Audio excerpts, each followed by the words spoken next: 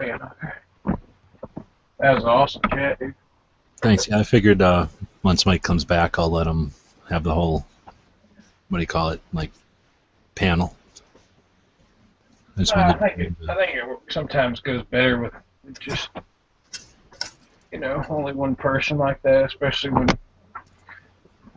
really he's the only one that needs to be talking, telling his story. that's what I kind of figured, and I didn't know how much turnout we'd get anyway, so it sounds like he'll come back and do them again, though. He kind of dug it. Awesome. There's a bunch of stuff I still want to ask him, but I didn't want to make it a 4-hour marathon for him. Yeah. And I think it's cool. It's smart to break it up like that. That way you kind of leave a little to be desired. He's Grave 1911 concealed carry he's putting up there. Oh, yeah, the one with that skulls. Yeah, that's pretty sweet. That's awesome. I want to get an engraver like that. Do you have an engraver like that? That's all hand engraved, dude. What do you mean hand engraved? Like with a chisel and a hammer? Well, yeah, they call them gravers, where it's a handheld. Right, the little engraver deal, right? Right. Looks like a teardrop, kind of big teardrop. Yeah. There's a lot of different shapes to the blade. Like the spade or the blade. Different shapes will give you different cuts. Do you ever do any of that stuff with what you do? Oh yeah. Yeah, I mean, I'm not nearly that good. I mean, I do. Most of what I do now is I'll take my actual desktop engraver that uses templates, and I'll engrave using a template, and then once I've got that, then I can go back in with my hand tools and engrave it deeper and get the bright cuts and everything like that. So I kind of cheat because it already gives me a little bit of a groove to work with, and kind of stay inside the line. So it's kind of like tracing, but with a graver. So what would it cost me to get into something like that? I figure I need a vise and an engraver, and then... Yeah, not much. I mean, honestly, you're a nice, they call it like a bench block, or it's like a heavy steel ball. Yeah, that's what I want, a ball vise. Yeah, and then that sets in usually like a leather. It's kind of like a leather donut looking thing. That way it stabilizes it, but you can also move it, tilt it at different angles, and then your gravers. The Swiss gravers are, you might as well just go ahead and get the nice ones to start with, or you'll be buying new gravers all the time. So what is that going to run me? A decent set of gravers, probably $300. Now, when you say a set, is that these are like you're holding the motor in your hand, or the motor's sitting on the floor and you're just holding the shaft, or? Oh no, there's no motor at all. We're talking literally hand engraving. Your bicep is the motor. Oh, okay. I'm talking like the air things, the chisels, I guess. Oh yeah, no, those are called Graver Masters. Those are usually used by air compressor. An air compressor controls the reciprocation, I guess, process. The reciprocating motor, I guess, is driven by air. These air compressors. Now those are super cool if you can. But those are probably $1,500. Yeah, so I figured more money. Do you have something like that, or you just do it all by hand then? I just do it by hand. So what you're engraving is like gold and silver, though, right? Mm-hmm. So if you were going to engrave a gun, that's like steel. You couldn't do that with a hand one, could you? Oh yeah. Oh really? Oh yeah. You can cut the stainless, and there's just a different set of gravers that are hardened. Yeah, hardened to cut steel. Right. So I guess that makes sense because I've seen the thing for doing checkering, and they just look like a steel toothbrush, kind of. Just rub them Yeah. back and forth a shit ton of times until you get the groove you want, and then you just do it again right next to it. Yep. Yep. Yep.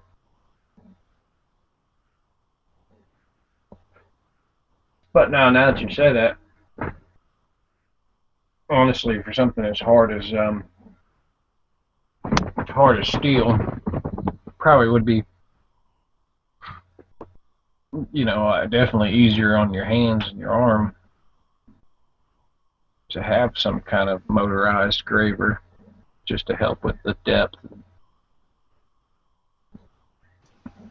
Well, I want to take some of my old garbage guns and practice on them, and then figure out how to do it, and then engrave my own NAAs because they're just sitting there. Yeah. I think you got me ready to buy one of those. My FFL's got a little NA 22 Magnum. It's like $149 or $169. Now, how can you not buy a gun that's like $160 and it's Yeah, I know. I just never, I'm like, what am I going to do with that? But when you figure the cool factor, it's like, that'd be kind of neat just to have. put a diamond in for the front sight, and then jewel it, and then do some kind of fancy grip, and then sell it for like $1 million.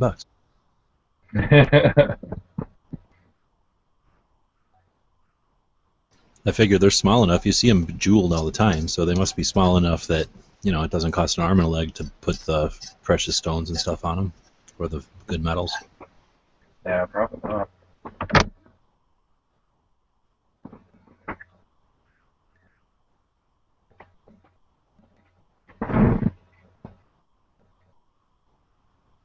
Well, you were in both chats, or you watched this one. I'm guessing. Did I overlap everything that Hank did, or in Hank's show? Yeah, I mean, Cover new kind ground. of in a good way, because the information the guy gave was consistent. So that was kind of cool. Not that there was any question of whether or not the guy's being completely honest, because at this point, what reason would he have to lie? But there are still people that question his authenticity of what happened for whatever reason. Oh, really? I guess I haven't sought out that. I guess I just didn't want to. I have so many questions I want to ask him about specifics. I didn't want to just jump into an interview with the assumption that everybody knew exactly who he was, like up to speed with his story or whatever.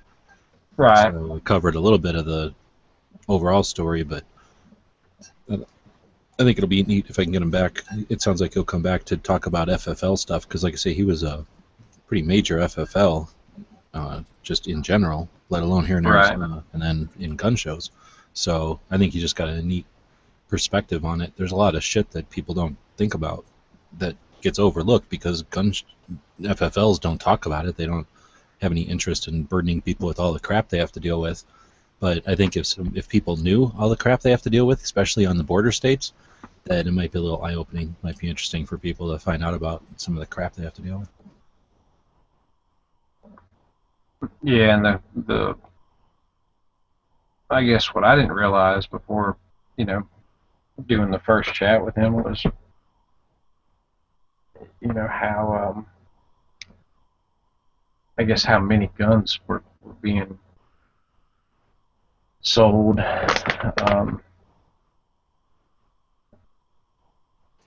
And realistically, it's like, I know the ATF had ulterior motives, like the whole thing was they were, I guess, looking at the big picture, so they were willing to sacrifice, fire, knowingly putting guns in the hands of criminals, I guess, to get to their ultimate goal. But to me, that's kind of fucked up to think about it. Oh yeah, come on. How can that? I mean, that's like saying, "Oh, this guy's probably going to rob that bank," but let's give him a gun and a ski mask and make sure. Right, and I'm pretty sure they're taking these guns and robbing that bank. let's double check by giving them some more guns and finding out. Oh, yeah, Right, wait, yeah. were you looking? No, I wasn't looking. All right, let's do it one more time. Then, have you read the book? No, I hadn't read the book, so. It's kind of weird because it's, and I don't do a good job, I suppose, of illustrating it or whatever, but it wasn't like, the ATF sat down and said, how are we going to get guns to Mexico? Oh, I know, let's do it this way. It was just sort of like, hey, this happened. Oh, okay, well then let's follow up on what you just brought to us. And then like in the midst of Right, following through it, like, oh, here's two more other things. And he kind of alluded to it like, then somebody'd go to a party and two more people would show up, and all of a sudden he was, they were there to sting, or not sting, but there to record a purchase from one guy, and then two other people showed up.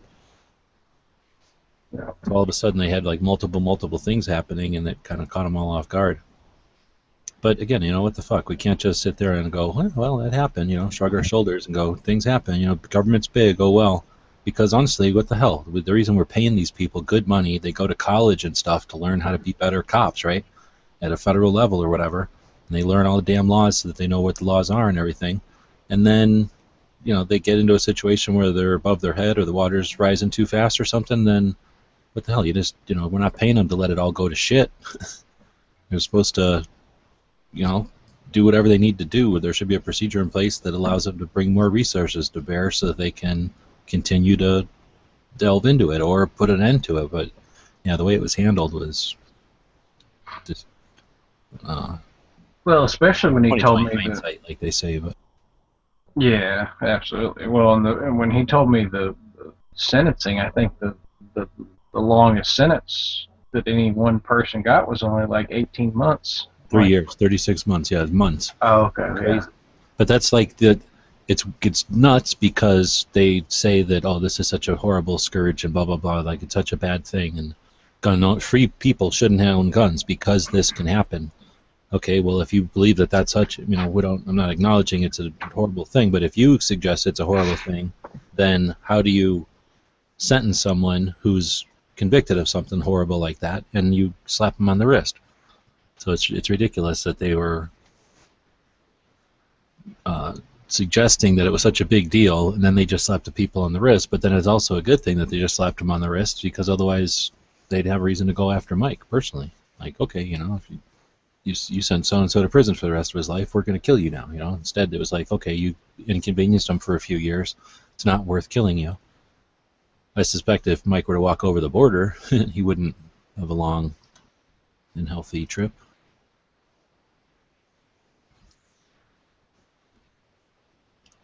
yeah. And that's the one thing I asked him personally. I said, "Man, do you feel like, man, do you think your life's still in danger?" And he didn't answer it directly, but I think that was kind of his way of maybe. I think he does, but I also think he's. Well, in the book, he mentions that it's just not worth it. Like, if these people are literally working for cartels, there's too much repercussion. I'm not paraphrasing it well, but he lays it down that if the cartels did send somebody up here to kill him, then what they'd get in retaliation for killing a U.S. citizen would be more that worth. It's not worth it. There'd be more hassle than it's worth. So he's Right. basically counting on the fact that it's too much of an inconvenience for them to come up here and kill him. So, that's kind of messed up that that's what he's got to rely on. Right. Yeah.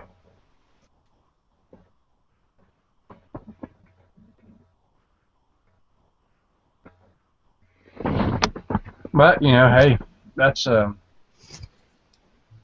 you what, he definitely has some balls on him, and the way the whole thing got started with his where he basically went to them initially to kind of bring awareness to a situation that he thought was a little shady. It's good that we still have people like that in a sense, that aren't gonna buck the system and try to do the right thing. But it's sad to think that our government took advantage of his situation, exploited it, and then turn their back on them. You know, it's pretty shitty.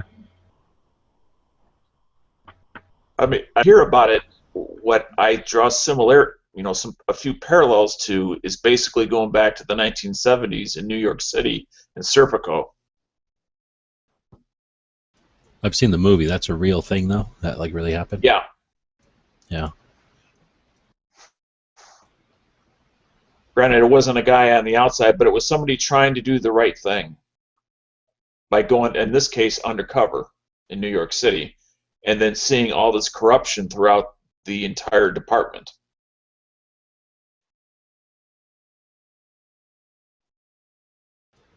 Well, I think one of the big things too is I mentioned is the frustration that they had the potential to really do something.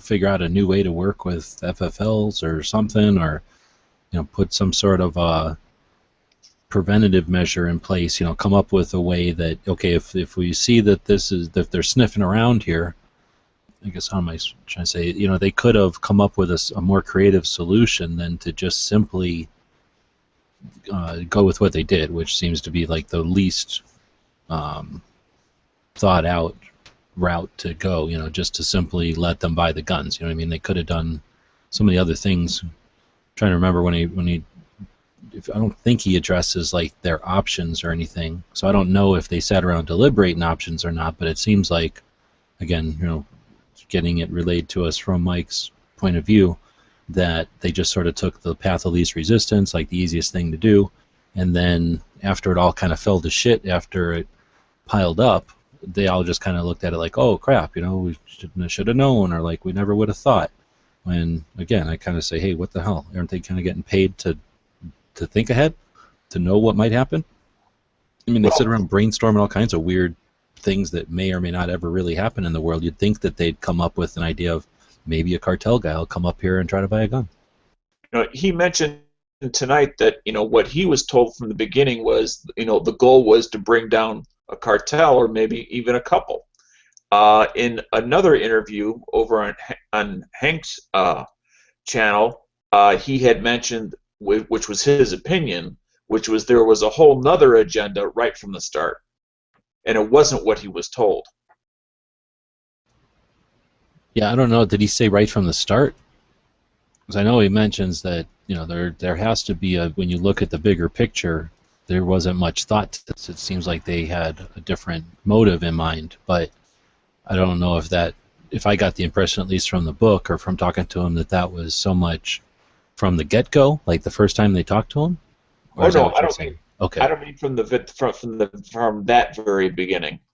I mean, okay. But let's say as we go to the change of administrations. Yeah, it definitely evolved into that, and then went on that track for a while. It didn't just fall into that at the end. It was definitely on that track. I mean, much like the IRS and the division that does the investigation, the IRS investigation is being used as a tool for other purposes. But even then, I mean, you could kind of scold them for screwing with people's money and potentially livelihood and investments and, potentially secure, financial security in the future. Those are all like potentials and things that can be fixed. If you are found that you did something unscrupulous and it cost somebody something, you can reimburse them for the financial plane, and then even reimburse them for any additional burdens that cost them. But when we're talking firearms, obviously the bullets coming out of them can't be recalled, and the guns themselves can't be traced at all. So we're talking about a much different situation as far as just the lethality of it. But the IRS, that they're willing to willy-dilly with guns, which are such a fundamental element of freedom in this country. If they were to have done that with pencils or something, it'd been like, damn it, don't do that with pencils. But who really cares? Why do they have to fuck with guns, basically, is what I'm saying. Well, true, and guns are obviously much more deadly. But the IRS is also deadly, such as the guy that flew his plane into the IRS building due to what the IRS did to him. I mean, it's a different tool that can have just as, not I should say just as, but can also have a lethal outcome as well. I mean, when you play with people's lives, directly or indirectly, you can cause all sorts of unintended consequences. Well, I've learned that the hard way. I hardly ever play with people's lives anymore because of that.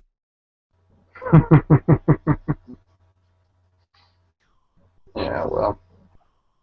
I thought you did a great job. It was a great interview.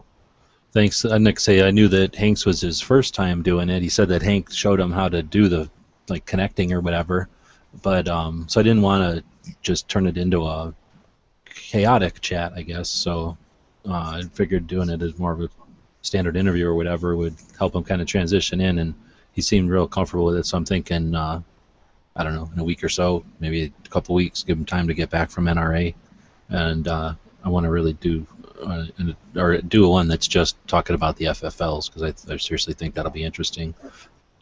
I also think you did a good job of keeping, for Mike, keeping it to 1 hour for him. Right, and again, that's where I was like, dang it, I kind of thought I had a big, long list of stuff to talk about, and I didn't hit maybe even half of it. And then I was thinking, when I was, trying to plan it out ahead of time, I was thinking, oh, shit, I'll get through this whole list, and then I'll open up the last 15 minutes of the hour to, anybody who wants to jump in. But that didn't work. Yeah. But, whatever, I don't think it... But, those are notes for, interview number 2 or whatever. Yeah, they were off topic. I really have questions about the cartel and stuff that Mike, I think, will have insight into, or if not direct experience with. It's just that I think it would have got it all bogged down in a general, just trying to help him. He came out with the book, and now the book's in paperback, and that's what it'll be at NRA doing is, letting people know about that. And there's people out there who just don't know the whole thing yet, the whole... Yeah. They hear Operation Fast and Furious, and then... oh, okay, that has something to do with the ATF, and that's about as much as half the people probably give a shit about it. Right. In fact, I bought, I bought his audiobook version of it when he first came out, because I forgot he had a book, and then when you mentioned it, it's like I gotta buy that now before I forget it. To answer your question before, that movie's out, but not in this country yet. So I think it's coming out in Germany first, and then we have to wait for it. It's in English, but we have to wait for it to be released here or something. Oh, okay. Well, that's weird. Well, Mike will be in it. We were farting around when they were filming, and they filmed this fake gun show here, and we were farting around, and neither one of us were actually actors in it, but we were consultants.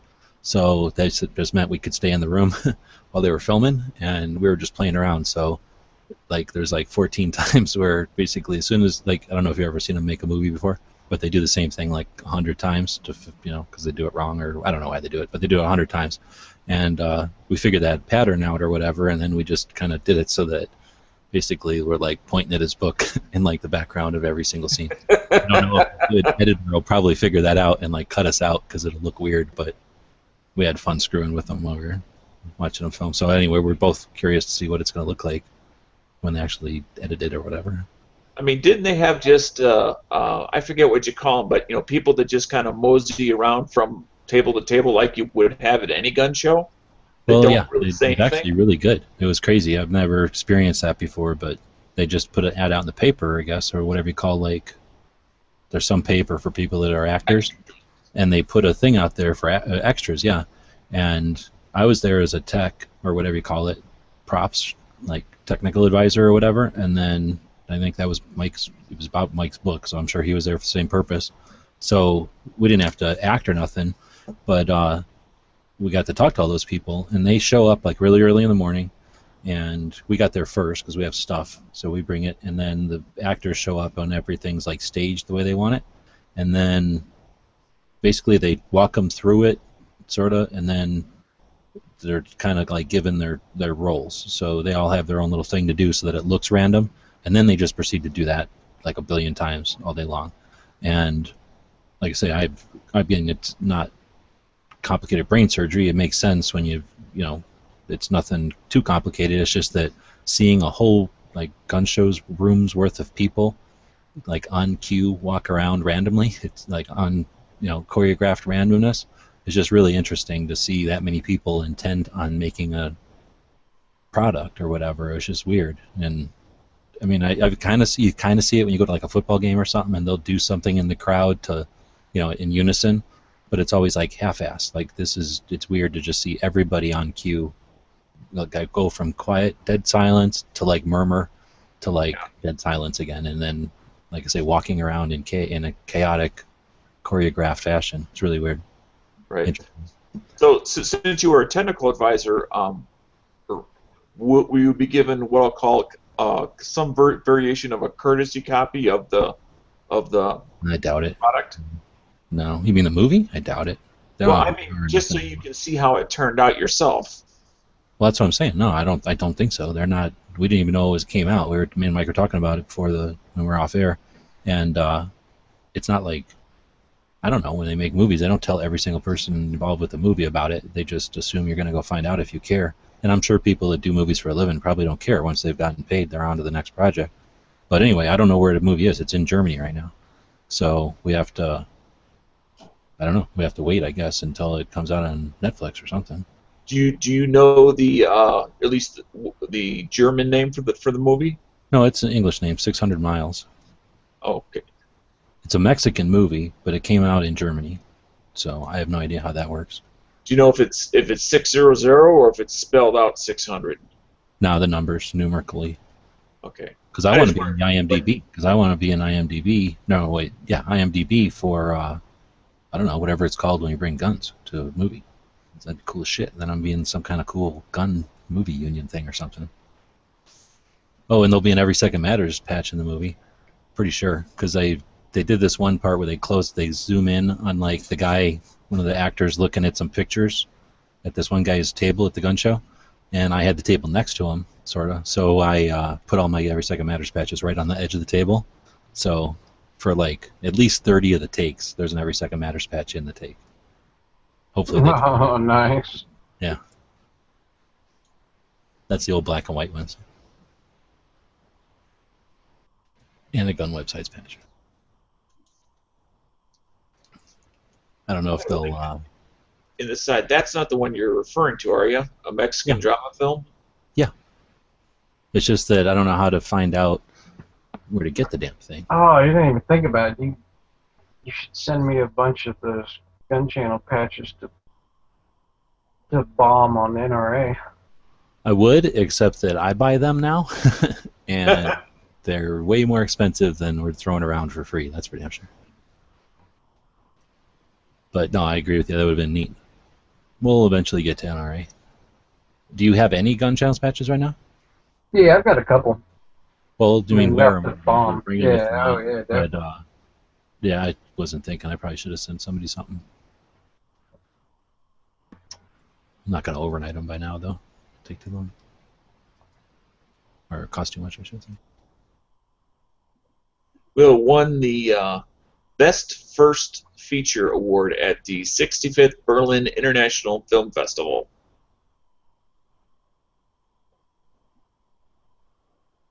Mm. I mean, the poster art of it looks pretty cool. Looks like some. Well, it's got that guy from movies. He's in real movies and shit, so you would think it would show up over here. I guess maybe they don't show every movie that every actor makes in America. Yeah. What was he in? Was he in... damn. I know he's in real movies. Oh, he was in... damn it. That one with John Travolta. Damn it. We'll list here Tim Roth, Harrison Thomas, Julian Swedwick. Nobody's going to know anybody else except Tim Roth, I don't think. Okay. I just figured if I listed off the name, you might recognize which one it was. No, that Tim Roth is the only one that's a real actor. I just don't remember what's the name of that one movie. Well, people know what movies he's in, probably. I mean, I could click on his name and keep going. Let's He see. seems like a pretty good actor or whatever. Yeah, the cook, the thief, his wife and her lover, Vincent and Thurio. You're talking about movie he's in? Here we go. Reservoir Dogs and Pulp Fiction. Yeah, there you go. And Four Rooms. Four Rooms is funny. I like that movie. And Rob Roy. So I don't think I've seen that. Oh, he's in the Incredible Hulk. I forgot about that one. He was also on Planet of the Apes, but it doesn't say which one. He was in the Incredible Hulk.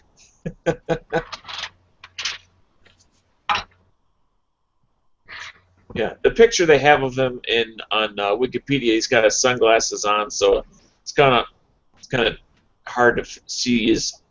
It's hard to see somebody's face without seeing their eyes. Well, you've seen Reservoir Dogs and Pulp Fiction, no? Oh yeah, I've seen that. He's the guy who's got the girlfriend in Pulp Yeah, Fiction. that's all strung out with the British accent. Yeah. Oh, the guy that does the adrenaline shot when he brings him to her house. No, I think it's just the people that are robbing him. It's the guy that tries to rob him for his wallet. Oh. They're like Was it at the restaurant? Yeah, in the diner.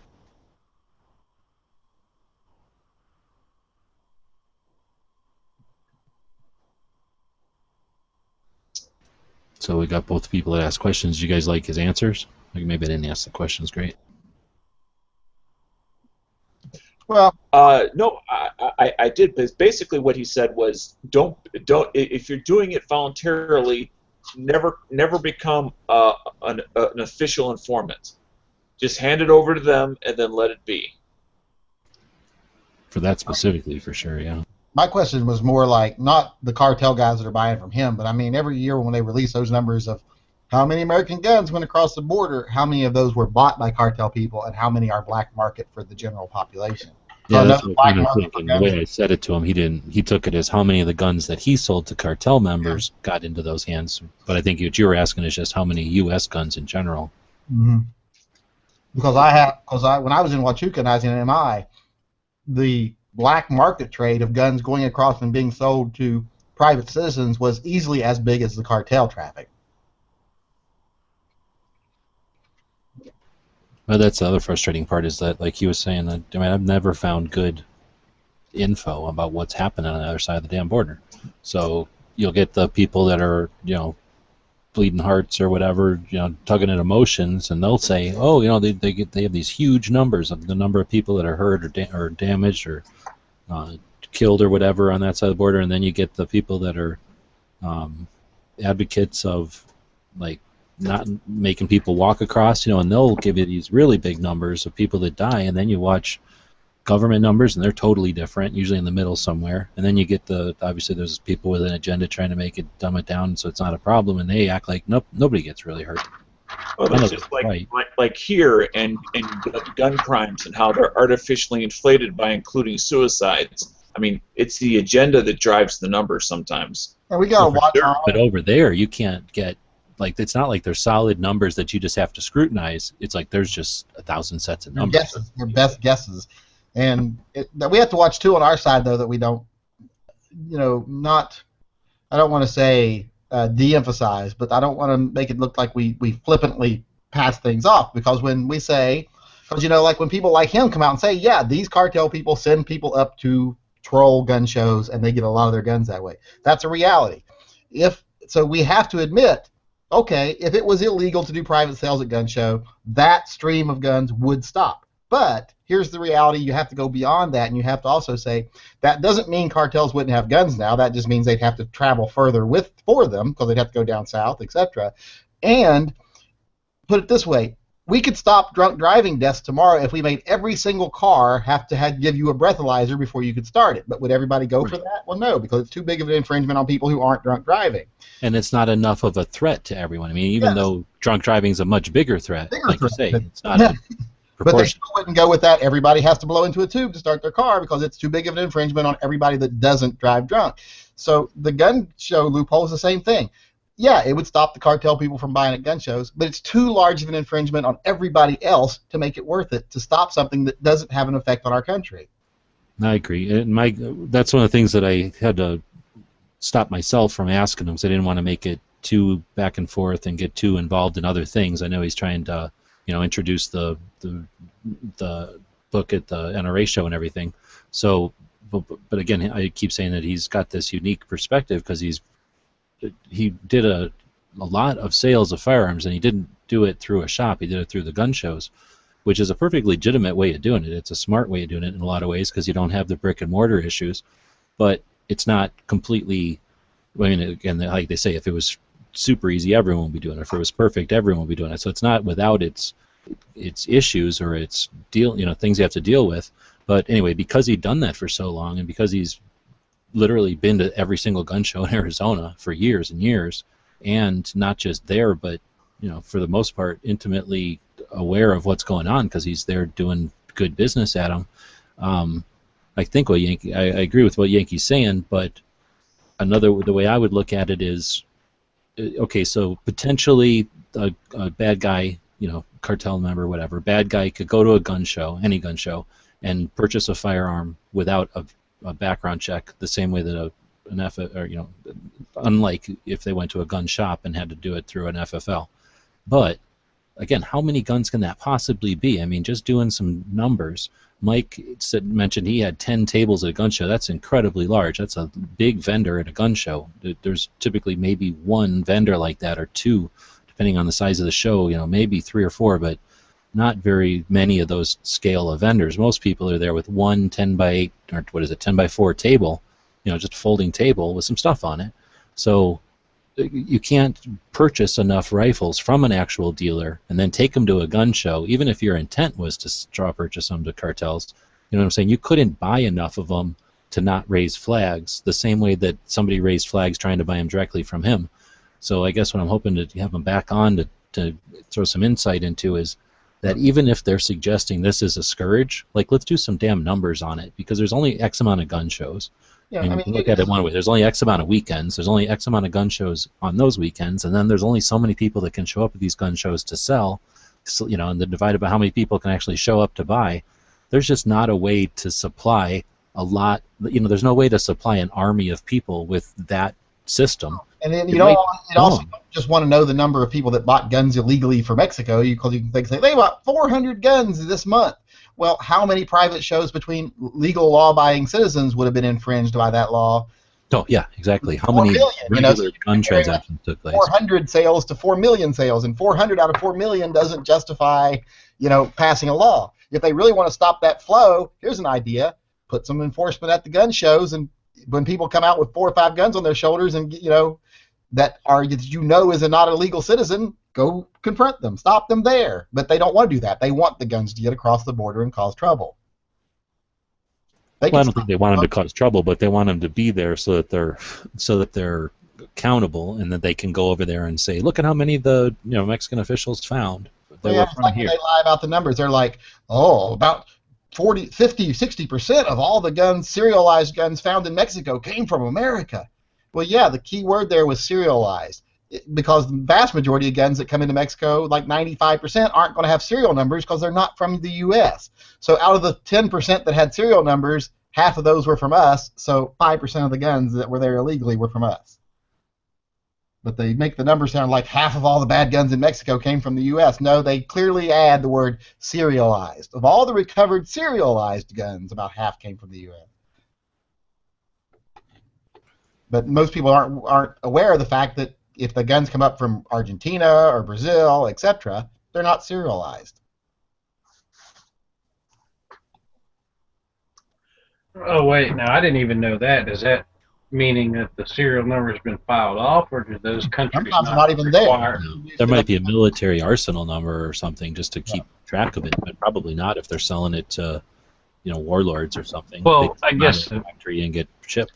Oh, yeah, well, I guess my question was, do other countries not require serial numbers on firearms? Other countries don't. That's like one of the things they're talking about when they were trying to promote that big UN bill about that UN thing. Because there's lots of crates and crates of AKs will show up with there's not a serial number on a single one of them. Yeah, but American firearms, I thought, were all serialized at the factory, whether they're milled or whether depends on who's making them and where they're going. Well, yeah, but within the United States, I mean, even military. That's the point. Those ones coming from America would be serialized. That's why they say of all the serialized guns recovered. Right. That's what Yankee's saying. They don't say of all the guns recovered, American guns make up 60%, because they can't say that. That's not true. But what they can say is of all the guns that we can trace, most of them come from the U.S. Well, of course, because the fucking guns you can trace, we have to trace our guns. 90% of them, yeah. Well, I didn't even realize that there were countries that could manufacture a firearm without a serial number. Oh, yeah. Well, I mean, you know that anything can happen, so it's just forced upon us, and that's only really been forced upon us since '68. Yep. Every country has its own sovereign ability to make its own laws, including whether they want to serialize their firearms. Yeah, and a lot of countries, they'll do special runs for, like say, the Sheik wants to arm his private army with, AKs, and he wants every one of the AK serial number to be Sheila, because that's his 35th wife's name. Well, they'll make him 500 AKs with the serial number Sheila on them. Yep. When Korea makes their AKs, they don't have anything on them. They don't have not like one number, nothing. Just sometimes they have a safe and a fire or a full auto mark or something. Now let's say, and I guess we're getting real off, but let's say, whatever you just said. Who was that country you just said? Korea. Korea. So let's say Korea, and forget if there's any embargoes or restrictions on whether or not they can be imported. Let's say you could. Let's say we could get legally. We could get a firearm from Korea over here in the States. Once it's in the States, if it's transferred, are we going to be required to put a serial number on it? Actually, as part of the importation process, it would have to be serialized. It's just like the AKs we get over here from other countries that don't have them. Right. We see the serial numbers on them because they know that to sell them here, we're going to need one, so they put it on there. But if they were selling it to, Ukraine or something, and they didn't need one, they didn't ask for one, they wouldn't waste their time putting it on there, probably. Unless they want to keep it on there for inventory purposes. I mean, sometimes it's not a regulation thing. It's just, we want to keep track of this 2,000 things we bought, so we're going to put serial numbers on them so we can track them to the armory or something. Huh. That's pretty cool. I didn't know that.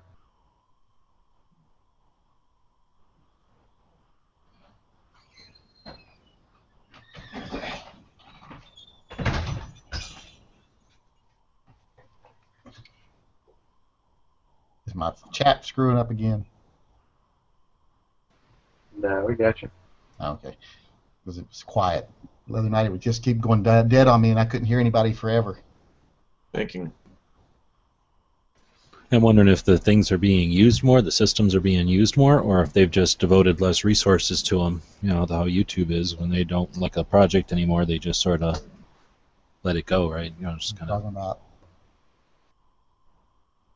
What are y'all talking about?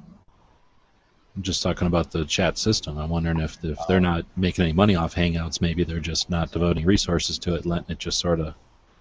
I don't know how they ever planned on making money out of Hangouts unless they started putting ads in it or something. Yeah. Maybe just having functionality, because they have like the president do these things and stuff, right? So that's got to give them some clout, I guess. Right. Well, there's the prestige of it, but even for at least, for people who aren't bigwigs, there's not even banner ads. No. Which I'm actually quite surprised that there isn't something there to at least pay for the lights that make the system go. Well, it just means they're making that much more on the banner that comes up on the video once it's done that covers this, I guess. But anyway, I guess that was the question, is maybe they're just not seeing the return, and they just haven't put as much effort into keeping these pipes going, because it seems like last week we had connection issues. Yeah, I've had trouble with the chat lately. I'll just be sitting here talking, all of a sudden it'll just go dead. I won't hear anybody. No one hears me. I have to reboot. Oh, guess what I bought? I don't know what's left to buy that you haven't already bought. Uh-oh. Long gun. Uh-oh, I don't know if I like the sound of that. Well, Velcro. Has to be an AR or something. Stripper pants. No, I bought that. I made a video about it today, real quick, so I could ask about it, because I'd never seen one before. But that little 22 Ruger 22 takedown that has only the okay. Like I don't know how long that barrel is, 11 inches, 10 inches, like that. So it's got the little fake suppressor on the end right here, but it's got a little shroud around it, and the shroud is pinned on so that when you take the suppressor on and off, you can put the suppressor on without lengthening your barrel any. So you're talking one NFA item here and not two that would normally be. That's pretty clever. Yeah, so you just slide yours. Now, is that shrouds since Counts still as part of the barrel because it's pinned on. Well, it's attached. So it counts as part of the barrel because it's an integral part of the barrel. okay? So the idea is then when That part you pulled out doesn't contain any lands and grooves, does it? No, this is a fake can. Okay, well, I didn't know if it was like a barrel extension that still had rifling in it. No, wouldn't line up. well, that's what we're saying is it doesn't need to actually be the barrel. It just needs to be attached to the barrel to make its overall length 16 inches. So that's what that shroud accomplishes. But this way he can swap on a 22 can whenever he wants, and he doesn't have to have a short barrel rifle and a 22 can. He can just have a regular rifle and It's one short. tax down. Well, that's how long it'll be with the can on it. Is a 16-inch overall.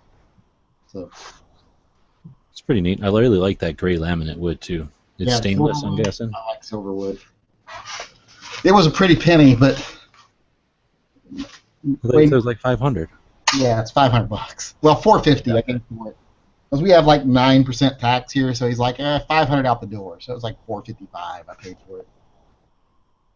But it's the 50th anniversary one. It's got the little, I don't know if you can see it, but it's got the Ruger 50th anniversary thing on the little charger handle there. Can't shoot it then, so it's a collector. I'll shoot it, but it's stainless barrel. I guess this is a Tactical Solutions SPX barrel. So I guess. So it's not a Ruger product. Well, I think Ruger made it. It's a collaboration, right? Yeah, it's a collaboration. It came like this. This is the way it came. But the main reason I bought it is because I've got a bunch of the damn BX-25 magazines. I've got like 5 of them and didn't have a Ruger rifle. The main thing is, do you have what you need to fill the BX-25s? I was just going to say the same thing. About 15,000 rounds. But, so not a whole lot, but not a tiny bit. Yeah, that's the only ammo that I didn't make sure I had plenty of before everything went to crap. What's that? Has anyone 22. Has anyone ever considered that the reason we don't have 22 ammo is because it's all going to the cartels in Mexico? Yeah, maybe.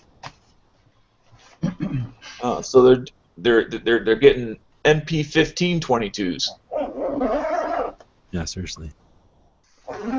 Now, did it come in that little bag? 5 magazine. In a pretty great case. I like that bag. I wish they would have sourced it somewhere here. It smells like China. What is that? I don't have my camera on. Yankee got that Takedown 1022, but with Tactical Solutions barrel shroud so that you can run it with a can without extended length. Well, hell, you just posted that video today, Yankee. And I went back and got it. Well, did you pay $500? Did you chew them down something?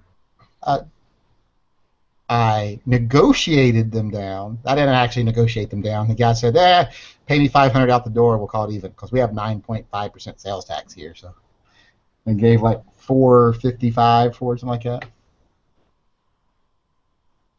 You guys know if Matt ended up selling his AK for those 2 shotguns?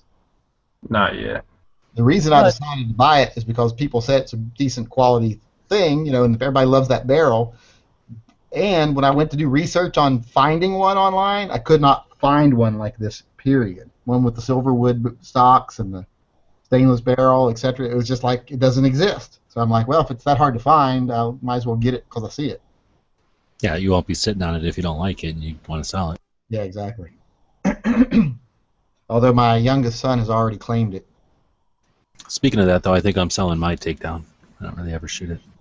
Yeah, I never shot mine. I sold mine. But my youngest son has now claimed this one. But what I thought is, he's already got a 22. He's got that little bolt-action 22. But when he's ready to move up to a semi-auto, he can shoot this. Until then, my older son can shoot it. So you're going to get a can now, again? Yeah, I'm going to get another can. I got to figure out how much it's going to cost me to get one of those cans.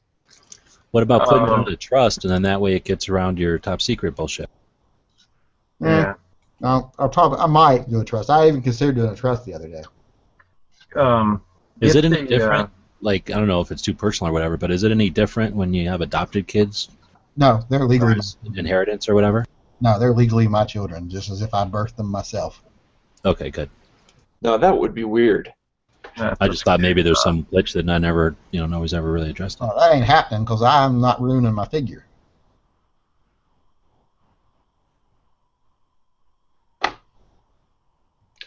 I ran across. I put a link in the side chat, but I ran across this gun. I've been thinking about a very slim pocket pistol, but I've been trying to find something that might fit a 9mm, and I have a Glock 26, which is not really going to fit a pocket too well. But and then with this single stack 9 only having 6 rounds, I'm not very excited about that.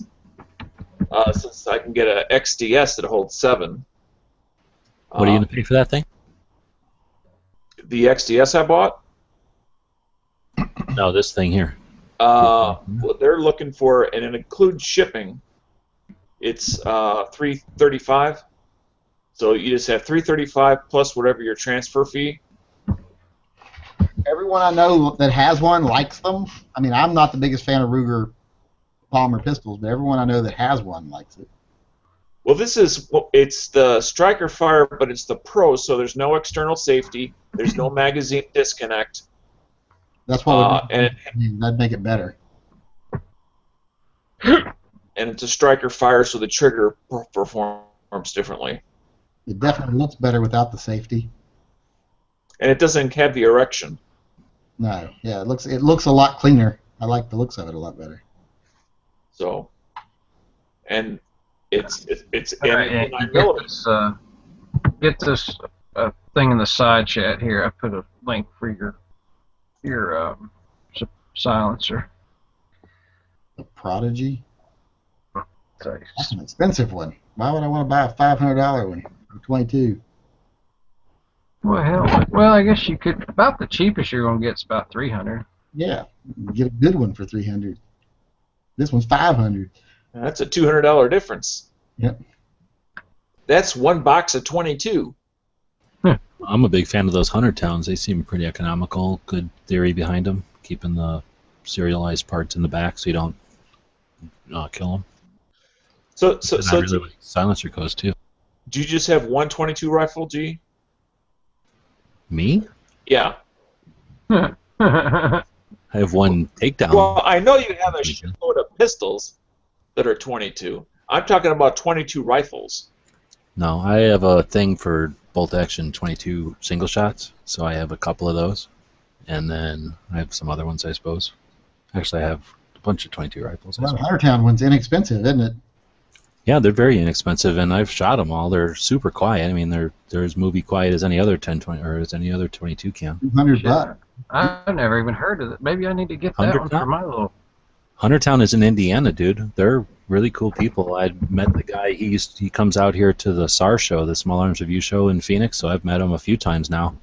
And after the show, he'll go down to the shops in Phoenix, and then I see him when he comes down to Tucson. And they're a really nice guy. And the whole thing about cans is that you can't sell parts, right? Or they can't sell us parts even when you have one with a tax stamp. They can't just sell you extra baffles, so they're stupid. Well, they're not stupid. The laws are stupid. So that if you get a baffle strike, which happens, then you're shit out of luck with some cans. The way Huntertown set it up, though, he wanted it to be like, kind of the economical can. So the serialized parts, the parts that are in effect not replaceable, are built towards the gun and not out away from the gun, right? So that way there's less likelihood of those being seriously damaged. So if you do have some sort of a problem where you have a bullet go off and stray and go what they call a baffle strike, tumble and ruin the front of the can, you send it back to him. The way he's made it, you can just, like a lot of them, you can take it apart and reassemble it. It's just that, he's incorporated that into his design and into his company structure, whereas some of them you have to really fight them to get them to do that, or some of them just won't do that. So that's a lot of money to drop on something that can become damaged to the point where you can't, because of regulations, replace it. But anyway, Well, let me ask. that was a decent way of I starting. like the fact that you can get a 5 1/4 inch one too instead of 6. Well, let me ask you this. I've never bought silencer through the internet like this, would they? How does that work? Do they just transfer it to your FFL or Well, you got to have a type of FFL that can deal with NFA items. Class 3? Yeah. Right, so that's not every FFL has that. It costs a little bit more, and it's a lot more paperwork is the reason most FFLs haven't done it. But a lot more of them have than back in the day, especially with cans being so much easier to obtain. Right, but so can I buy this straight from Huntertown? Or Well, here's how it works. So I'm going to first recommend that you talk to your local gun shop that you normally go to and find out if they're already NFA, and if they are, go through them. But typically what has to happen is you're going to transfer this can to yourself as opposed to building it yourself. So that means it has to be sent to you through your gun shop. So depending on where they're at in the market, sometimes they're behind, sometimes they've got inventory available. Usually you'll go to the suppressor company if you have to buy it from the company. Let me preface this with sometimes your store just has them in stock, and then it's a different story. You just buy it and you're done. But if you have to get it from the suppressor manufacturer, you'll typically buy it from them, and that means that they'll either have them in stock or put you on a list, and then when it gets created, the serial number is assigned to you because you, in effect, bought it from them. Then they will make arrangements to send it to a shop in your area. So you'll buy the can from the manufacturer, they'll create the can in your name, or at least transfer it to you, depending on the logistics of it. Then the can will go to your local shop's books, like it'll be sent to your local shops.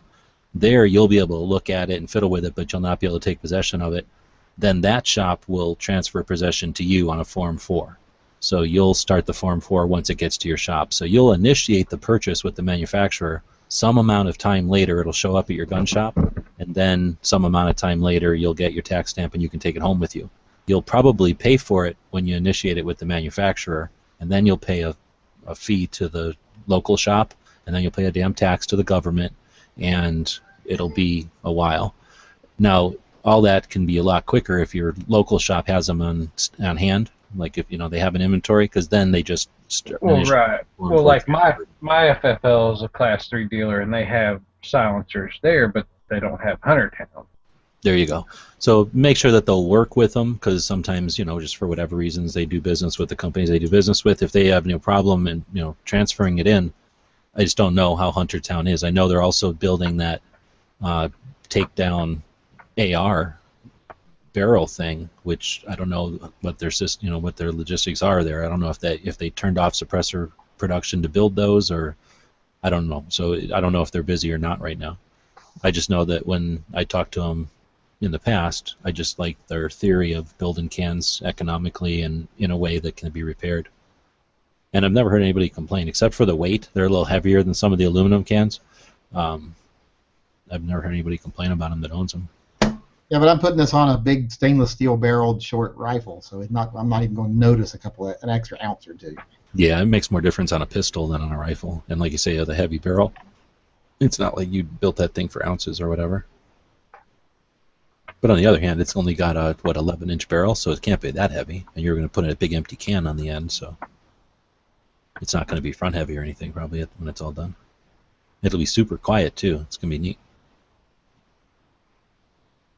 Did they put any kind of like a chamber lock or a bolt lock or anything on it because it's suppressed right away? In other words, to put it in effect in single shot mode as opposed to semi mode? Sometimes they'll do that on suppressed semi-autos. I think he walked away. Oh, I'm talking about on the rifle? Or the They would do that for what purpose? Well, you'll hear the cycling of the gun. So part of the noise will come out of the back when it's cycling, and then also you'll just hear the gun cycle. You'll hear the springs and stuff, and you'll hear it's not a loud noise, but you hear the brass pop out and stuff. So you can lock a gun. You can't lock a gun, but they'll put locks on semi-autos so that you basically have to unlock it to turn it back into semi-auto mode. Otherwise, you just put your thumb up on the charging handle so it can't operate, and then it's movie quiet. Like when you take a 22 bolt action with a suppressor, I don't know if you've ever shot one of those, you don't hear anything. You hear whatever noise there is of the spring and the trigger making a noise. That's all you'll hear. And then downrange, you'll hear like something hit a rock or something hit the piece of paper or the steel or whatever you were shooting at. You'll hear that, but you don't hear anything else. So when you have a semi-auto, you hear like a gun, just like what it sounds like when you're at home with an empty gun racking it. You'll hear that because that still makes noise. Your suppressor only stops the report. It doesn't stop the spring noises. And to me, that's always what's been the attraction to putting a can on it. Is it's the opposite of a big giant cannon.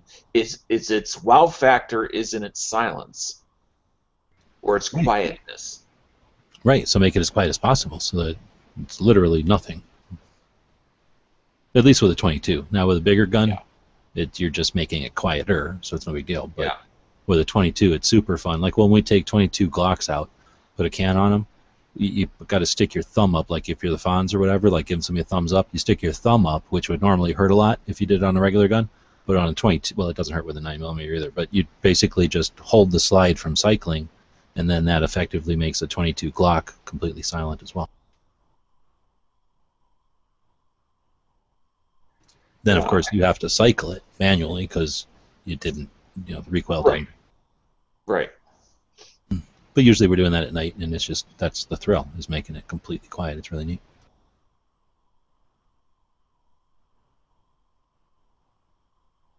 Yeah, when I first started playing around with those, when I got my new pistol, that silencer ready, that 2245 from Ruger, that light, my local gun shop, the gun shop that's that's a class 3, is an indoor range as well, and so they have silencers available to test, and they've got an all sand backstop, and they just wet the sand to kind of compact it. In an indoor one? Mm-hmm. That's interesting. So it's super cool because all you hear is the bullet just flapping, just whap on the sand. That's kind of cool. Yeah, I've asked him about it. The one indoor range does sand. My other one does chunks of tire, like recycled tire, shredded tire, I guess. I've seen that one. That one never makes any sense to me. I mean, they do it a lot, so it must work, but it just seems like it'd be tough to filter the lead out of that. Yeah, stuff. That's what I've always wondered. That and fucking, I don't know. It seems like the shit would bounce off of rubber. I don't know. Yeah, but you figure, when it turns particles, it would like cut into it rather than bounce off. I mean, because it basically turns into almost shrapnel. You talking about the bullet or the tire? The bullet after it hits the tire or after it hits something hard. Yeah, I think it would be super chaotic hitting a bunch of chunks of tire. Yeah. But I mean, it works. I've seen many, many ranges that use it. Yeah.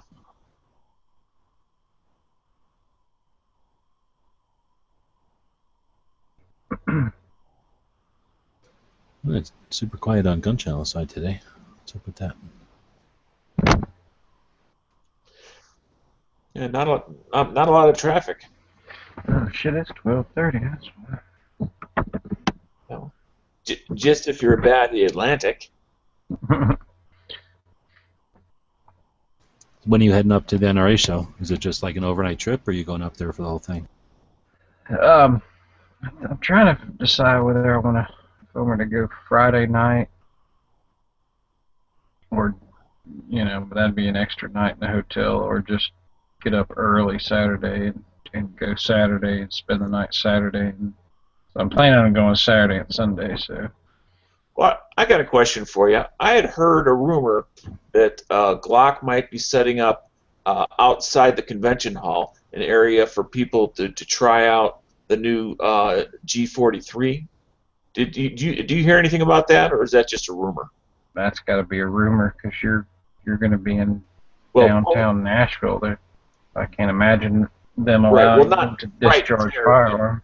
You would like get on a bus and then you could go somewhere where you could then. Oh well, now that might be possible, but Well, how come they can't take basically a cargo truck, like a trailer, a cargo container or whatever, on the back of a truck?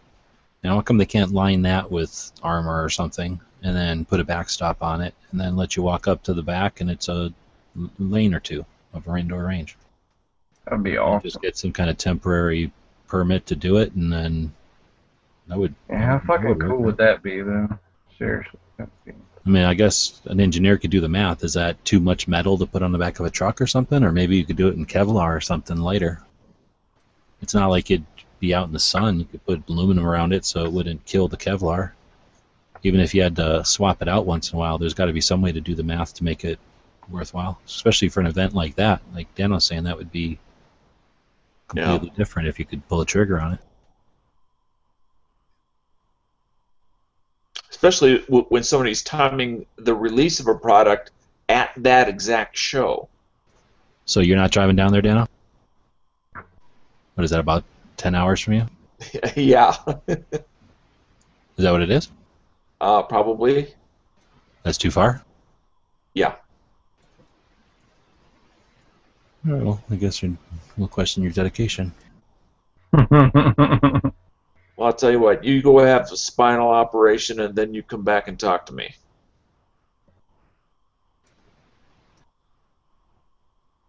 And how long ago did you have a spine work done? 2006. Oh, shit, you're alright. I my spine has not been right since I've had it operated on. What I would do is get one of them bionic spines so that you can lift like an elephant or a tank or something cool. Yeah, there you go. They got the technology. We can rebuild it.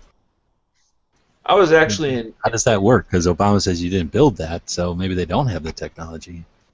Yeah, and even then, somebody else must have built it for me. Well, you don't have to pay for it, though. So. Well, there you go.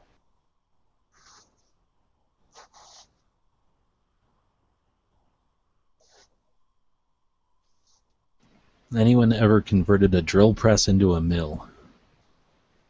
Not really, I guess, unless you count just getting a fancy, vise or whatever that thing's called. I guess I have one of those. And then I guess you just put a mill bit into your drill press. Yeah, I mean, it's a rudimentary mill if you have the mill piece, but rudimentary at its best. Yeah, the thing about mills is they can handle all kinds of torque or whatever that's called, pressure or whatever it is to. Right. That's and why they're massive. Or even the small ones I've seen are just completely massive compared to even a big drill press, really. Yeah, I mean, you have all sorts of controls of your RPM, your torque, and everything. On a drill press, you got no control when it comes to that. Daniel didn't want to tell you he has to go pee every 30 minutes on a long drive, so that can happen. Incontinence. You No, just get one of those long hoses and then run it out the gap in the door. No, I can only sit in the car for 3 hours before I have to lay down. My back just cannot handle sitting like that.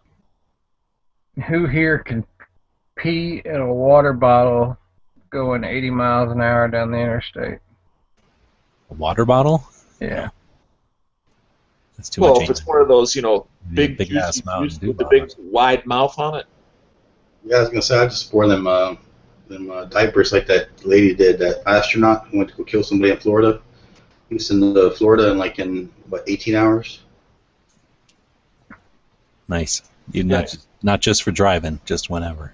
Don't you ever wonder, what is she doing these days? Is it jail? Is she still in jail? I would think so. She was. What I'd be afraid of is when an astronaut does something bad like that, they're just going to jump into a space shuttle or whatever and zip up to the moon. Then we don't get people from there. Well, she didn't actually kill anybody, did she? But they found like a killing kit. The whole rope tie, everything was. I realized she Killing. wanted to. But she didn't actually do it, did she? The worst part is that on the bag she wrote "for killing" on it. Otherwise, they wouldn't even. With she had a first aid kit in there. But I don't know. I haven't really kept up on that, but that just kind of tells you within those inner circles of how crazy it is. Sometimes people don't assume that these guys are like all-star good boys. They're good folks that never get in that kind of mess. What are you talking about? Astronauts? Yeah. So we've had 99.999%, 100% all-American astronauts. We had one psycho lady, and now you're going to start talking shit about all of our astronauts? People think astronauts are so good. Exactly. Next thing you know, you're going to start saying something bad about the presidents, like they lie.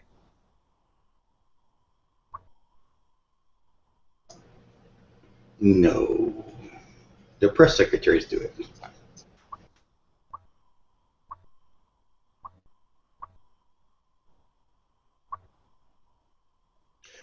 So anybody have a chance to fire the Ruger LCPS or whatever the hell that thing's called? Not the S, whatever. LC9S. No, Negative. just the other ones. They're all right. They're kind of cheap.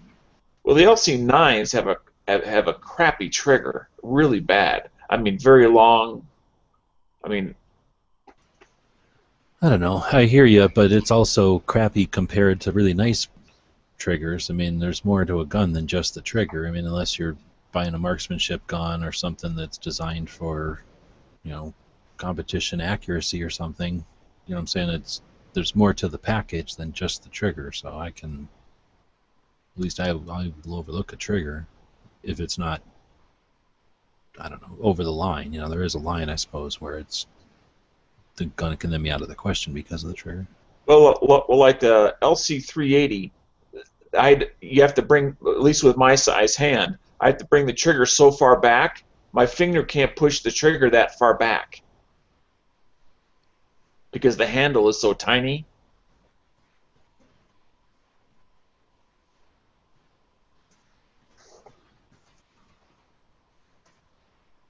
Well, those triggers, I mean, those guns are designed to be pocket style, kind of almost near belly gun design, not to be shot, with the design for marksmanship. Like Joe was saying, I think they're more designed for up close and personal. I honestly think the Rugers were designed to be an economical option for people that wanted to carry.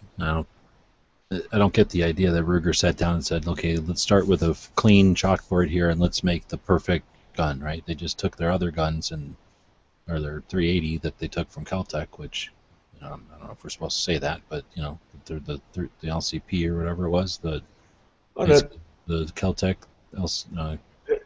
right? They just upgraded that from 380 to 9. And then when they got scolded for putting a bunch of stupid stuff on it, they removed some of the stupid stuff. So I think that they're reacting more than like trying to come up with a better mousetrap. I mean, that's just me. I mean, it is still a decent gun. I don't have a problem. I've owned lots and lots of Rugers over the years. I just think it's designed to fill a point in the market more than designed to be the perfect carry gun. That makes sense? Yeah, I was just looking for something with no magazine disconnect, no manual safety, an acceptable trigger, and small enough that on those 10% of the times where I kind of need to pocket carry or else not carry at all, that it would fill that role. I mean, it's not the ideal gun that I would carry most of the time. I carry the gun I carry now. Well, that's why I bought this one that I'm linking in the side if you want to take a look at that one. That's what that filled for me.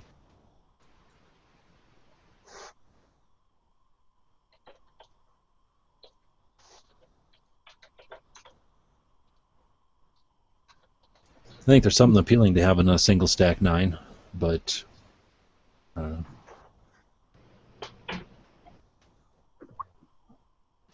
But it's only, again, like I said, for those times you're just dressed in such a way that your regular side carry is not going to work.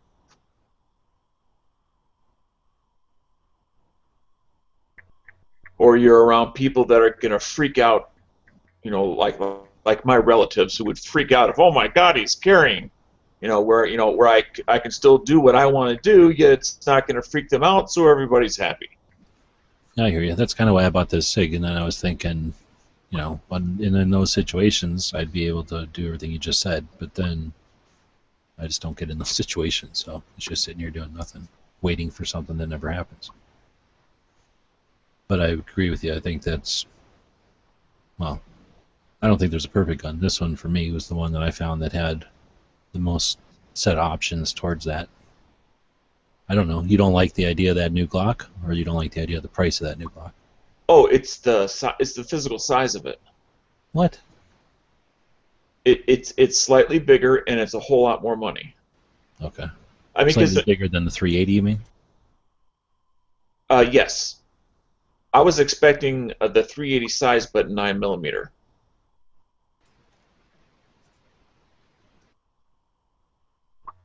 Yeah, like there, you guys were talking earlier, it's basically the size of a Glock 26, just a little bit thinner. Right, and I have a I 26 thought now. Yankee did a side by or like a silhouette comparison of a 26 and the new one, and the new one's significantly smaller, I thought. Sure, but I mean, one thing that's good points been brought up on a lot of channels and comments is when you take away the modularity of the magazines from the Glock, the big pro on them, and something that you're gonna have to really want to have to give up on.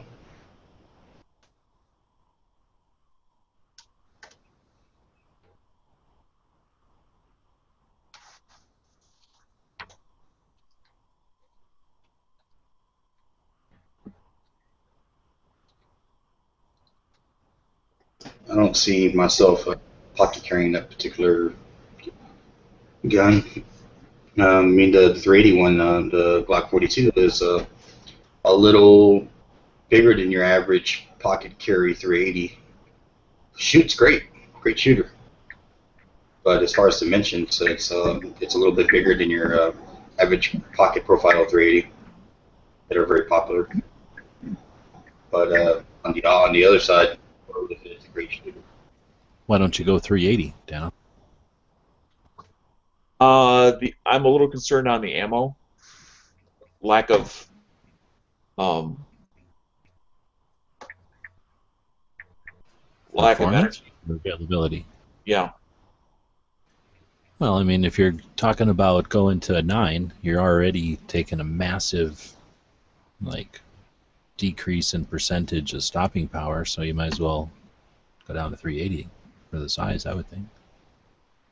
Well, that's why the other thing I was also tossing around the back of my head was, after this 43 comes out, give it whether it be 30 days or 60 days, I'm kind of thinking there's going to be some of the Glock 380s are going to be traded in for the 9.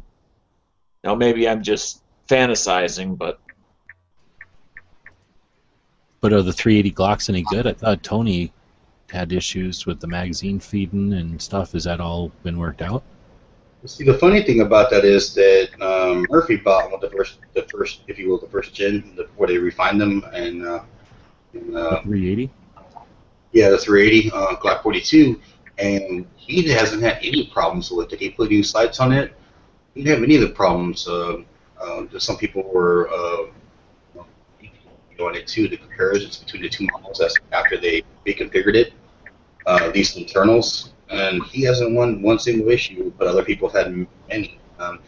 And supposedly the second advent of it is now not having any problems. But either way, he never did, and he had one like Monarch, still carries 9mm. I shot it myself. It shot clean, no hiccups whatsoever. But people, I mean, the only thing I could think of some folks possibly is, yeah, man, you get, I don't know, no, that doesn't make sense. I was thinking about me, you got them big man mitts like Tony does. Maybe just the way they're shooting it, or the way the grip is on it. But I don't know. I haven't seen that issue personally. on the first run of that.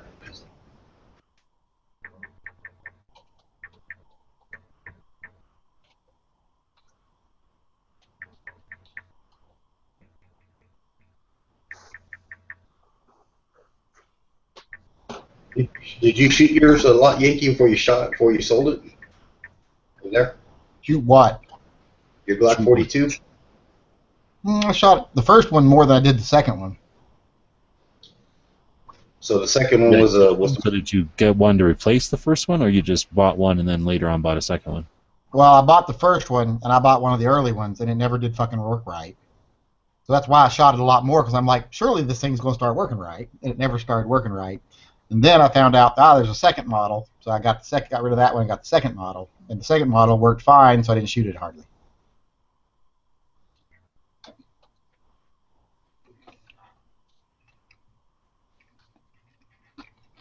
Because the only reason I shot the first one so much is because it was failing. And what didn't you like about it?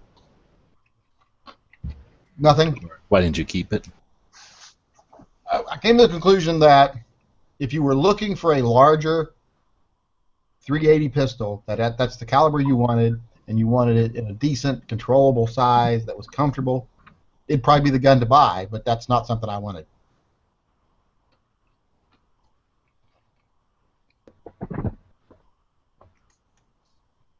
It was a niche gun, and it wasn't a niche that I had any interest in. Not when I have so many small 9mm pistols. G-Webs, did you see my side note?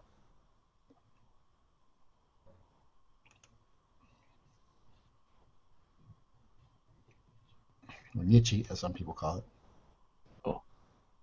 I like niche. Yeah, no. Did you see my reply to your note? Oh, yes. Okay. That I was typing while you asked. I like the 42. It's a fun pistol to shoot. It's unlike the other smaller 380s. It doesn't hurt your hands to shoot more than 20 rounds at a time. But they have, again, like you said, those other smaller 380s. Those pocket ones have their niche, like the TCP 380 model they got, which is a pretty, I think, popular pistol. I have a question for Edge. As a man with tender hands, is it frustrating that so many guns hurt your hands? That's what I was saying. Little 380s hurt his hands. I was like, what are you, a pussy? These hands are these hands resolve problems. These are technology hands. As a child, you watch those commercials with people soaking in whatever that hand lotion was, and he's like, I need to always soak in hand The lotion. only 380 I've ever shot that was actually punishing was the Camp 380. If you've ever seen a Camp 380, you understand why that gun's punishing, because it's a piece of stainless steel about the size of a Zippo lighter shooting a 380. Well, I was going to say the Stone guy would back me up. He just jumped out on that TCP model through the 38 or whatever. It's not a very pleasant gun to shoot. It's a good little gun, but it's not. I've never found it punishing to shoot. Mm, I've got videos of it. I thought the little Caltech P3AT was annoying to shoot, but only because it's like the texture of a cheese grater. So even though it's a lot of recoil, it's like just kind of hurts to hold it. It's kind of like the cars. I feel the same way about the car grips, that really aggressive backstrap they have on them. Yeah, exactly. So sometimes it's just like trying to kind of grab a cheese grater for an afternoon. But like you put on just a leather glove and shoot a TCP, doesn't hurt at all. I put on the isotoners, and it's all good. It just puts on those white cotton gloves. Like the only reason I would even consider a 380 is because of something, but it's so new, I don't have confidence in it, and that's in the new ammunition from Lehigh Defense, the Extreme Penetrator round. See, I'm the other way. I just use ball, 380 ball. Well, and that's exactly what I would do with the 380 is use ball, but this is basically it's a solid projectile. Oh, solid copper. Yes. I like this. This is silly. But does that even work out of a 380 though? Yeah. Well, Tim did a test with it, both from Lehigh Defense and then Underwood uses the same bullet but loads it to a higher pressure, and and they both performed unbelievably well. If you look at traditional jacketed hollow point 380 ammo, which might go 6 to 7 inches. Well, and I'm well, not going to sit here and try to suggest that 380 is ideal or perfect or good or even adequate, but I'm just saying that it's better than 25 and it's better than 22, because even though I like a lot of 22 guns, it's rimfire and I'd rather have centerfire. There's some very deadly 380 loads out there. I would definitely not underestimate the 380. Well, but I'm just going to say, I mean, I carry a 40 for a reason. I don't carry 380 because I'm not saying it's the perfect round. But on the other hand, I do own some 380s and I don't discount it. I mean, I do consider it just the same. I consider it a downgrade no matter what I'm carrying if I'm not carrying a 45 or a 40. So all I'm saying is I don't know. I feel just as comfortable carrying around a little Kel-Tec P3AT when I carried them, and I just haven't had the need to carry one, but I would carry one today. Okay, I kind of want one of these. Someone makes the 1022s into like musket looking.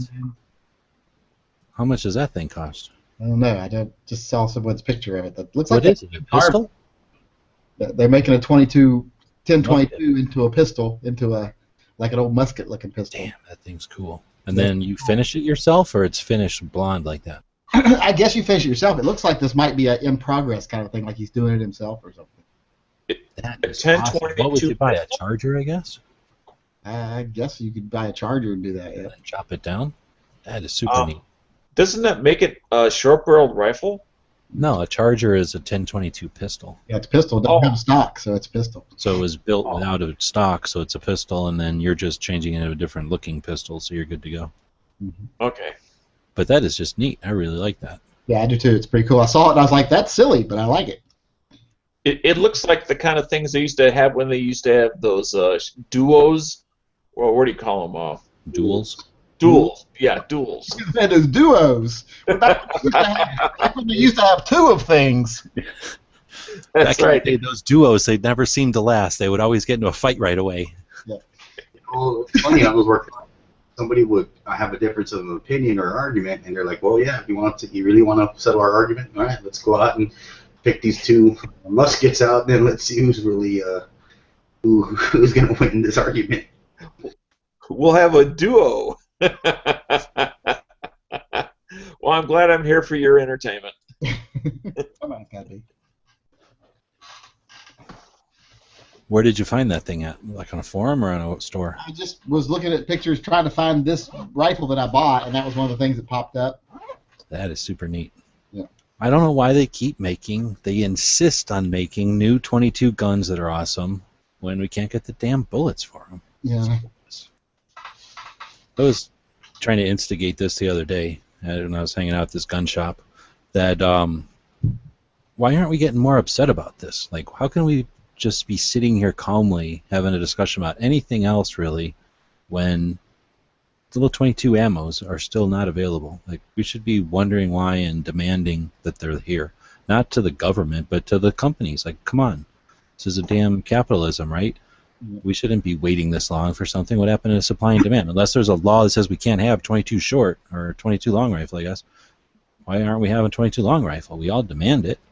It's ridiculous. Those ammo hounds that are going at Walmart. You can't blame this on ammo hounds. I think somebody needs to do the math on this. There's something else going on.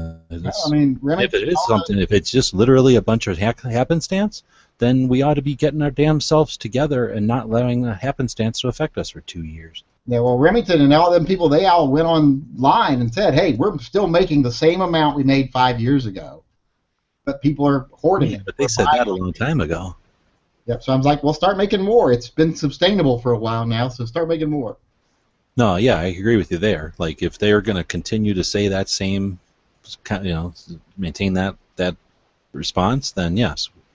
Now it's time to hold their feet to the fire and be like, come on. Then at what point are you going to acknowledge that you don't make enough historically and we need more?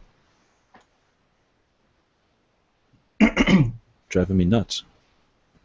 Can't even sell the 22s that you got, the rifles, because there's no ammo for anybody else to buy them, so there's no reason for anybody else to buy your used stuff. So basically just have a big quagmire of 22s everywhere, rifles everywhere that nobody can use. I went to a new gun shop today just to look in, and they recognized me there. The guy selling, so I had to sit and talk to him for a while.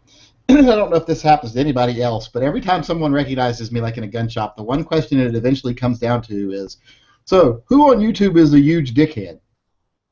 Or douchebag is what they said today.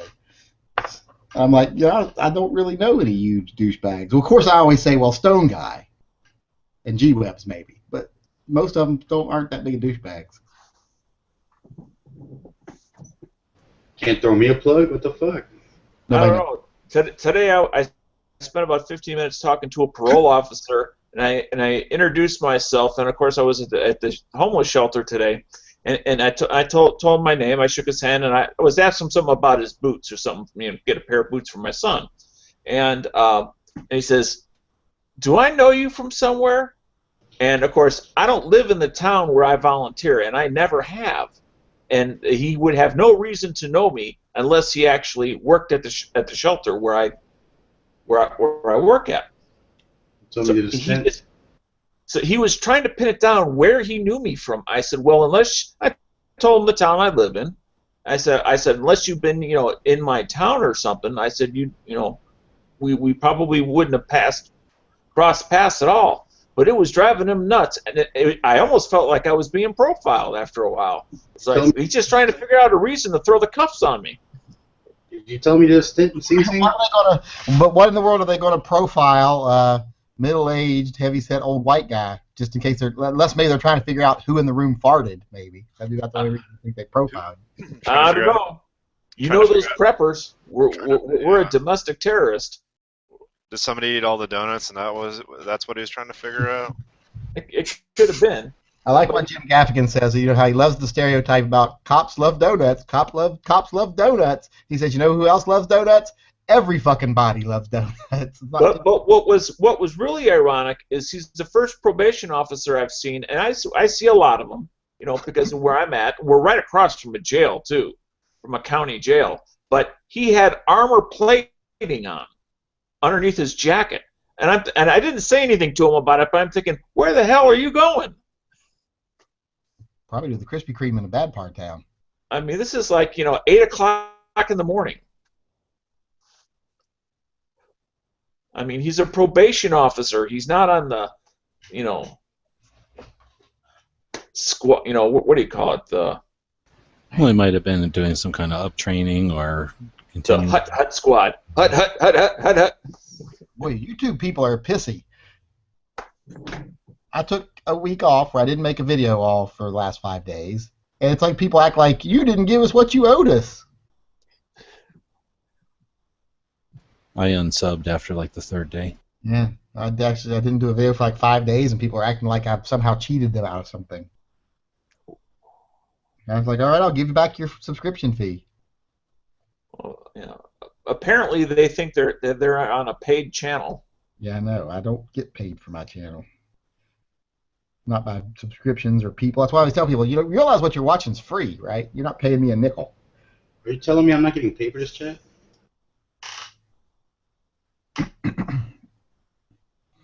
Thought we had a solid contract of a nickel. Well, I'll give you 6 cents to stay home. So? Maybe I'll make it a dime and I'll cover you and Stone Guy both.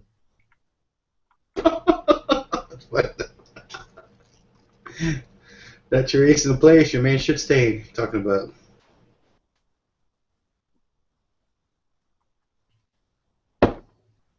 Well, the Tactical Solutions people have not texted me back yet. I'm getting pissy. Go ahead and name drop me. I'll take care of that. Ed, you driving up to the NRA show? Well, they send me a message saying, hey, if you got any questions, just ask. We'll answer them. And then I ask them a question and no response. Unfortunately, no. Man, it's just not. There's a couple things I'd like to do this coming year. One would be shot the first time, and possibly the NRA show this coming year. But this year it's just not in the books, man. But I would love to go, man. It'd be really neat to get out there and meet a lot of those fellow YouTubers and gunfolk.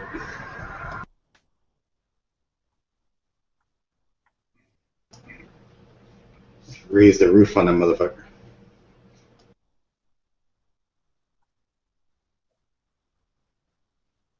See how much edge goes in our show. It's never the same again. It's gonna fall off the edge. It's because they have to set new rules about, like, what you're allowed to wear and not allowed to wear at the show after you show up. Exactly, dude. Like, who invited this guy? G-Webs, man. You know. Oh, No really? more no more banana hammocks at the NRA show.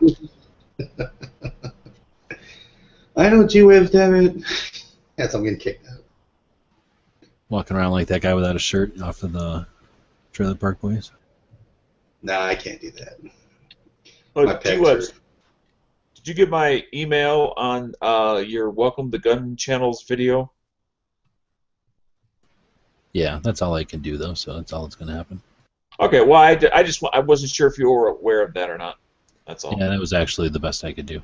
I did it the first time, and it basically was just sitting there, and I was like, oh, I should probably do stuff on the screen while I'm talking, so I incorporated the two together, and it got as, I'm not a production guy. Your audio right now sounds 3 times as good as it does coming through, so. Yeah, like I say, I don't know, everybody's got their things. That just isn't one of the things that interests me to worry about as much as some people would want me to, I guess. Okay. I just don't have the money to buy nothing, so I do what I can do. I would love to have a $5,000 camera and a $2,000 audio recorder, but I don't even want that. I mean, I think the guys helped me figure out I could do it with like $100 worth of stuff, like a thing that just lets me mix or whatever, but it's going to be a whole other thing I got to deal with. I don't mind having a conversation with Mike, but I don't really want to run a radio station in my, off my laptop to have the conversation with Mike. If that makes sense. Well, the mic you're using right now is your audio is fine. I know. I just said I did record it this way, except that I recorded it all and then I didn't do anything on the screen. I was just sitting there watching a dead screen, and then I went back and clicked on stuff so that there was actually something to watch on the screen, and then I laid the audio on top of it, and it just got all shitty. But nothing I can do. I couldn't say all that and click on stuff. That's like trying to, when you pat your head and rub your belly at the same time. I just couldn't coordinate to do it. So it's as much as I could do. Plus, I only had an hour or whatever to do it. I didn't have like all afternoon to fart around with it. I kind of like to do with that. Who showed us that the other day? Damn, I forgot who showed it to us now, but somebody showed us a really cool concept for a podcast. It was about comic books, I think, or comic book movies or something. I think it was Z. Anyway, it was a really cool thing, and I think I could figure out how to do it. It's just that, man, I would have to, literally to run my video editor anymore, I would have to delete stuff off of my hard drive to free up space so that the editor could do its job or whatever, and just have some space to run. It's just a nightmare right now, and that I just haven't used the software in so long. It's like there's stuff, virtually piled up on top of it. I've got to figure out what's wrong with my Final Cut Pro, because for some reason, just all of a sudden, like a week ago, it started taking what used to be, if I did a 5-minute video, it would take 10 minutes to render it, tops. Now, if I do a 5-minute video, it takes an hour and 45 minutes to render it.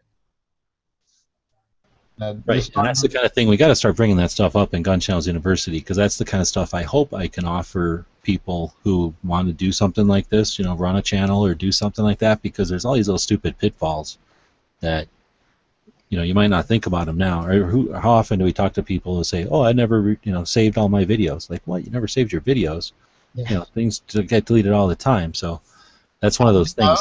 Running the software is one thing, but then you got to have all kinds of just computer space so that software can lay down its tracks and then pick them back up and render and all this.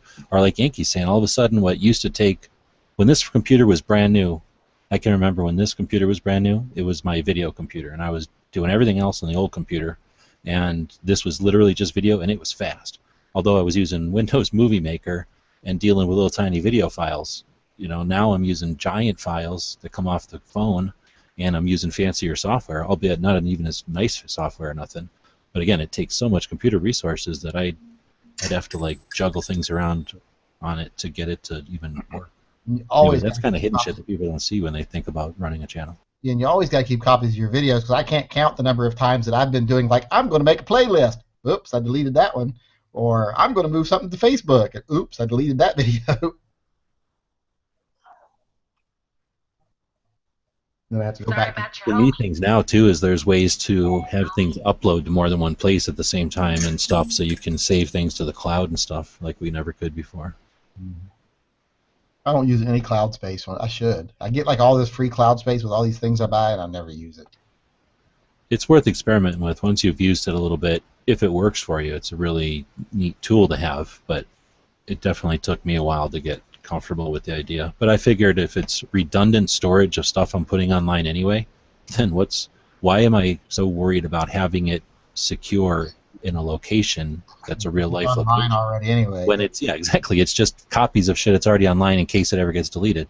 That's So- like the people that when I posted pictures of my Jeep, they're like, "Oh, you might want to go take that down. Your license plate is showing." I was like, "You mean the license plate that everybody can see anytime I go anywhere?" Yeah, and more importantly, the people in your town and the people that That are next door or live down near the street. you. Yeah. Yeah. I've never understood that. But that's why I always drive my real vehicle to the police car and then drive the police car around for videos and then drive back to my real video so that I can. Why do Keep it. people do that? Why do people block out their shit? They Because show up. they're morons and they think it's something they should hide. I'm like, that's visible every time you go anywhere. The serial, Well, no, but it's you're not.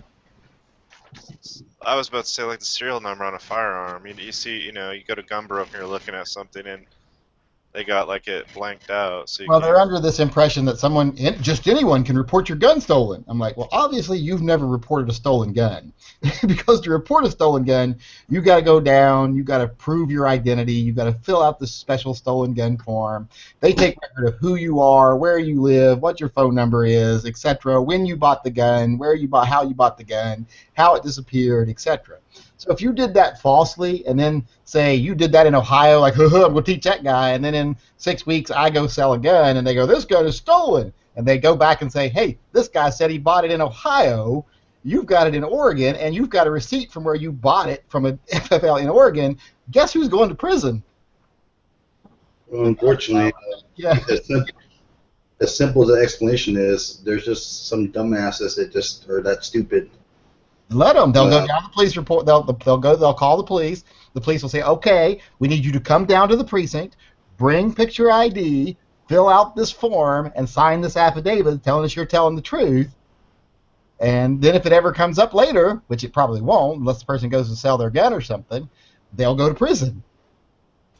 I They agree. probably would because that's an interstate federal offense, right? So Yes, you will go to prison for that. Fraud. On top of that, it's fraud. Filing a false police report, it's a Oh, federal yeah, filing a police I don't know anyone who's that ever happened to. I've never heard of anyone that's ever happened to. I only see people that are over paranoid doing it. Yeah, and I've seen people, and I've known people that were probably dumb enough to go like, I'm going to call the police and report it stolen. And then when they call the police and the police go, okay, you've got to come in for that. You got to bring picture ID. You got to fill out this. Then they're like, oh, fuck it, I'm not going to. So I don't think that's ever really happened to anybody. Well, we're thinking of big stuff too, so I'm sure there's probably reasons to be prudent about it, but going crazy about it is It's not probably. like it's your social security number. Well, I'm thinking the harassment is probably more often the case, but like you say, to really be annoying harassment or like legitimate harassment, to be annoying to you, it would have to be official. And like you say, in the act of making it official, they're creating their own felony. Yep.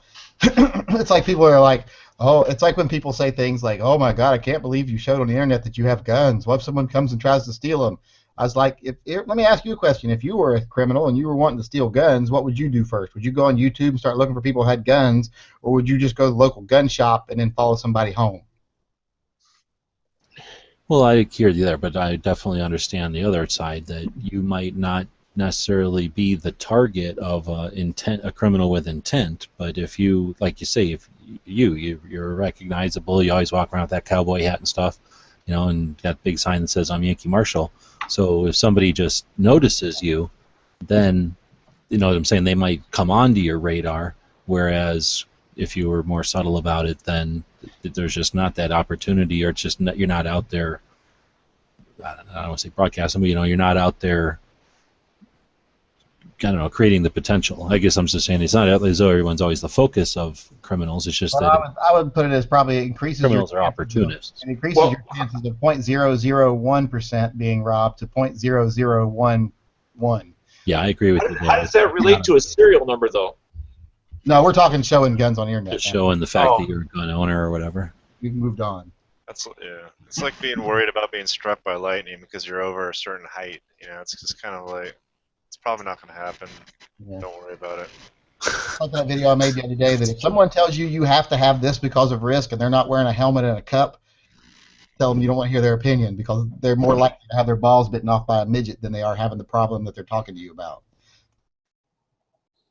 If you get struck, if you get struck by lightning twice, go buy lottery tickets, man. Your chances are well. I mean, Are good. there are things to worry about in this life, but that ain't one of them. Well, I don't know. Some of us tend to put our balls closer to midgets than other people on here, so maybe That's just a rumor. maybe a real concern.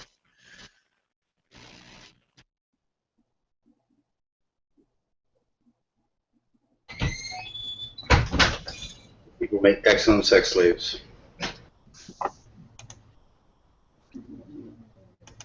What are they fucking doing up there? I swear to God. It sounds like there's a bunch of drunk gorillas above my computer station. So what do you think the going rate is for a morale patch that says repealgunlaws.com? Whatever happened to that? Doesn't Tony have a group, repealgunlaws.com? Yeah, That's- Dale's trying to capitalize on his loot. Is Dan-O trying to steal Tony's I thunder? have modified ones with Velcro.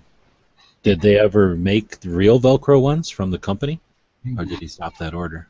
Yeah, hey, Max. Say hey to the camera, Max. Because I would like to get a set of real ones. He did them fine. It's just that he used the industrial Velcro, which doesn't have any real length to the whatever you call the teeth on the Velcro.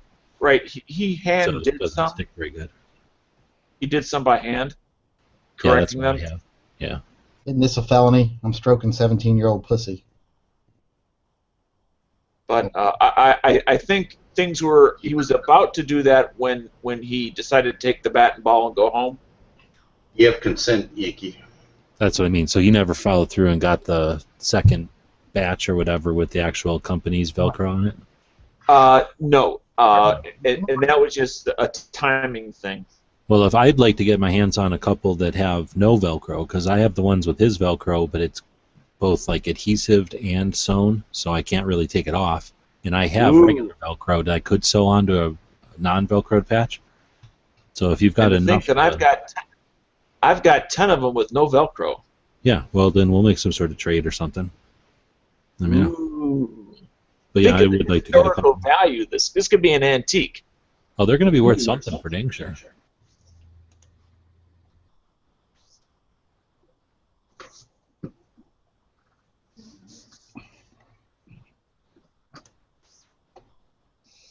What do you need the gun?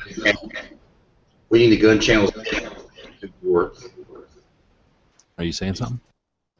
I'm sorry, I think I'm breaking up. What do you need the gun channels Gen 1 patches are going to be worth? I don't know. I think there was only 100 of them, so depends on how big gun channels I gets, I guess.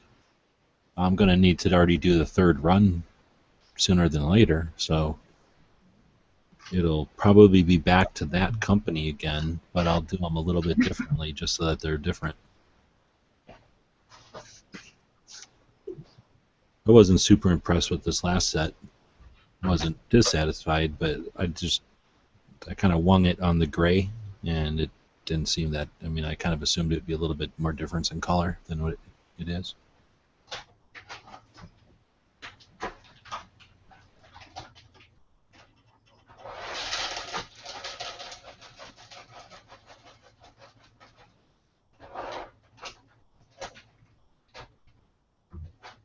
I still got maybe 5 or 6 of them, so I think it's cool.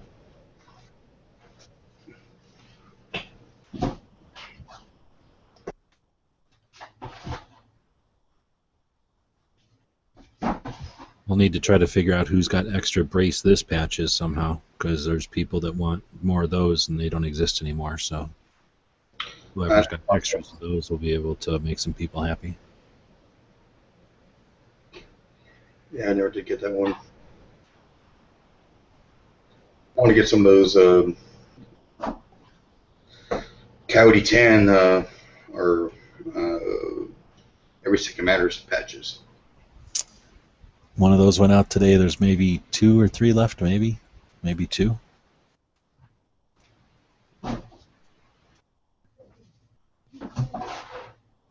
Yes, sir.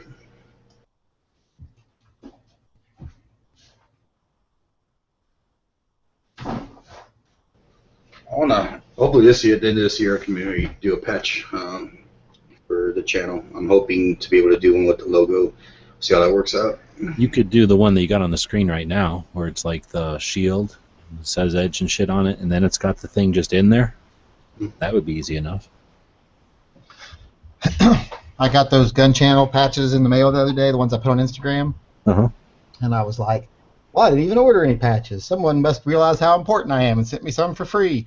And then I remembered, oh, crap, it's because I signed up for that monthly thing on gun channels. Yeah, I mean, I did send them to everybody that's doing the $7 a month thing, because obviously they're helping a lot. But I never really, like established the protocol or whatever. So I did the one with the gray border. Like I say, I just told the guy though, like, hey, make a number of those with the gray border. I forget, I think it was 50 or 25, I forget. Anyway, do a number of them with a gray border so that they're different, so that like the people that have been around. That's the one I like, is the one with the gray border.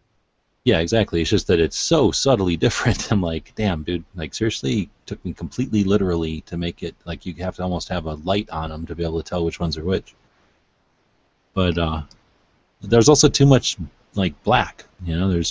Why not make that G bigger? Like, what are they somehow saving money on white thread or something? Yeah. Like, make the damn thing bigger. So anyway, I'll probably go back to the first company next time we do them again.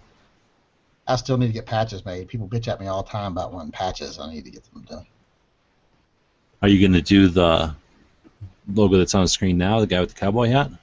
I don't know. I might do something just like that, that's just that, or then I might do one, that maybe do the head, but without saying the Yankee Marshal, just do like the logo, or maybe just do one that says the Yankee Marshal and then underneath of it in quotes, I'm a grown-ass man, or... Actually, doing it in the shape of the 5-pointed star shield would be kind of cool. I don't know how you'd cram everything into that, but... Yeah, that's be the hard part. Of course, the shield would be kind of cool. Just put the shield with "I'm a grown-ass man" in it, and then put YM as who the quote's by, or TYM. Yeah. Oh, there you go. Sorry, go ahead.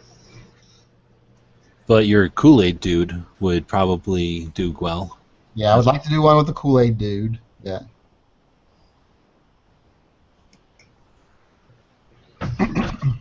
The way I'd like to initially do it is just the shield and the logo, but I don't know how to see what they can throw back at me as the design, if it's going to work out or not. Well, I don't envy you, because you're going to always have that balance of, do I buy 10,000 at a time and piss off hundreds of thousands of people, or do I buy 100,000 at a time and then have to deal with all the shipping? It's going to be difficult for you. I know. Well, I mean, if you're going to do a shot, you want to give out patches too to folks. Yeah, but so is getting out of his chair, and he manages to do that every day, so I think he's got the gumption to do it. Well, I did the first run. Well, I did Arizona patches first, and then I was like, I'm going to do the gun websites one because it'll be cool or whatever, and I got 100 of them, and then just started shipping them out, just to people that were subs and people that I knew and stuff. I just sent them out, and then I figured out, oh shit, you got to not just put them in an envelope.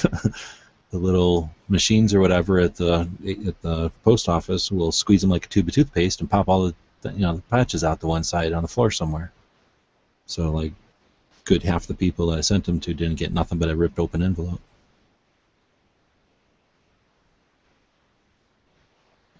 But anyway, I got rid of almost 100 just taking whatever year that was, 2010 or something, or 2011, and just going through my sub list on YouTube and picking people that commented a lot or that were making cool videos, people just I knew or whatever, and 100 went by really quick that way.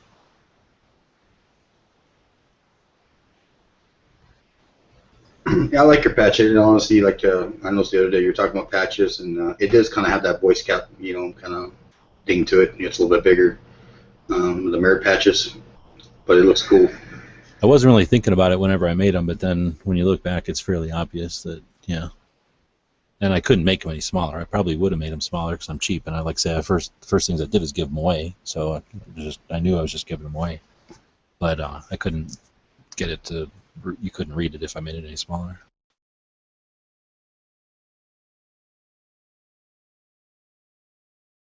That's my favorite coaster. No, I'm just kidding.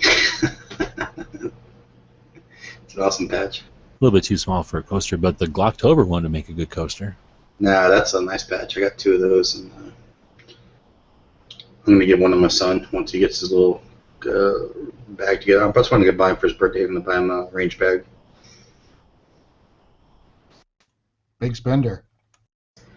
Oh, well, shoot. He owes me as it is. He's 19. He'll be 20 this year.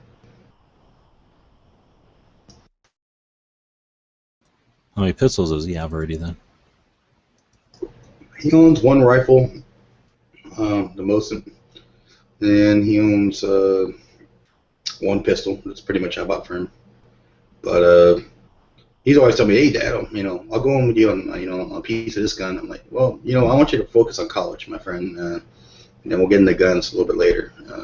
Because he's just one of those people that needs a little more guidance. Your kid's in college or going to college? He's going to college. Barber or clown? City college. Oh, it's a barber. Well, I mean, my daughter's the complete opposite. My eldest daughter, she's already she initially wanted to be a veterinarian, but she thought about it and give it a lot of thought, and she has the grades to prove it.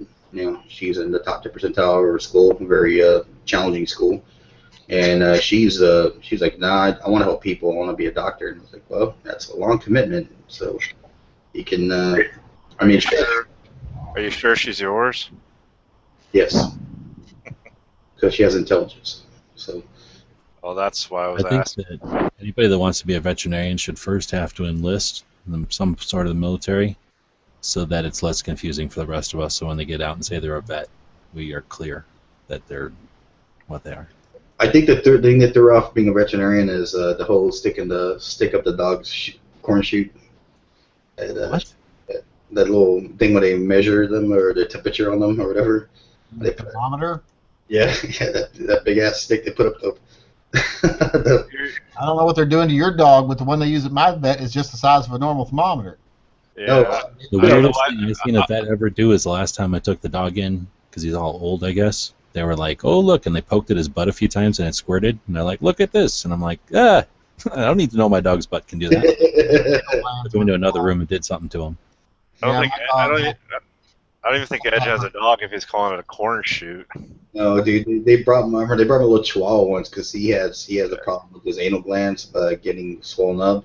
And man, one time they brought him back, man, he had this look in his eyes like they have done.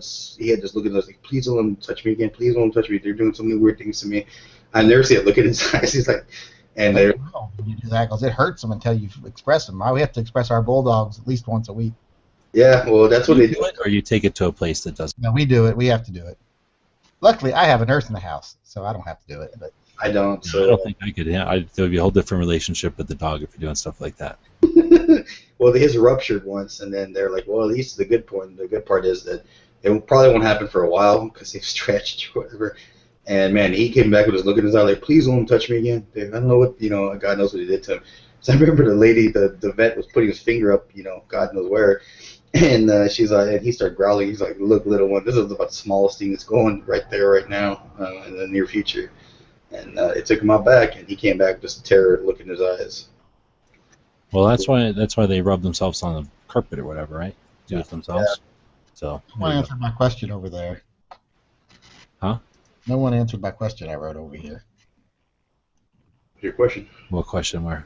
Right there, the question I asked. When he said something earlier, I basically repeated what he said and put Oh, a you question didn't mark. hear that? No, Or you weren't around when all that went down? no, I must have missed something.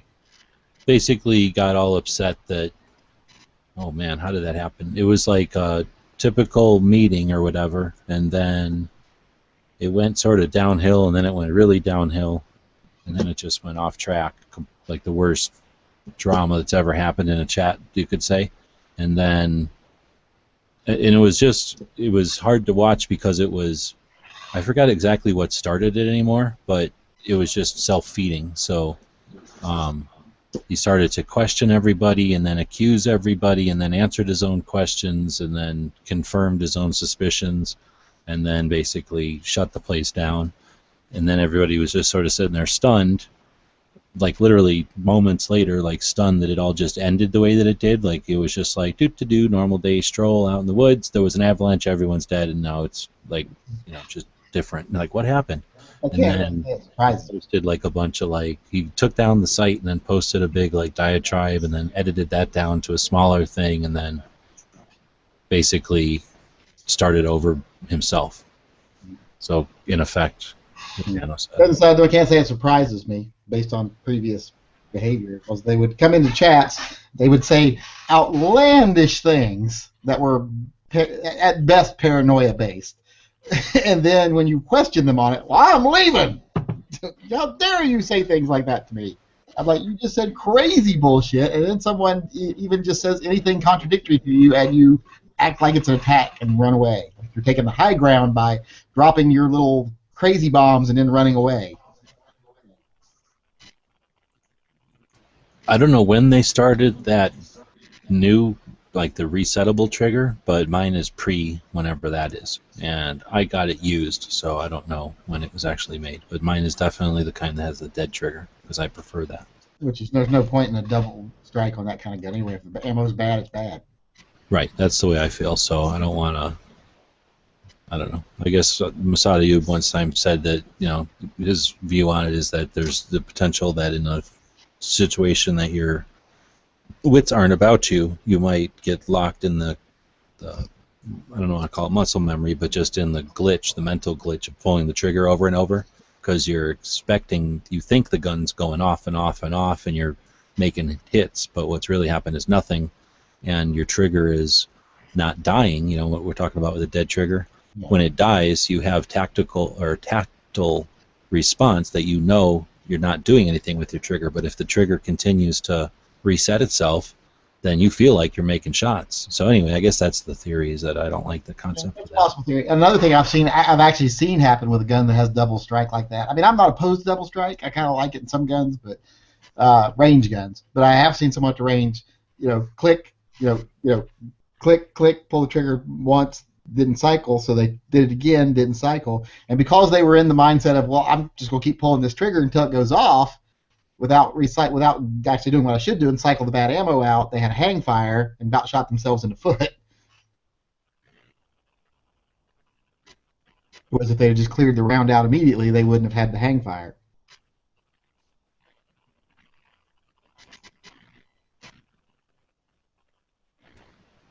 Oh, they're asking in the chat who we're talking about. We were just talking about the whole repeal gun laws thing. Just I tried to do it from a bird's eye view without getting into a bunch of detail. I had no clue what was going on. I miss a lot of shit. That was a while ago, and it happened like literally in an evening, and then something else happened that same weekend. Like all kinds of drama happened that one weekend, and then there was like a gap of drama for a while.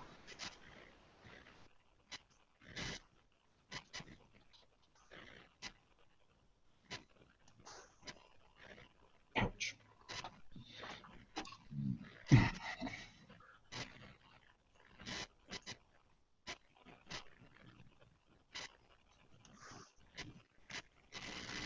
Gun channel elitists. So on that, getting back to guns just for a second, that 290. Through about 2 minutes of looking around, other than just the double action trigger, I'm assuming the basic dimensions are pretty much the same as far as the width, the height, the length. Or would I be wrong about that? Same as it's the two models of the same gun? Well, Or the different 290 and the 290 RS. Oh yeah, there's just they changed something inside. There's no difference on the outside at all that I'm aware of. Something's no longer produced, they immediately, blow off the specifications page for that old model, make them unavailable to the general public.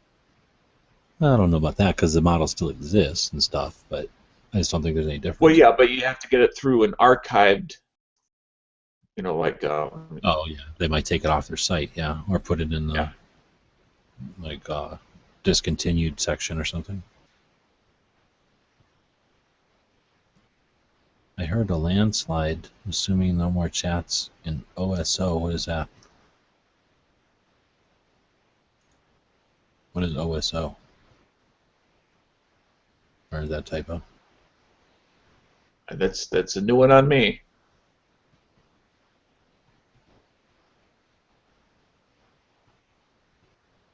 What do you know? Here's a video from, who's this guy? The Yankee Marshal? He's got one on the 290? The P320 and the redesigned P290. Well, he'd probably seen that I had one, so he copied off of me by doing a video about it. Well, he did it about a year ago. I've had the regular one and the RS. I mainly got mine because it was a super deal, and I just thought, it's small. Yeah, and why not have a 9 single stack? And my deal is I don't like the idea of the Glock one because, not that I have any problem with Glock, but it's just that the thing I like about Glock is it's long reputation, long decades of reliability in the field, and the new ones are not. They don't have that. So to me, they're just like any other brand new gun. Right. So since all the single stack 9mm, in my opinion, are basically the same, in the same ballpark or in the same boat, because none of them have been on the clock, none of them have been used for anything. Then you got to fall back on who makes a good gun, and the SIG gun is a SIG. Nobody's going to say they make bad guns, and then it's all metal, so it's not bad. Or I guess it's not all metal, but it's the parts that matter are decent metal. A Glock is also a Glock, so I mean, but you're absolutely right as far as there's no history to fall back upon. And the thing is, it's not like, well, Glock is a Glock, and a Glock wasn't a Glock until 2 decades or 3 decades into being a Glock, and they kept refining the same design. So those reasons, I can give Glock credit for taking the market position that it has. But its new gun, I don't care that Glock is, the new gun is a Glock. I mean, it's got something going for it. It's a little better than a no-name gun, or even like a established gun that just is hitting the maybe a first or second attempt at a plastic gun. So Glock has that stuff going for it, but they're good at making double stack guns, and this new idea is not. I'm not going to say it's a given that just because they make good double stack guns that this one will be the best in its class, because it's like I say, there's just too many other options out there. So anyway, all I'm getting at is that since I don't see any of them standing out from the crowd, they're all competent and they're all good on their own standings or whatever. To me, I looked at stuff like the sights, and they're super strong. I can rack stuff off of them. They're like the most legit sights on a little 9mm I've seen. They're strong, yet they're adjustable and removable. So if I did want to change them, or if I broke them, I could change them. But they're decent. You can see them good. They work. They're tall. They're not so tall that they're obnoxious for a pocket gun, but they're tall enough that I can rack them off my belt or something, or my shoe if I needed to. They're legit. And then it's got a slide lock, so that's necessary in a real gun. And then there's no safeties, so that's 100% necessary. And the thing's fairly comfortable. And like I say, I got it at, the other thing that matters to me is that I could afford it, and I could afford it at the time with the 3 magazines it came with. So for me, it was the perfect gun, except I just never needed to ever use it for what it's for. In the picture, they almost look like night sights, are they? Yeah. Yeah, they're nice. Okay. It's legit. Everything about it is what, if I was gonna, like, if I sat down and said I need to carry a small 9, this is the gun I would carry. It's just that I've had it now for I think more than a year, and I, except to like intentionally take it to the range to shoot it, I don't even think of the thing. So I'm like, why do I have a SIG sitting here doing nothing? I mean, if I was if I had a reason to use it, I would keep it. But I figured move it along to somebody who can use a single stack knife. G-Webs, I had a question for you. The Glock Gen 3s, Somebody does that. were some of their sights ever staked? A Glock? Yeah, not where they're like. What? You mean the Front front ones were? Yeah, the front ones were like, for instance, like my Oh, yeah. I swapped the sights on my Glock 19 Gen 3, and then I noticed that the sights on my Glock 22, the front one was kind of beat up, so I was going to replace it, and then I was like, okay, where's the little screw? I had a little special screwdriver to, or that whatever the hell, hex driver to take it out, and I was like, you couldn't grab it, and then I realized that it looks like it was staked in there, and I did replace it, but the initial one it came with looked like it was staked, or have you seen that?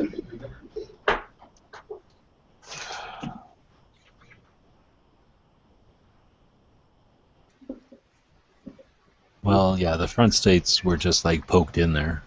The ones that come when they're imported are just kind of in there. I assume they figure most people are going to swap them out. Okay. They're fairly rugged. They're fairly reliable until they fall out, and then they're pointless. You got to definitely change them. They're like one-time use or whatever. Once they've come apart, they don't really go back together good again. All right, this is something I've never seen before because all the videos I've seen on replacing sites were, well, you got to use that special tool with that hex screwdriver to unscrew it, which was true on my Glock 19, but not on the Glock 22. It was a Gen 3. So, all right, appreciate it, man.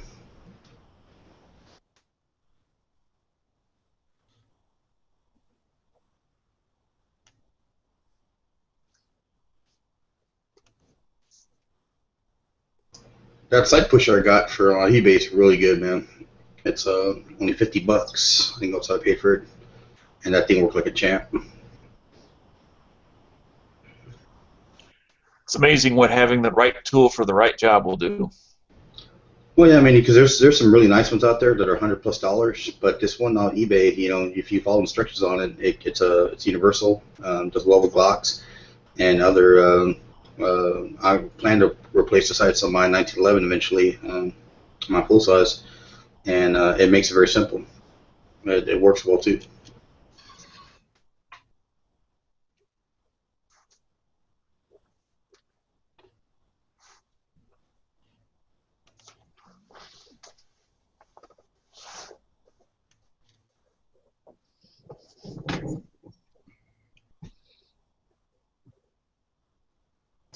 He's got a boyfriend.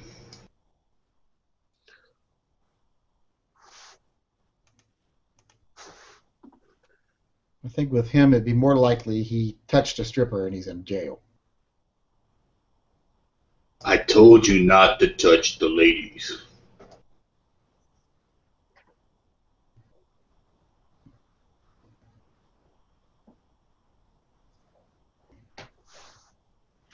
I think usually he just comes to the late night chats, and there hasn't been a lot of late night chats lately.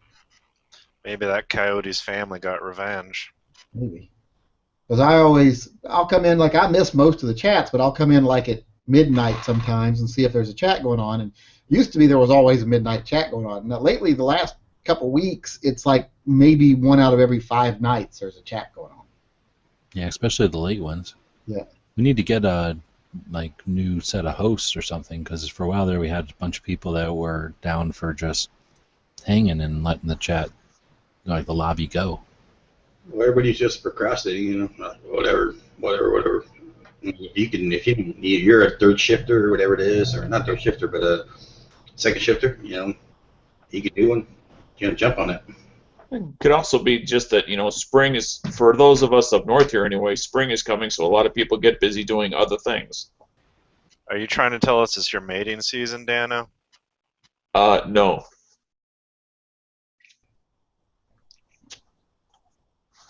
Scouting the homeless shelters. That's bad. You know, Just kidding with you, You Dan. know, Edge, I know about, maybe 20, 30 guys I'd like to introduce you Are they well groomed? to. You'll meet them in the bunk room, or they'll meet you. Sounds like you got some experience there, champ. I don't Well, know. I'm making them very, very uncomfortable. well, it's like being a lion tamer. I mean, to keep the lions in control, you have to know when to crack that whip. But you point them in the right direction every once in a while so they can go get some. And this is all kinds off the rails right now. Yeah, I don't know where it is, but I'm scared to even ask where it's gotten to. So I'm just Jesus gonna sit Christ. quietly and hope that it gets not scary soon. I didn't. But I respect Dan over being a volunteer. But Chris is the one who started the whole thing, and he's saying it's off the tracks. Dude, just because I started Yeah, pushing you a can't get mad at snowball the guy with the butterfly when it turns into that kind of typhoon. around. Yeah, no kidding. I rolled a Talking snowball about- down the hill. You're the one kicking the fucking boulder down the hill. Yeah. Who's talking about mating seasons, Chris? Oh, That Dano, was an you're innocent birds and the bees joke, and then it got torn down and I twisted. gotta blame Chris too. I'm sorry. I gotta throw some at Chris.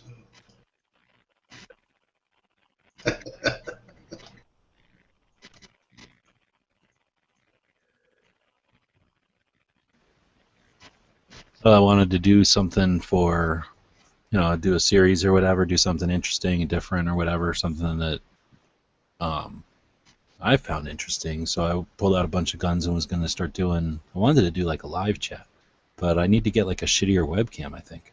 Every time I try to run a webcam as part of the live chat or whatever, it'll like kill my bandwidth and I don't get any audio. So I think it's because my webcam can do 760 or 1020 or whatever the hell. So it's sucking too much juice or whatever, gigabits or something, and I don't know how. I've looked for the settings. I don't know how to tell my webcam to be dumber. It can only do what it can do. It can only do the one setting, I guess. So I think I need to go with a shittier webcam. Need some more bandwidth. Well, I don't know how to get more bandwidth. I mean, except for paying more to the cable company or whatever. I mean, don't you have a little applet that actually you can adjust the settings for your webcam? Well, yeah, there's a little control panel for it, but that's what I mean. I can do things like zoom in and reverse it and do whatever little clicks and wizards I can do with it, but nothing is like a reduction in video quality or So you can't streaming quality. set the resolution or. Yeah, resolution. At least I didn't see anything like that. Is that something that's normal in webcams that they have that? I mean, a regular mine camera does, has it. but mine's an external. Yeah, they have Yeah, options. mine's a Logitech on a cord and everything. Yeah, mine's a Logitech on a cord with the built-in mic in the webcam. Maybe I'll keep looking then, because I know I used to be able to do live stuff with my camera. It was my old camera. Oh, I do have my old camera though. Maybe I don't have to buy a new one. Trying to create the drivers, G-Webs, going to the website and looking if there's any updates on the software. Yeah, I hate doing all that shit. I mean, I guess it's possible, but it's not like I bought a new camera and I've had it for years already, so I doubt that they're building new drivers for it or anything. What's I your wouldn't be surprised if my computer's just getting too full of shit that I can't deal with it good. will you ever do a clean on it just to clear out the cache? My computer? Yeah. See, Uh, cleaner, cheap. It's free. no, I don't use third-party shit on my Windows tech, dude. I know how to clean it. I just don't do it, but I know how to do it. If I'm going to do it, I do it at the real level. Well, actually, that shit does it very extensively because Chrome, the modules in Chrome and some of the other stuff that's going on there don't really give themselves access to the operating system in general. Oh, really? Yep. Well, no, I haven't done anything like that. I haven't even looked into it because, like I say, I feel like I know where to clean things out, so I don't let software do that for me. I just do it usually. But Yeah, I feel you. I've not done it in a while either. But some of those programs, unfortunately, get greater access because they're running they're working with those browsers to understand what parts of the registry they need access to clear out the cache to make the browser run cleaner. and it's worth looking into. I mean, it's a free product. And So if I said, oh shit, HK local machine, software, Windows, no, software, Microsoft, Windows, what would you say? HK local machines, Microsoft, Windows, current version, All right. He knows what he's talking about. Well, run, you're in the registry. yeah, run, and you're looking at A hit key. You remember those days, Dana? Barely. oh yeah, you had it there, but you're off a couple steps. But I mean, but yeah, you go Well, I to just didn't go all the way down. I wanted to see if you knew where I was going. oh yeah, and you go to current version, run, and then go look in there and see what's in there. But even there, you can't clean out, unfortunately, the cache. No, not the new shit. Well, but I'm saying that's the kind of stuff I used to do. And I would just be like, why am I going to let some software program do this? I'll just go do it. You But- just pay me $79.95, my friend, and I will fix all your crap. See, the thing of it is, unless you do it regularly, they and you know this. It's just sometimes everybody needs reminding of it. They change the location of where they put crap. So the default paths of where crap used to be is no longer true. I don't use that porn site Warcraft myself. Whether it's a registry path or a directory path, or it doesn't matter what it is, they have a tendency to move things. True, but the ones that mattered, well, back in the day at least, obviously things have changed, I'm sure, but back in the day, everything that mattered went to a couple of spots, and you could just go monitor those spots. And that's all the software did at the time, too, was just go do that for you. Shit, back in XP days, you had to increase your what the hell's it called? the page file. Right. Wow. Page file. You used to do, what was it, 1.5 times your RAM? Yep. To make sure that you had plenty of virtual RAM to Yeah. your computer steady. Because especially a lot of Do any cheap of y'all computers use today- Macs anymore? Yankee uses a Mac. I would like to use one. I don't have anything against them. They're just expensive from the Back get-go. in the olden days when we still had like 4 megs of RAM was a big computer and stuff, I can remember the coolest part about a Mac is you could take software and throw it up into the RAM disk. I don't know if you guys ever played with that stuff, but you could literally take the entire software you're going to work with, just put it in RAM. So it didn't even have to access your hard drive. And back in those days, that was like going light speed. It was so My awesome. computer had 4K of RAM, and it was on IC chips. The biggest advantage of Macs over PCs is you can allocate the RAM. You can sit and tell this program is given X Right. amount of RAM priority. Exactly. And then it always just had that much RAM. And then your Mac would just go, I can't do anymore. I'm doing everything I can do. But it could do the things you told it to do flawlessly, always, no matter what. PCs have never been able to do that, even through the threads. Well, that's what 64-bit does, kind of. It does, but not as accurate still as Macs do, unfortunately. Correct. And not as easy to like just say, I want this to be here, and I want this to be here, and then just work for the rest of the time now.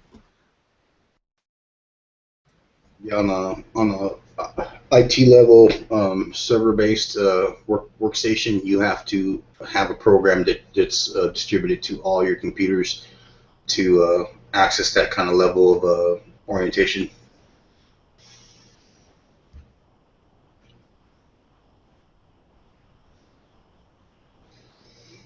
So you're saying, Chris? Speaking about a little bit more on topic, but still on computer topic, I guess. I saw this thing on Netflix the other day about Atari. Has anybody seen this? It's like a show. I don't know what the name of it is. Something about Atari. And it's mainly about the E.T. video game that they buried in New Mexico. And kind of about the fall of the Atari empire.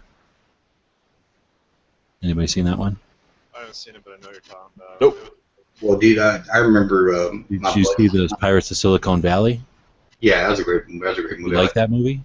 I like that movie. If you like Pirates of Silicon Valley, you'll like this Atari one because it's a similar story to like Apple or Microsoft or whatever, but you know it's a different story because they come from the evolution of pinball games into like coin-operated video games to the Atari 2600, and then I guess the death of video games in what, the 80s or something, where they potentially were going to be gone completely, and it's all about sort of the dynamics of Atari paralleling the whole industry, and it's a really neat movie, sort of like the Pirates of Silicon Valley, and it's on Netflix for free, so totally worth watching.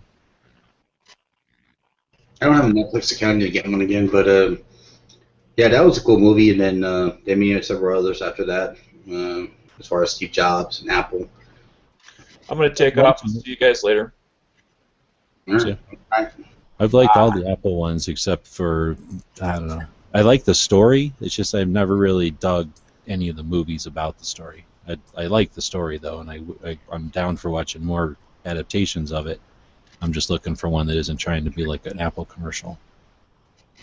Well, I mean, Apple's my perspective on Apple is Steve Jobs wasn't about himself. He was about the company. I mean, he would do whatever it took to get to that next level. And their new CEO seems like pretty oriented on one. They've had a lot of follow-ups with their software as they distribute it on the iOS, and instead of fixing it initially, that's something Steve Jobs would never tolerated. And on top of that, he had to sit there and you're the CEO of Apple. That says volumes. You don't need to sit there and tell people you're gay. Just sit there and illustrate something else. That you're that special. I have no problem with him being gay. There's no whatever, but it has nothing to do with the company. Realistically, because I don't think Steve Jobs ever hated him, and he worked a great surrounds up a barrage of people that had great minds, and he never cared for what their sexual orientation was. And I just kind of thought it was funny that he's gone out there on like that, and have several failures on his tenure as of now. Tim Cook. I haven't really paid that much attention to the company as far as the company itself. I always thought it was the story that interests me was those two, Jobs and Wozniak. And then just the dynamic of all those companies kind of coming up, Silicon Valley and all that, just the rise of that whole industry was just neat. And the way that, they're rolling it was neat, but the whole thing was neat too. When you watch the different biography videos of him, or you call it Jobs, and then I love Pirates of Silicon Valley was awesome, but that's probably my favorite one too. You watch the other ones, you kind of get a feel because they leave out information, obviously, because they were given access, but they weren't given total access. Good point. Yeah. And there's a difference in you watch the different variations of the opinions of where the movie goes. Like for instance, like Jobs, it shows about him being new one with Kushner or whatever, where he gets kicked out and he's vindictive, and when he takes back in, there's a lot of stuff you don't hear about in the Pirates of Silicon Valley, where he basically cleaned house. He's like, you know what? Once they realized that he is the company. Well, Pirates of Silicon Valley was like about the whole thing, like the whole everything that was happening, and they weren't like trying to be an Apple commercial. Where that last one, yeah, it was trying to be an Apple commercial, so it was like about him, but it wasn't going into any depth or giving you anything really worthwhile. I just saw a little more details come to the story, and I was like, cool, whatever, and so forth. Yeah, but that's the thing. After watching them, like at least there's 3 of them, right? There's the one where the guy from Weird Science. Yeah, the guy from Weird Science is that's Pirates of Silicon Valley. Michael Anthony Hall. Yeah. Was Bill Gates and Pirates of Silicon Valley, I think. And then there's another one about just Apple, and I forgot what that one's called. And then there's this recent one. And the middle one I didn't like. This last one I thought should be better because it's got more access to him after he's dead and everything, or access to the company, more recently. Because Pirates of Silicon Valley was made so long ago. Shit, that was made in the 90s, wasn't it? Or maybe in the earliest. No, I bet you it was made in the 90s. It was before the iPhone. I mean, the whole movie takes place, and it was made before the iPhone even happened, I think. And then that second one kind of is better because at least for Apple, because it goes further, it goes into the iPhone or whatever. And then iPod was his way back into the company that he made. Jesus Christ, who would ever think that you'd have, I remember as a kid, growing up with the Walkman and having a tape cassette player on you. and or just FM radio, Yeah, whatever. but you know, the cassette player, nobody ever talks about that, but the cassette player has to be paralleled with the audio, with the magnetic tapes that were for computers, right? Sure. I mean, that was the cheap back end if you couldn't afford it. Because I remember my father bought our first floppy disk. It was like $300 for that, and then like '84. Well, we used cassette tapes before floppy disks, or at least with the first floppies, there were also cassette tapes. Well, Because those Radio Shack computers, we would put software onto those cassette tapes. yeah, but we used he got a GD Industries. I remember GD Industries floppy, 5 1/4 floppy, freaking disc deal, and I remember that was like $300. Mom got pissed. She was like really pissed that he bought it. Like, what are you spending all that money on fucking junk or whatever? And he's like, nah, it's the future. You know, it's where you store your data. And what's crazy is that seems like forever ago, but that's really lasted for a while before it went away. And we were just going through SHOT Show shit the other day, like old SHOT Show crap, and we got 2 catalogs from SHOT Show 2008 or 9 even, and they are CDRs that somebody just went to the store and bought and then burned and then stuck a sticker on. And like now when you go to SHOT and you get a media kit or like a catalog or whatever, it's sometimes they're business cards with SD cards in them or micro SD cards in them, or they're some sort of thing you wave in front of your thing and it's a code or something. I mean, there's all kinds of elaborate like ways of getting the catalog onto your phone now, and it's just like I say, you're talking about an old floppy, which seems like Stone Ages or the Stone Age, and you can go back just 4 years and there's stuff that just seems like, I mean, you can go buy computers now that don't even have CD drives in them, and that was just 3 years ago. That was the cutting edge, is to go burn your own CD. Yeah, get a DVD, and then all the dual layer and all that stuff that was happening, and then now it's ridiculous. Why would you do that? You have thumb drives or a pen drive that has 120 gigabytes on it. Seriously. And you know that whenever we got that, somebody was thinking like, wow, I am the shit. I just figured out how to put the whole catalog on this DVD or this CDR. And then, they were really proud that they stuck a sticker on there and that somebody was going home and putting that in their computer right away or whatever. And like, yeah, now it's like laughable how crude that is compared to what they can do. You get a new computer with a solid state hard drive or a laptop with solid state hard drive, man, they're lightning fast on the boot up. Yeah, whatever. I have one like that, and it ain't that fast. But it's also one of the first gens of it. But still, it's Windows XP, so it's not. It can only be as fast as it can be. But well, the first gens had problems because after you would use them within a couple months, you see them degrade and their speeds, and they even Intel's drives, which were the top class ones out there, the freaking top tier, were having the same problems. And now you can buy like one for like $125, with 120 gigs or 125 gigs just for the OS, and they're freaking lightning fast. I just installed one on a coworker's computer that I was working on for a couple months, and wow, I was like, this thing is freaking lightning fast. So I was pretty impressed. The gun channel server is an SSD. Yep. Is it a SSD or is it a SATA SSD enterprise class? Oh, I don't know. Because they have SATA SSDs and they have those, or they were doing, no, if it's SSD, it's SSD. I'm thinking of SATA drives that were, they had those other, they replaced SCSI drives. The SATA, I forget the name of the technology was, but they're higher end and they're much more expensive. Well, are you talking about the physical plug? I mean, I don't know, but it's plug. I mean the SATA, and then the other newer one. You had this one technology. I'm assuming it's the newer one because SATA is super old now, isn't it?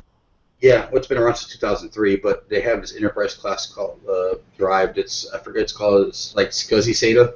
Yeah, whenever the last time I put together a computer, I used all that, and it was not new at the time because I was building a shitty old computer. But like I say, I think ATA is still pretty common. But I don't know. I don't really know what the hell it is. They didn't. I don't know if they told me that level of detail or if they did. I didn't pay attention. There's no more ATA. I mean, it's a thing of the past. Now it's all SATA 3.0. Or not SATA 3.0. It's the latest SATA version of what the name of it is, but it's. Well, wait. Is SATA the white plug or is SATA the black plug? SATA is the. Is that the skinny black one? Yeah. Big white, red. Okay, so I'm thinking of the big white one. So you're saying there's something newer than the little skinny black one. Well, the old white plugs, those are called ATA or UDMA ATA drives or connections. The old ribbon cables. Now you have the SATA cables, but there's several technologies that have grown from that after. Oh, that makes sense. And like I said, I just didn't pay attention to whatever we're using. I'm assuming it's whatever's fucking new because well, they can't make it old anymore. Yeah. But getting back to guns. I just think we should talk about helicopters now. I've gotten better at flying one, but I've flown a C5 simulator. That was pretty neat. A couple hundred, not $100, but $3 or $4 million machine. That's pretty neat.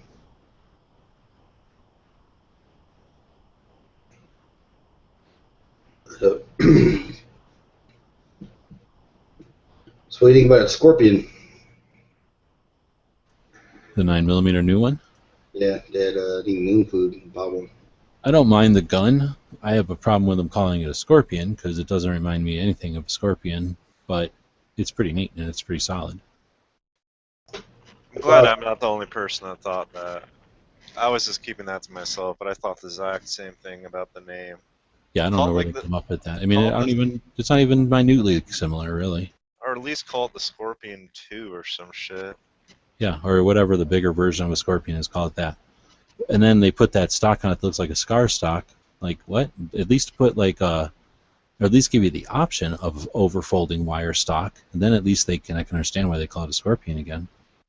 Did you see did you follow that link for the Jericho I put in?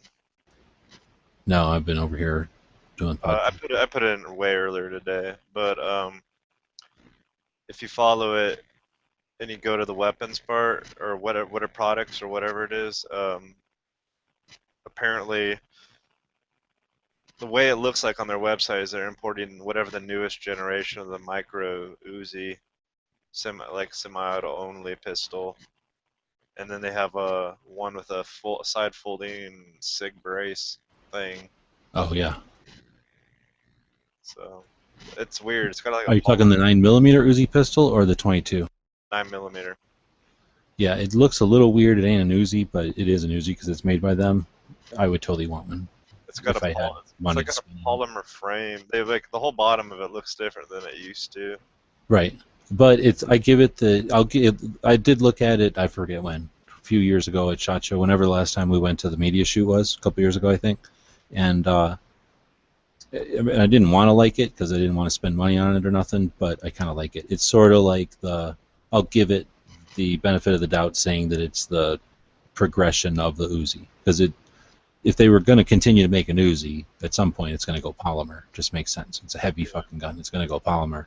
So it's not the direction I would have taken it necessarily, at least the looks of it, but okay, it is an Uzi. So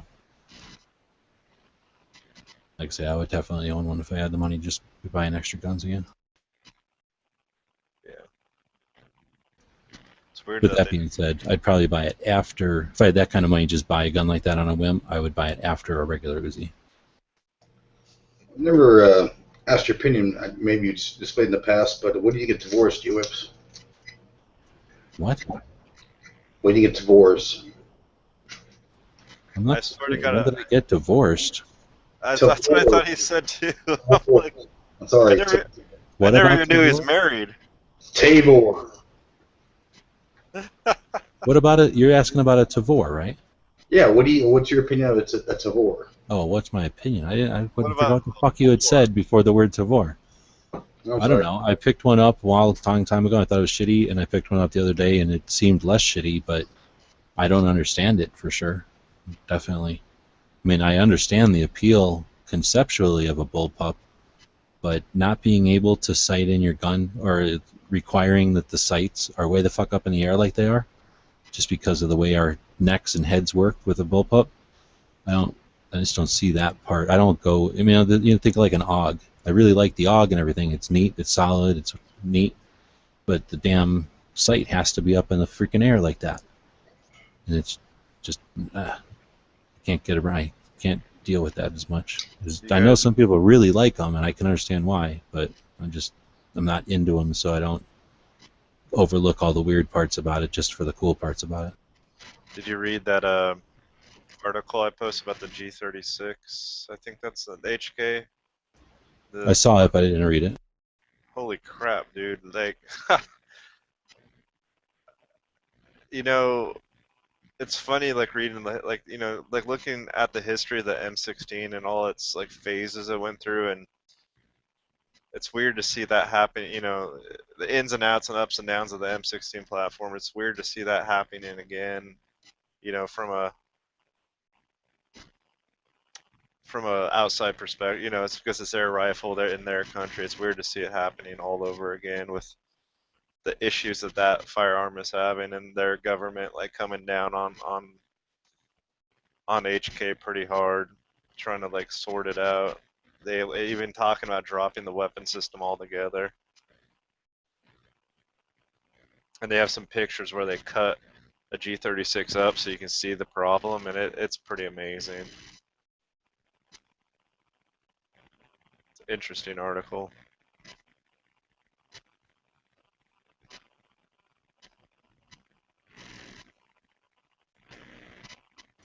Moon is saying they spell scorpion with a K instead of or with a C instead of a K. Oh, in that case.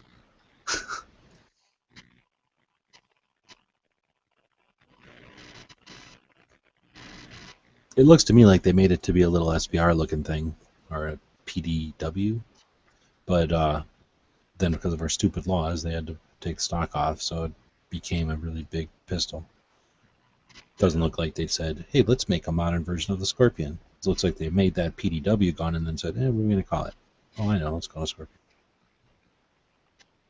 I'd have to see that thing. Like, I don't know. I have a hard time buying something when it's brand new on the market without being fielded.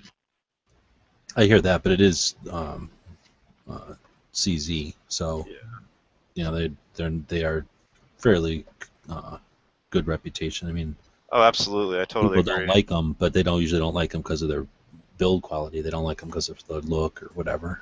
Yeah. But any company, like I said, I was super impressed. I mean, it seems like if HK is like the gold standard for plastic little subguns like that, I mean, it's not an HK, but it's definitely not a Caltech either. It's if if there's that spectrum, and HK is either the middle or the top or something, but a baseline that everybody knows, it's like right underneath HK. And the only reason it's not HK is because it's more modernish. HK is kind of simple. There's more metal on an HK. This thing is more plastic, but I'm not considering that necessarily even a disadvantage. It's just it's a different gun, but there's not so much exposed metal as an old HK might have. But heck, even the new HKs seem like a big plastic Umarex BB gun looking thing. I haven't seen them. Oh, you're talking about the pistols? I've never played with their new whatever. Well, a couple years ago, I got to shoot that thing that's a new bullet. I don't even know what it is. It's not a 5.7, but it looked kind of like a 5.7, and it's some little tiny bullet. And it's neat, and it doesn't recoil, and it's, I don't know, I like it because it's kind of like a rifle miniaturized down, and then it's just, I don't know what to call it. It's like a moderner MP5-ish type of gun. So, I mean, they're rifles, but they're not, because they're not big enough, but they're definitely not pistol calibers. They're not big old bullets as big as your finger shooting out of a short cartridge. They're little tiny bullets shooting out of a little tiny scaled down rifle cartridge. So I don't know what the hell to call them. But anyway, that thing didn't seem like an MP5 to me. An MP5 seems like a 70s gun, like a refined Uzi or the ultimate Mac-10, where this gun was more like a really fancy Umrek BB gun. I don't know if you've held like the Umreks Yeah. 22s or whatever. They feel like a big plastic shell with some metal down inside somewhere. That's what that HK felt like. Weird. Maybe it's an MP7. I know whatever it was at the time, not very many people had shot one yet, and I couldn't even take video of it or anything. I just was able to shoulder it and shoot a few rounds and experience the recoil or whatever, and it was, I don't know, like I say, the experience of holding that all plastic HK was more of an experience than actually pulling the trigger on it, because it was like shooting a BB gun or something. There was no recoil. It was like the lack of experience, I guess, was the experience.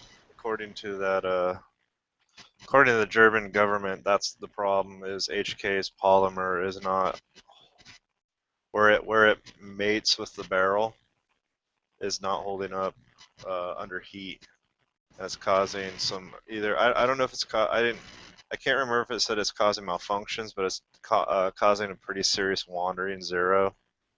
Which, I don't know. I mean, to me, that's a fucking no-go right there. Like, yeah, it's kind of important on a military rifle to shoot generally where you're pointing at it. Yeah, but yeah, the pictures of them cutting apart, that's what they're pointing out, is where the barrel mates into the polymer, and apparently that's the issue.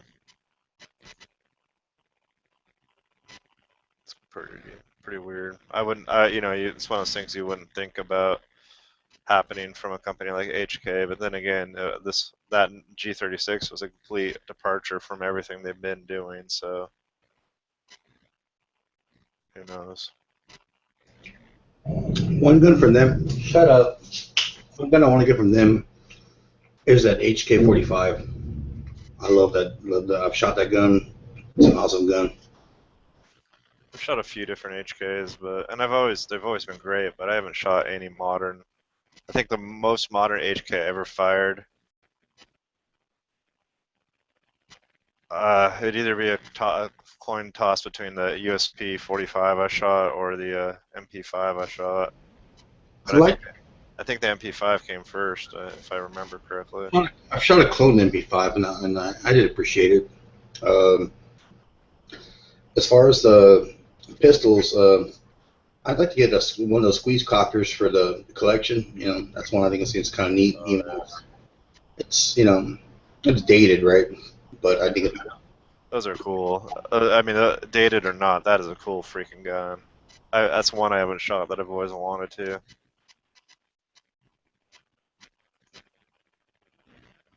Very, very cool. the one pistol I definitely want to get down the road. I've wanted to buy it, it's just so expensive. Excuse me. Is the HK45, that kind of like a bat grip that it comes with. The what? It has like that kind of web design grip on it. I have no idea what you're talking about. Well, it's called they instead of like the USP or whatever, it's called the HK45. If you were to look it up, it's just it's basically their interpretation of 1911 in the future. Weird. It's improved. The only thing I don't like about it, they're 12-round magazines. You don't like 12-round magazines? I want them. It's a full-size pistol, and a double-stack pistol that has 12 rounds. I don't know. I just going to slim the ergonomics of the grip, but you would hopefully maybe want to get at least 13, maybe 14 rounds out of it instead of 12. From right, it's 12 or 10. I think it's 12. And top of the magazine are $60 a pop. Not cheap. Yeah, that's the one bad thing about HKs. The magazines are not cheap.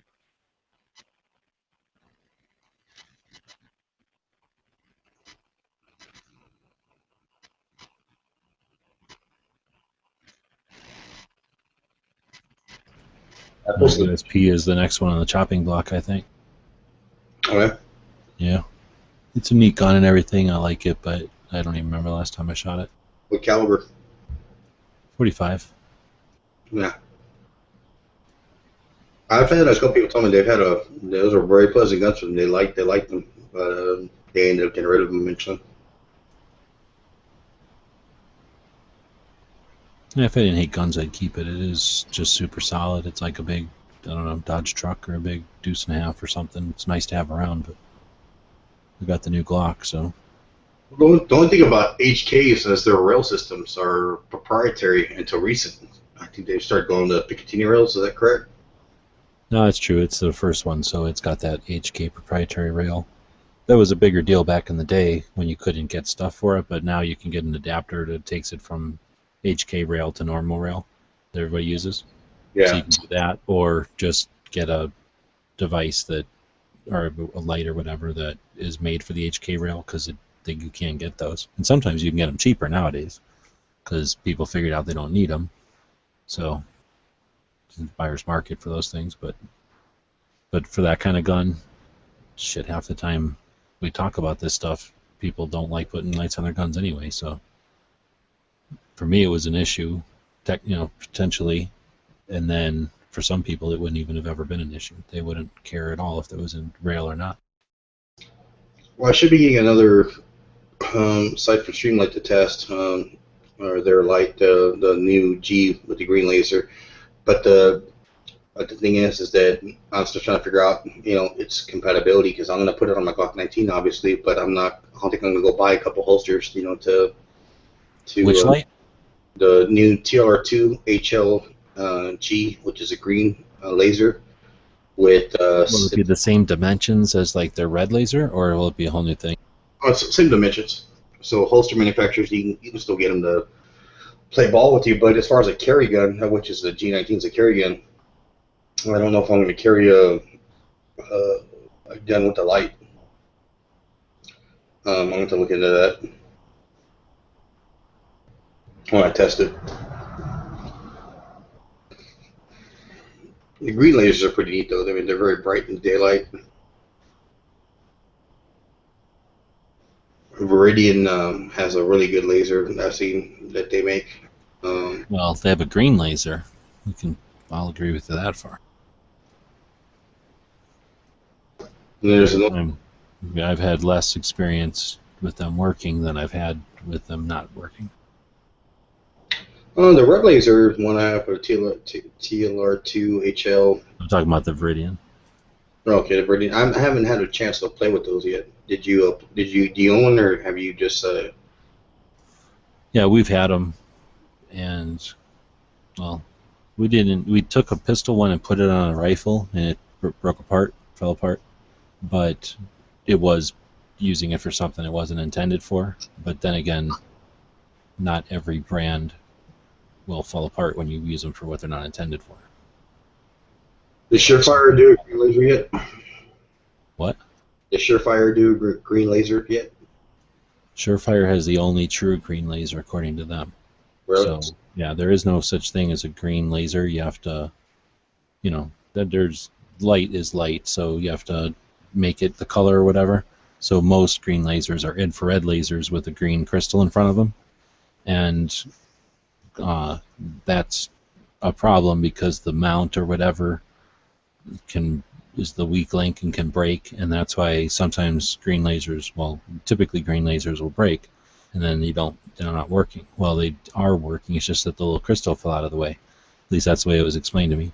So in order to get a true green laser, it uses a different type of element to shoot the rays through or whatever to create the laser, and that creates a lot of heat. And the problem has always been the heat sink in whatever the arrangement of the laser, however you build it, the amount of heat sink that would be required for the green would make it prohibitive to something to put on a firearm as an accessory. So in other words, the blue lasers that I've played with that can cut stuff, they're like lightsabers, not only because people like to think of them as lightsabers, but because they need that much physical material to be the heat sink because they get so hot. So anyway, according to Surefire 2 years ago now, I think, they spent the time and effort to make a true green laser, and that's the Surefire 400 or something with the green option. But it's a ton of money, and I haven't followed up with them to see if, I don't know, what their success rate has been or whatever. That, if, in other words, if enough people give a shit about their concept of the right way to do a green laser or not. But that being said, like I say, I've only seen a few Viridians and they all broke. I'll put it that way. I don't want to shit on their company or nothing, but every green laser I've ever seen has broke eventually. Well, the only reason I've heard of them is because of a couple promotions out of Tac Daddy and so on that Dave sent them their gear to test and whatnot. I just haven't handled one myself. I'd love to get one to review. That'd be neat. Check it out, and because I don't have that opinion now that you said that, I'm gonna research that with the TR2H2. Well, you know us. I've never really done anything just to review it. I will describe something, and sometimes I have more or less experience with the item when I describe it, but we don't take things out to general rule and torture test them or do anything for the sake of testing them. So the guys I know that have had Viridians bought them because they like the idea, the concept of a green laser being brighter in daylight than a red laser. So they just bought them, or they just got them, and then just in the course of us going out and shooting at the hills, because we used to shoot at the hills quite a bit out here, just to go out and bullshit and shoot guns.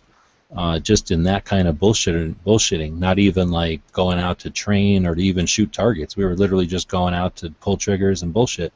And in that kind of just not even roughhousing, the things failed. And so it's literally just from the recoil. And again, he put a pistol laser on his rifle, but the reason he did that is because no one's ever had any issues with that, almost with any brand. It's not that much of a difference in recoil, but with that particular one, it fell apart. I hear you, man. That's good information. Because I was hearing the word that I was getting from them was they were like the go-to laser people, the green laser people. So I was like, that's good information. Well, I think they still are the green laser people, because the only other options would be the really expensive Surefire one, which I'm just relaying what the Surefire tells me. I've not tested it or done any research to know if they're bullshitting me or what, but the only other option with green is to go cheap-ass Chinese import crap. So I figure the Surefire stuff is legit, if for no other reason than if it wasn't legit and it was easy to make green lasers, we'd see green crimson traces and stuff like that. We just barely ever saw green crimson traces, and they don't go around making a big deal about it. And I suspect it's because they don't want to stand. They are putting it out there, but they don't want to. They haven't gone all green. Let's put it that way. They still make red ones for a reason. I think it's because the red ones are more durable and reliable. I remember the whole electronic question to ask Crimson Trace, though. They're not heavily invested in green, so they might be willing to say, yeah, it's not a viable option. Or maybe they surprise us and say, oh no, we overcame the hurdles and green's the way it's going to go. Well, James has said that the only laser he'll recommend is Crimson Trace. But James Yeager? Yeah. That's the only laser he'll recommend is Crimson Trace. It's pretty much the only one I would recommend too, but that's because he's super practical about stuff, and they make solid shit that don't break, and it can really take a lot of abuse, and they stand behind it. I mean, there's very little reason to go with anything besides Crimson Trace, really. My review on the TLR2HL with the red laser was more informative, and me using it, I didn't beat the shit out of it like FX Helmel did. He did his review on it, and he just threw it on the ground and like chunking at the ground, and it came back every time. He did like a torture test kind of review, and it came back every time. It was resilient, the light and laser combination. So that was pretty cool. I'm doing some research on that, and he did that, no problems. It's a well-packed device. I'd love to, I definitely want to get my hands on a Surefire device. Well, I mean, I don't know. I don't ever watch whoever you said's videos, so I mean, I don't know one way or the other, so I don't want to imply anything. But I would just say, if you watched a video that was trashing an item, right? Like just saying this item sucks. Like when we watch Spectre or whatever talk shit about Glocks back in the day. Mhm. And everybody would cut it down and go, oh well, come on, he's doing this, or he's taking this one circumstance, or he took a broken one. They'd all be like, but what if, or but because of this, we all had these reasons why. When somebody does a shitty review or like shits on a product in the review, we have all these reasons why it's not legit. But how often do people put those same stipulations on a positive video? I mean, it's just as easy to do a bunch of things with a product and choose to film all the good parts or choose to edit in all the good parts and just attribute all the bad stuff to like, oh, that was just a bad day or that was just a error or whatever. It's not the true indication of the product, so I can feel justified in not presenting that. So anyway, all I'm saying is if you're really interested in the product, I'd suggest looking at some of the shitty reviews of it or the ones that rag on it, and then just see how bad they actually are. Because I mean, some of them are going to be just ragging on it because they hate the product or the brand or whatever. But if they've got any validity at all, at least you're getting an opinion from somebody who isn't an advocate of the product. Sure. I mean, some people have too much expectations of a product, and then they don't like it for whatever reason. Right. But exactly. But if you could research a product and the only bad reviews you got was that it wasn't perfect, it's like, oh, okay, that goes a lot more that goes a lot further with me than just a bunch of people who are either getting paid by the product or want to get more free stuff from the place or whatever the reasons are, to just always shine it up and tell you the good parts. Yep.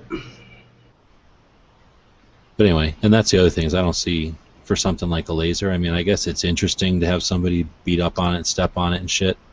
With an optic, I can see it being a little bit more of an issue because an optic's going on a rifle and you tend to put rifles down or set them on something and they're going to hit the ground. I mean, every rifle I've ever owned has hit the ground, I don't know, countless times. I mean, a bunch of times, easily.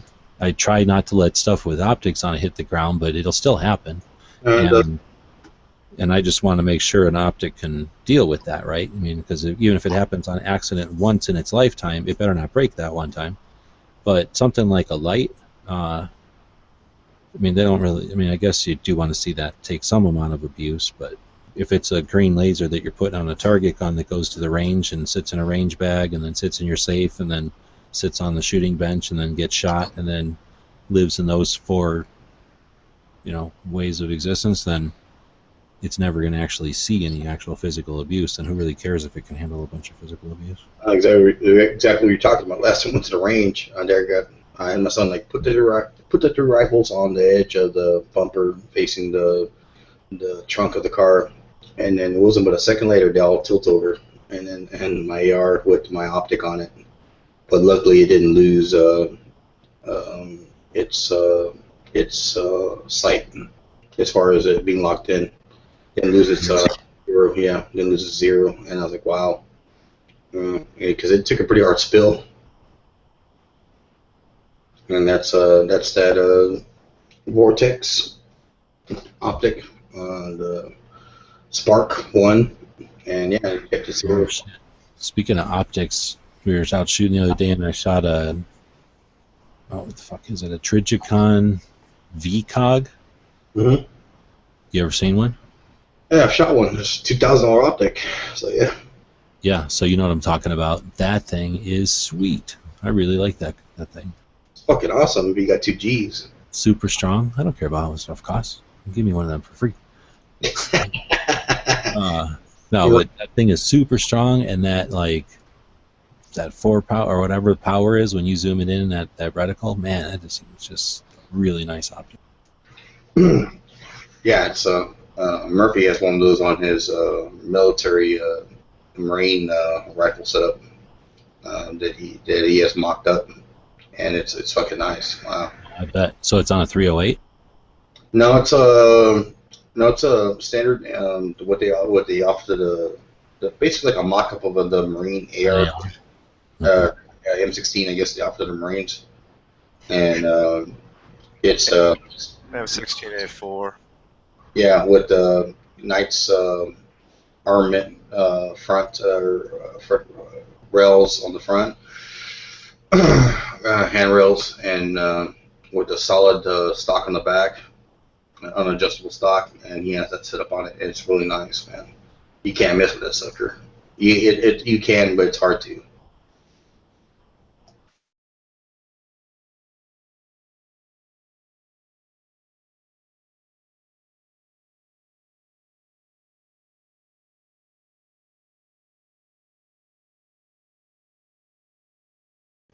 Yeah, that guy trades quite a bit. 'Cause, that optic alone is like almost a little under $2,000. I think he got a discount when he bought it because he worked at a shop.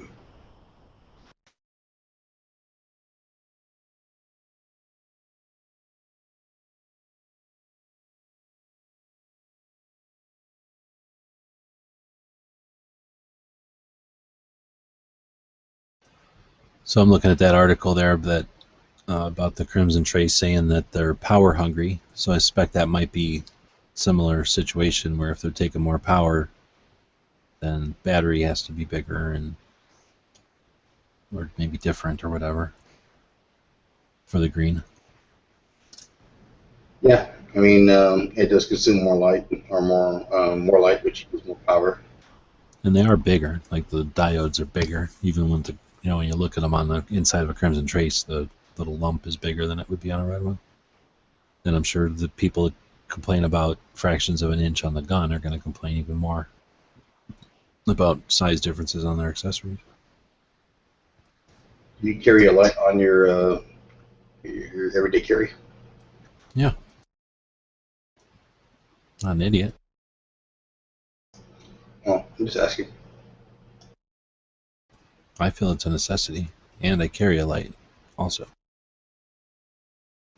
What light do you have I on went you? into a place just the other day. I know we always have these discussions or whatever, and I'm a big advocate of carrying a light, obviously. So I forgot what the hell I was, and I turned around a corner. It was like bright daylight. It was a store or something, like a gas station or something. And I was in, that it was like painted white, and it was all, a bright store, sells stuff or whatever. It was just a typical store. And then I turned around this corner, and it just got super dark. Like it was crazy how. In contrast, I guess, to the rest of the store, how dark this corner was. And I just thought to myself, like, damn, if I had to actually distinguish a shot, especially if this would have been like a little bit longer, but like more of like a hallway, even in that bright ass room, I would have needed a light. So it just reaffirmed, and I'm down with keeping a light on my guns. You rocking a Surefire? Yep. That's good stuff. Looks like Hassan just put up a new gun. Put together a new gun.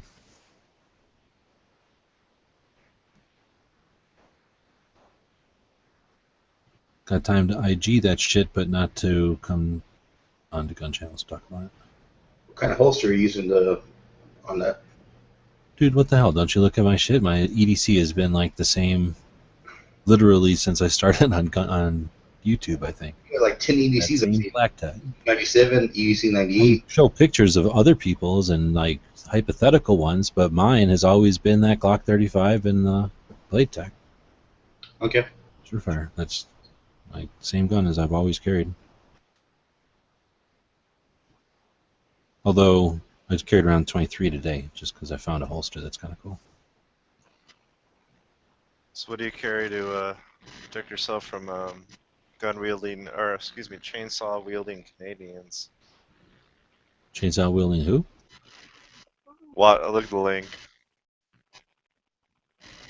Chainsaw wielding Canadians. I saw that today on the Blaze. Well, I don't know what you was as a carrier to fight off the chicks. More anything.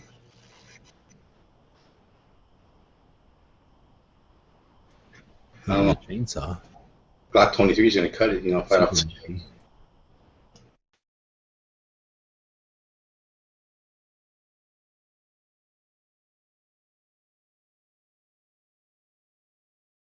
Yeah, this dude like went up to him and some fucking dumbass and Canadian fucking went over there and started fucking pull a chainsaw out of his vehicle and starts like running at him and running the chainsaw at the window. Like, yeah, okay, dude, well played, dude. Fucking dumbass. poor lady and her like kids are in the car because he got cut off or something like that, and they followed him.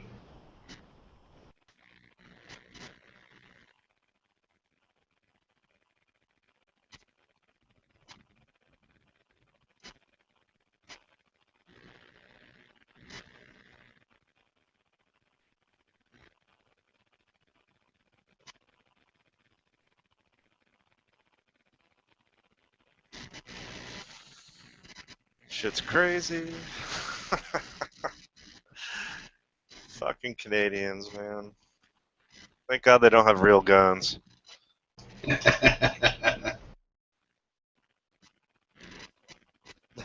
not allowed to have them because Trailer Park Boys is an actual documentary.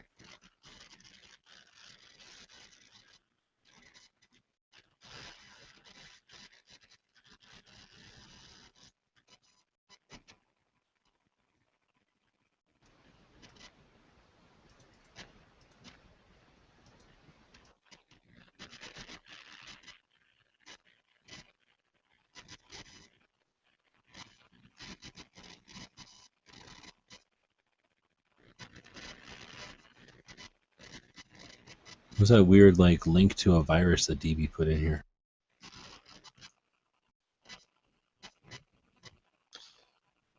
I don't even know who DB is anymore. I haven't seen him in a chat for how long? It's like Keeson. What the fuck happened to Keeson? Yeah, that's what I'm saying. He's over there Instagramming about his new rifle build and shit, but he ain't jumping on here to chat, show us it or nothing. Probably got a girlfriend. Or, well, I should rephrase that. Probably got a girlfriend that won't let him get on the internet.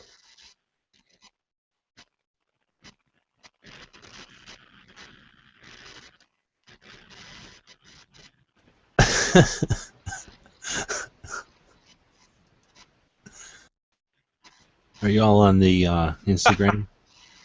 On what? On the Instagram?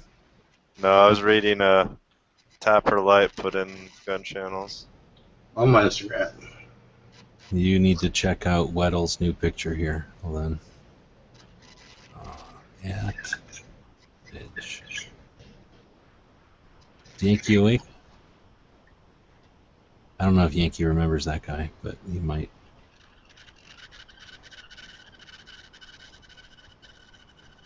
It's Hank Hill dressed up or with all the tattoos of what's his face. He's going, I sell cocaine and cocaine accessories. That's hilarious. With the AK tattoo on his face.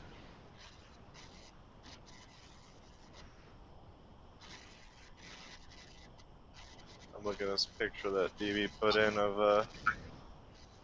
who cares it's got the freaking grenade? He's got two AK pouches, or two AK mags on his fucking gear.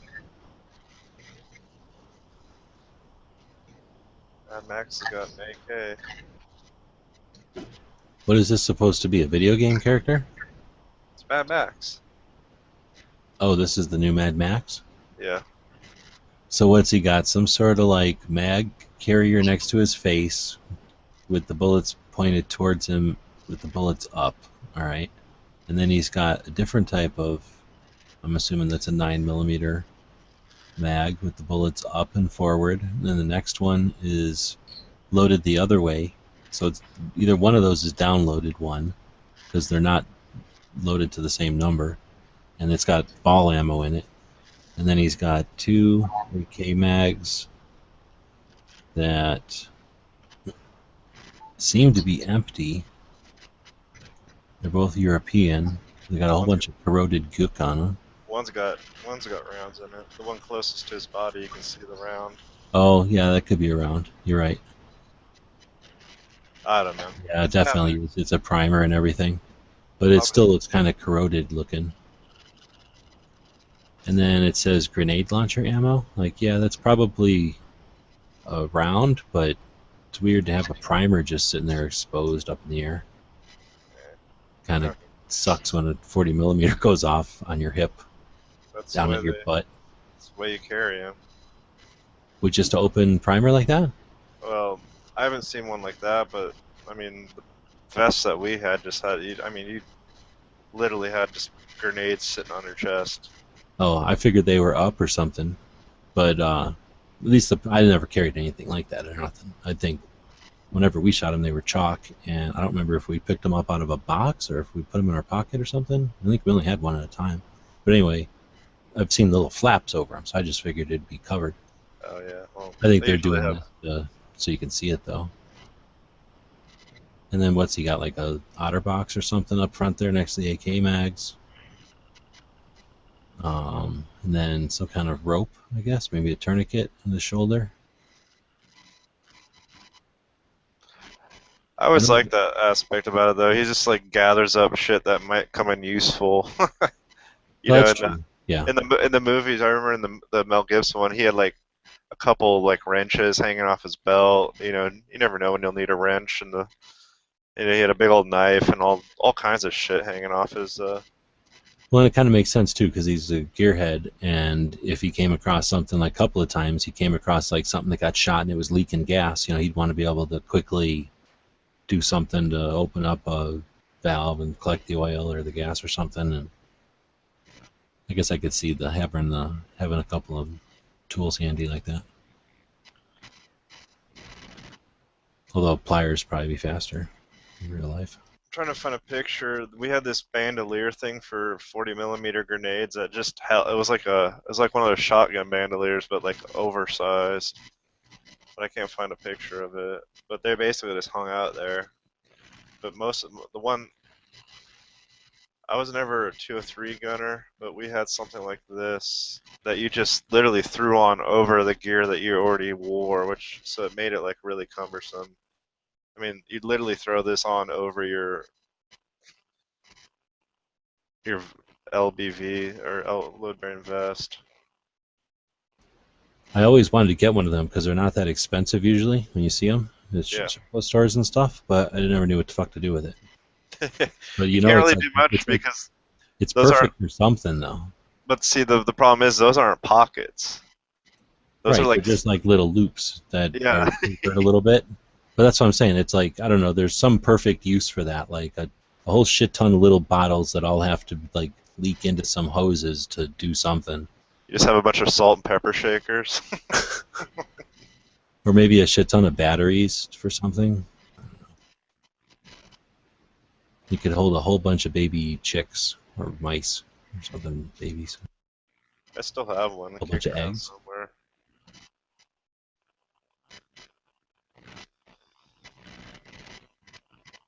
There's so much weird shit I wish I would have kept because I was right at that cusp of the like the Desert Storm meets the middle, or I don't know what to call it. There's like the late 80s, early 90s, 80s and 90s, and then there's this like period that when I joined, and then there was everything that came after September 11th. So I got to I had such a mixed bag of shit, like weird gear that like I don't even know if you can get anymore. I Well, yeah, never see. and it's like they were cutting budgets, so it's not like they were going to go buy a bunch of desert camo shit, so they made do with green whenever they could until it was used up, and then they like begrudgingly made tan, and then they immediately went to the new kind of tan. Now they're going back to green, which I think is hilarious. Or green and tan is what I'm noticing a lot more of.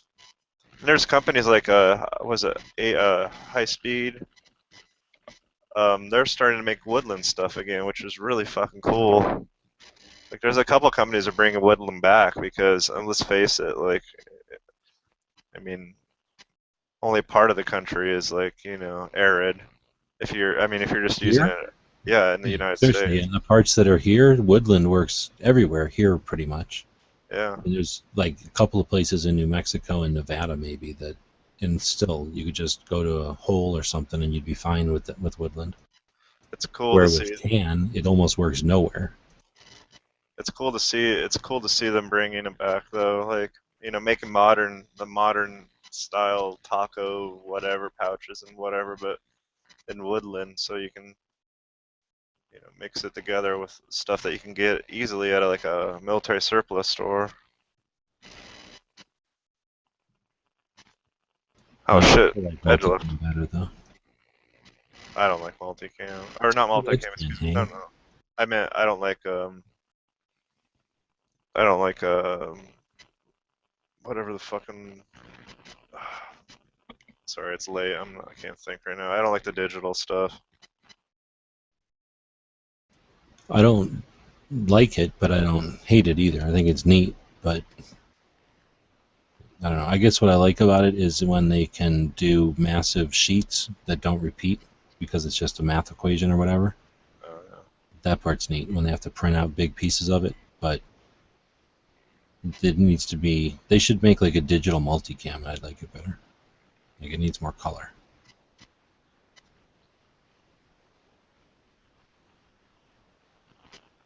Damn. Well, I tell you what, it's already getting to be almost late for me, and we're not getting a heck of a lot of people jumping in here, and I'm hosting, so I'm going to end up needing to do other stuff here that I can't carry the conversation on. You know, I have to concentrate on other shit.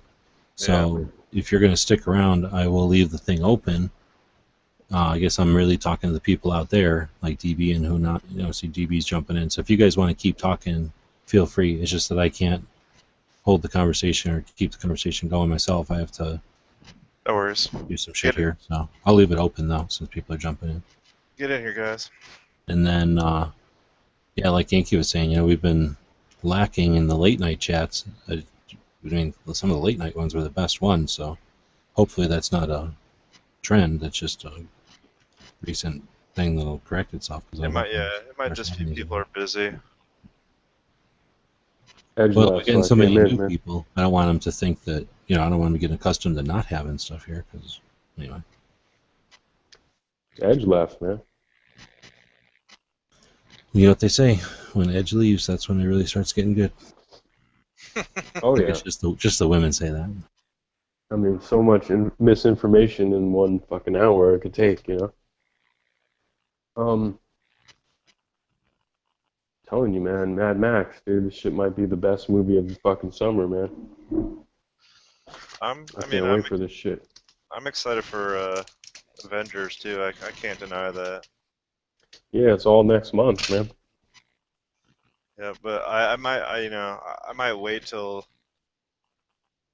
Avengers goes to cheap theater. I don't know, but freaking, I'm definitely like going to go the first weekend to see Mad Max for sure. There's no way I'm not. What about the sooner? I think is Daredevil. No, nobody's looking forward to that. That's a TV show. Yeah, but it's going to be like in a couple of days, right? Is it? It's on Netflix. At least the thing I seen on Netflix the other day. Oh shit! I didn't even realize that. Cool. I can't wait. That's gonna be awesome. I don't know if I like any of the actors in it, but I don't know that I dislike them. At least I'm looking forward to the potential. The guy that plays, was it Matt Murdock? He was in Boardwalk Empire. He had a pretty cool character. He was like a IRA like muscle. I don't want to call him a hitman, but he was like just like a Irish Republic Army like soldier.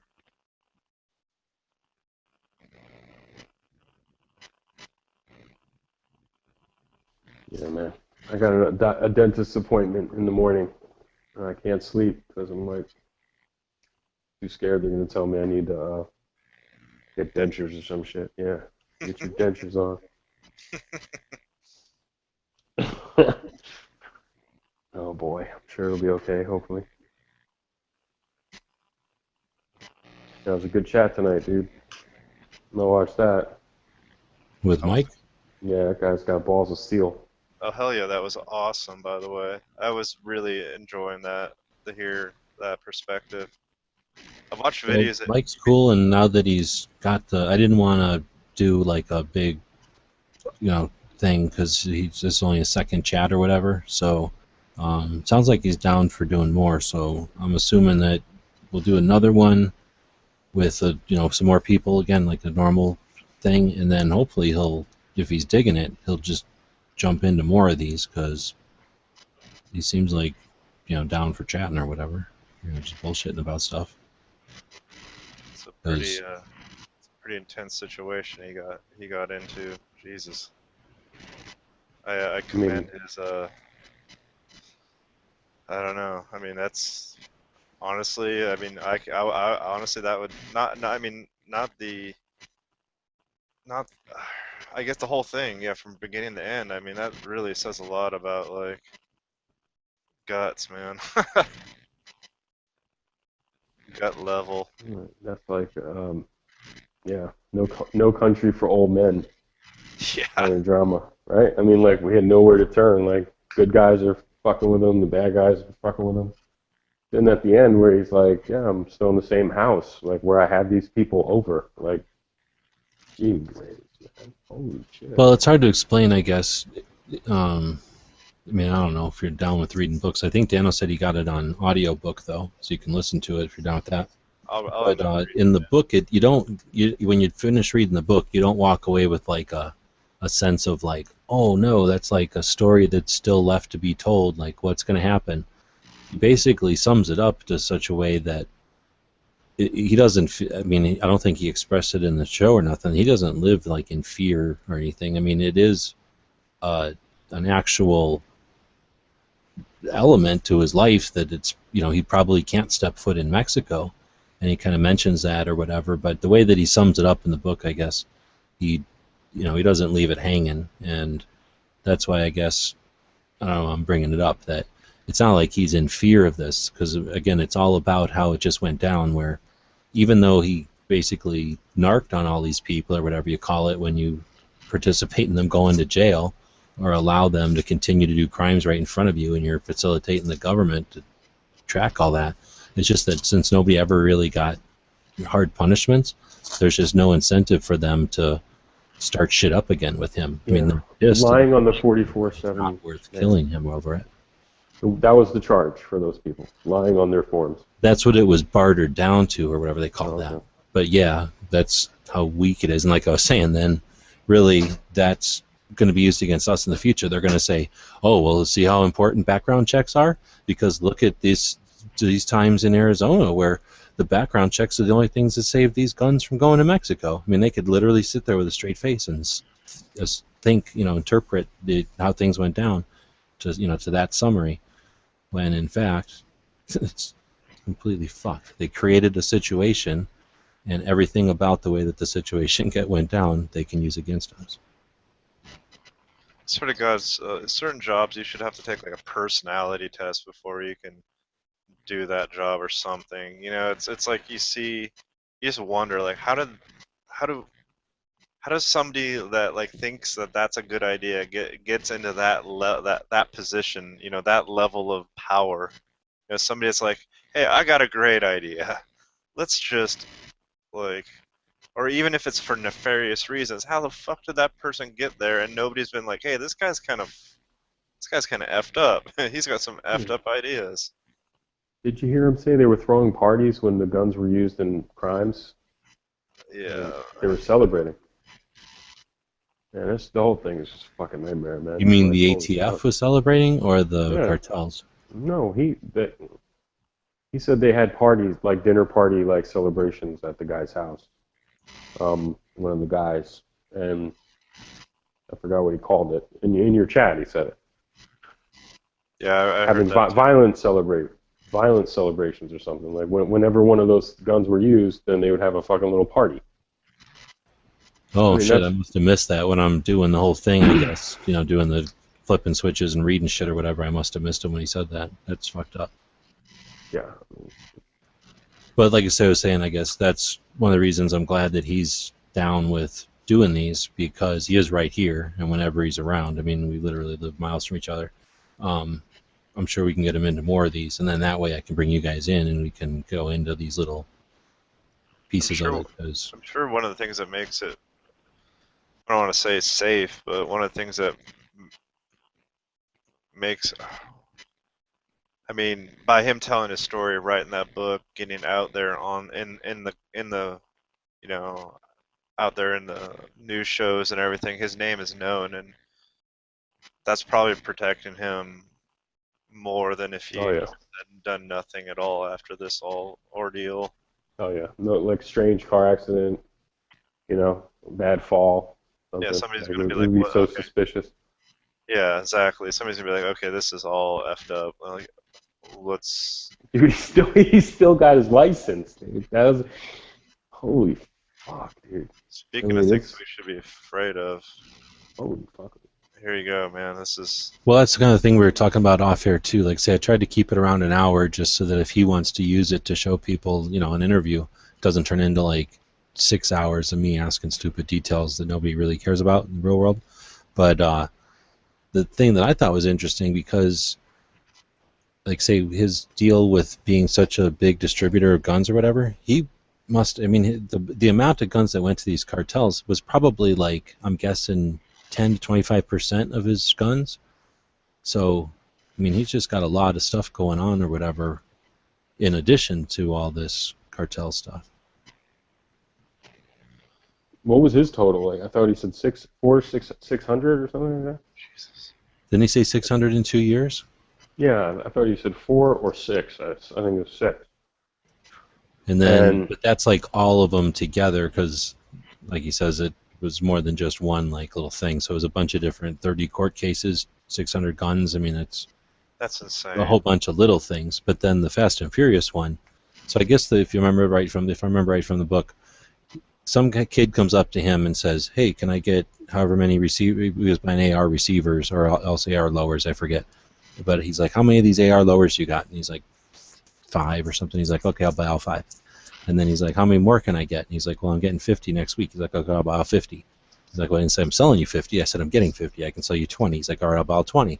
And that's when he's like, "All right, I'm going to go ask." And then I think the kid might have said, "Hey, do you know if I could turn these to full auto anywhere?" And then that's when he's like, "All right, I'm going to go talk to the ATF about this." And then it all started or whatever. So it started. Then the guy is coming over to his house to buy 30 guns, and then he's like, "Oh, I'm going to come over and buy some more guns." Okay, I'll call the ATF, tell them, okay, I'm going to go ahead and do it.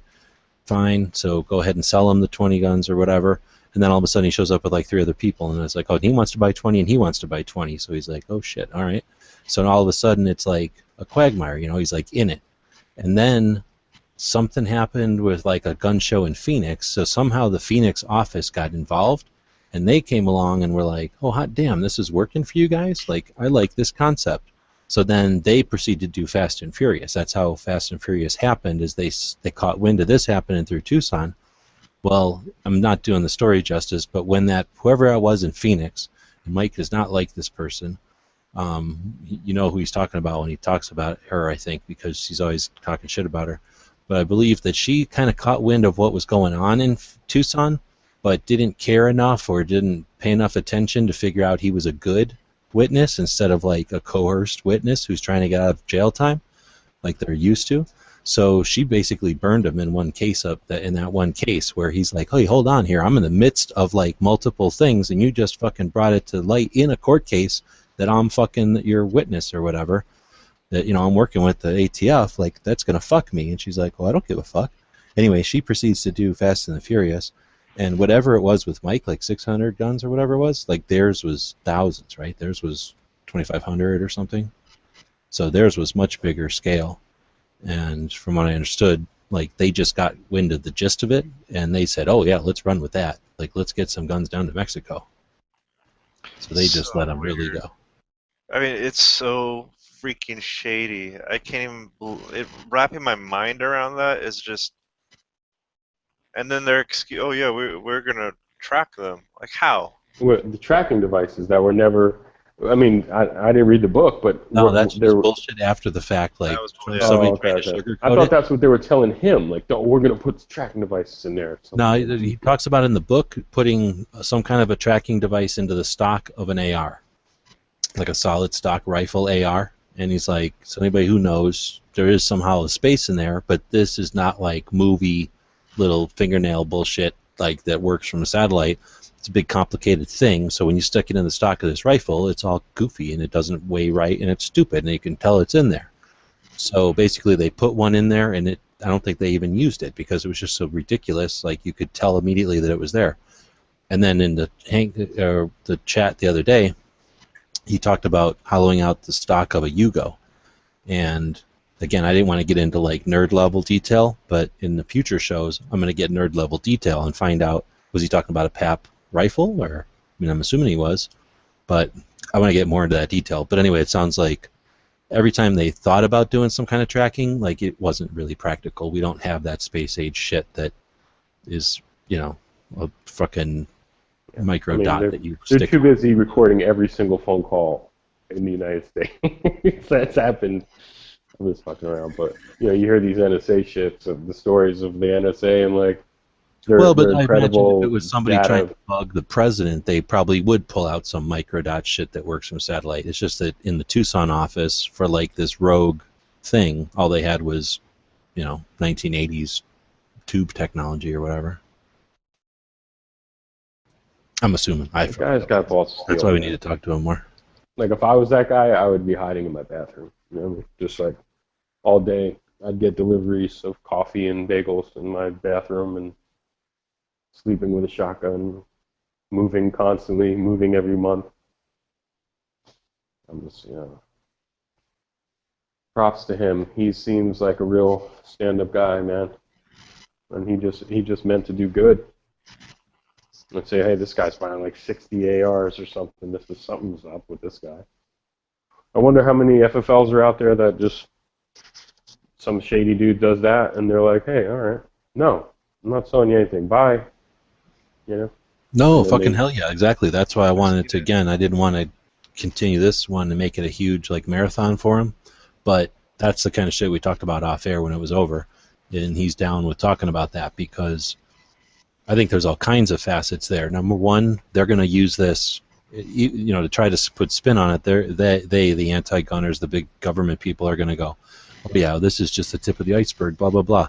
Well, fuck all that. Mike has been to like tons of gun shows. He's literally like got his finger on the pulse of what's happening at gun shows. So I want to talk to him about like, if it's even possible for the amount of threat level that they perceive to even be possible. I was, You know what I mean? I was I don't. fucking livid, man. Like the Mexican president, I forgot his name, Ramon or something. He came to the United Nations and he lectured us, or maybe it was Congress. I forgot. It was either Congress or the UN, and basically started blaming all his problems on like our guns. And they got a lot of problems. I mean, their cops are corrupt, their military's corrupt, the cartels run the government. They kill anybody moving, talking. They'll kill anybody. And it's not. And he came and lectured us about our Second Amendment, and how it's like too late. Like you need to do something to help us out. And Like it's our fault somehow. Well, I'm not one of those people that believes that the UN is going to come take away my freaking AR-15 or anything. But if you were to make that argument, like, how would you justify that a foreign power be like? How would they make that argument? But like, I mean, it was this is how they make that argument. Like, hey, look what they fucking did here. Like. But we should say, hey, we want to see a percentage of what America, your whole violence problem in your country. Let's get a percentage of American guns used. Oh no, actually, I saw a thing about that exact thing, and they were talking about there are a lot of weapons that are smuggled from from the U.S., but they said there's just as many, if not more. Like what you got coming down from the U.S. is from I haven't read this book. I've seen one other interview with the guy that G-Webs had on the night. But when I looked into it more out of my own curiosity, it was I forgot who the guy's name. I can find it, but he was talking about like a lot of the guys bringing stuff down to the U.S. they're kind of the amateurs. They're not. It's easy. Like it's they're not high tech. They're not doing. They're not. They're strapping shit to the bottom of their trucks or stashing things in cars. But the stuff coming up from the south, from Mexico south, where like Guatemala and shit, and where the Belize, actual machine guns are coming from, the real deal, not this fake ass shit that we have. Like those guys are sophisticated. Like they got like they're doing like real fucking. They're moving. They're moving as they're moving drugs and guns up from the south of Mexico, and it's Oh sophisticated. shit, dude! They could get crate loads. Remember when this shit just happened in Europe, the fucking attacks in Europe, Oh and we were like, how the fuck did they get an automatic fucking AK and shit? And it came from Bulgaria or some other fucking place. Like Russia, those dude. drug kingpins in Mexico, you don't think they can private plane shit or cargo ship stuff and get it through like customs from like overseas if they wanted to? But I was just bringing it up because a few years ago I was reading that they were just basically some of the people in the military are cartel, like undercover, like double agents kind of shit. And they're like paying them off. And I remember seeing that they would just basically rob a military arsenal. Yeah. But like basically the military guys would like leave the door open for them. And that a lot of their weapons was coming from their own country like that. So Not to mention, other countries that have funded. I don't know. I don't want to say revolution, but you know what I mean. Like, thrown money at puppet governments and thrown weapons at puppet governments. Oh man. And this is a bummer. Sorry. What And so there's a bunch. I mean, there's an abundance of weapons, in like certain South American and Central American countries that are just off the book. I mean, they're not even on the books. You know what I mean? It's just when you have governments smuggling weapons in to help the whatever rebels, He it's basically came. Their Mexican president came here to talk about our gun problem and our drug problem. Like, We have a you problem. Americans got a lot of drugs. You guys want the drugs, and it's like, yeah, we get it, man. Your country's over with. we definitely have a Yeah. problem, but it's not a gun problem. I'm not one of those people, but this is like that is a government problem, or that's a departmental problem for one government agency. That's Yeah. it's fucking We elect a new emperor. They could be like, it's we're disgusting. gonna disband that, and we're just gonna have like the agency of fucking gun. Gun crimes or some shit. I don't know. Gun taxes. I mean, The I agency. Fire all those people. That he said they all kept their jobs, man, except like one guy or something. Man. That's what's crazy, man. and if they wanted to, if they really did want to, they could they could. There's so many ways they could have nipped that in the butt without having to step on anybody's rights or send weapons into fucking Mexico. If they really wanted to stop that shit, they could have easily stopped it. But it's obvious that those people in charge are. I think they're either they're corrupt and inept. Like, because I can't think of any other way that somebody could be that stupid unless they're also stupid and corrupt. You know what I mean? I know. I think what you're saying, and I agree that if that's the situation, I think that there's both. I think that there's the people that hide in the bureaucracy because they are either inept or they know that they can just shrug their shoulders and act inept because no one's going to hold them responsible for anything. And then there's the people that are literally corrupt and know that, again, they can hide in the bureaucracy. They can blame it on those people that are willing to just shrug off the responsibility, and then it just gets cast onto nobody.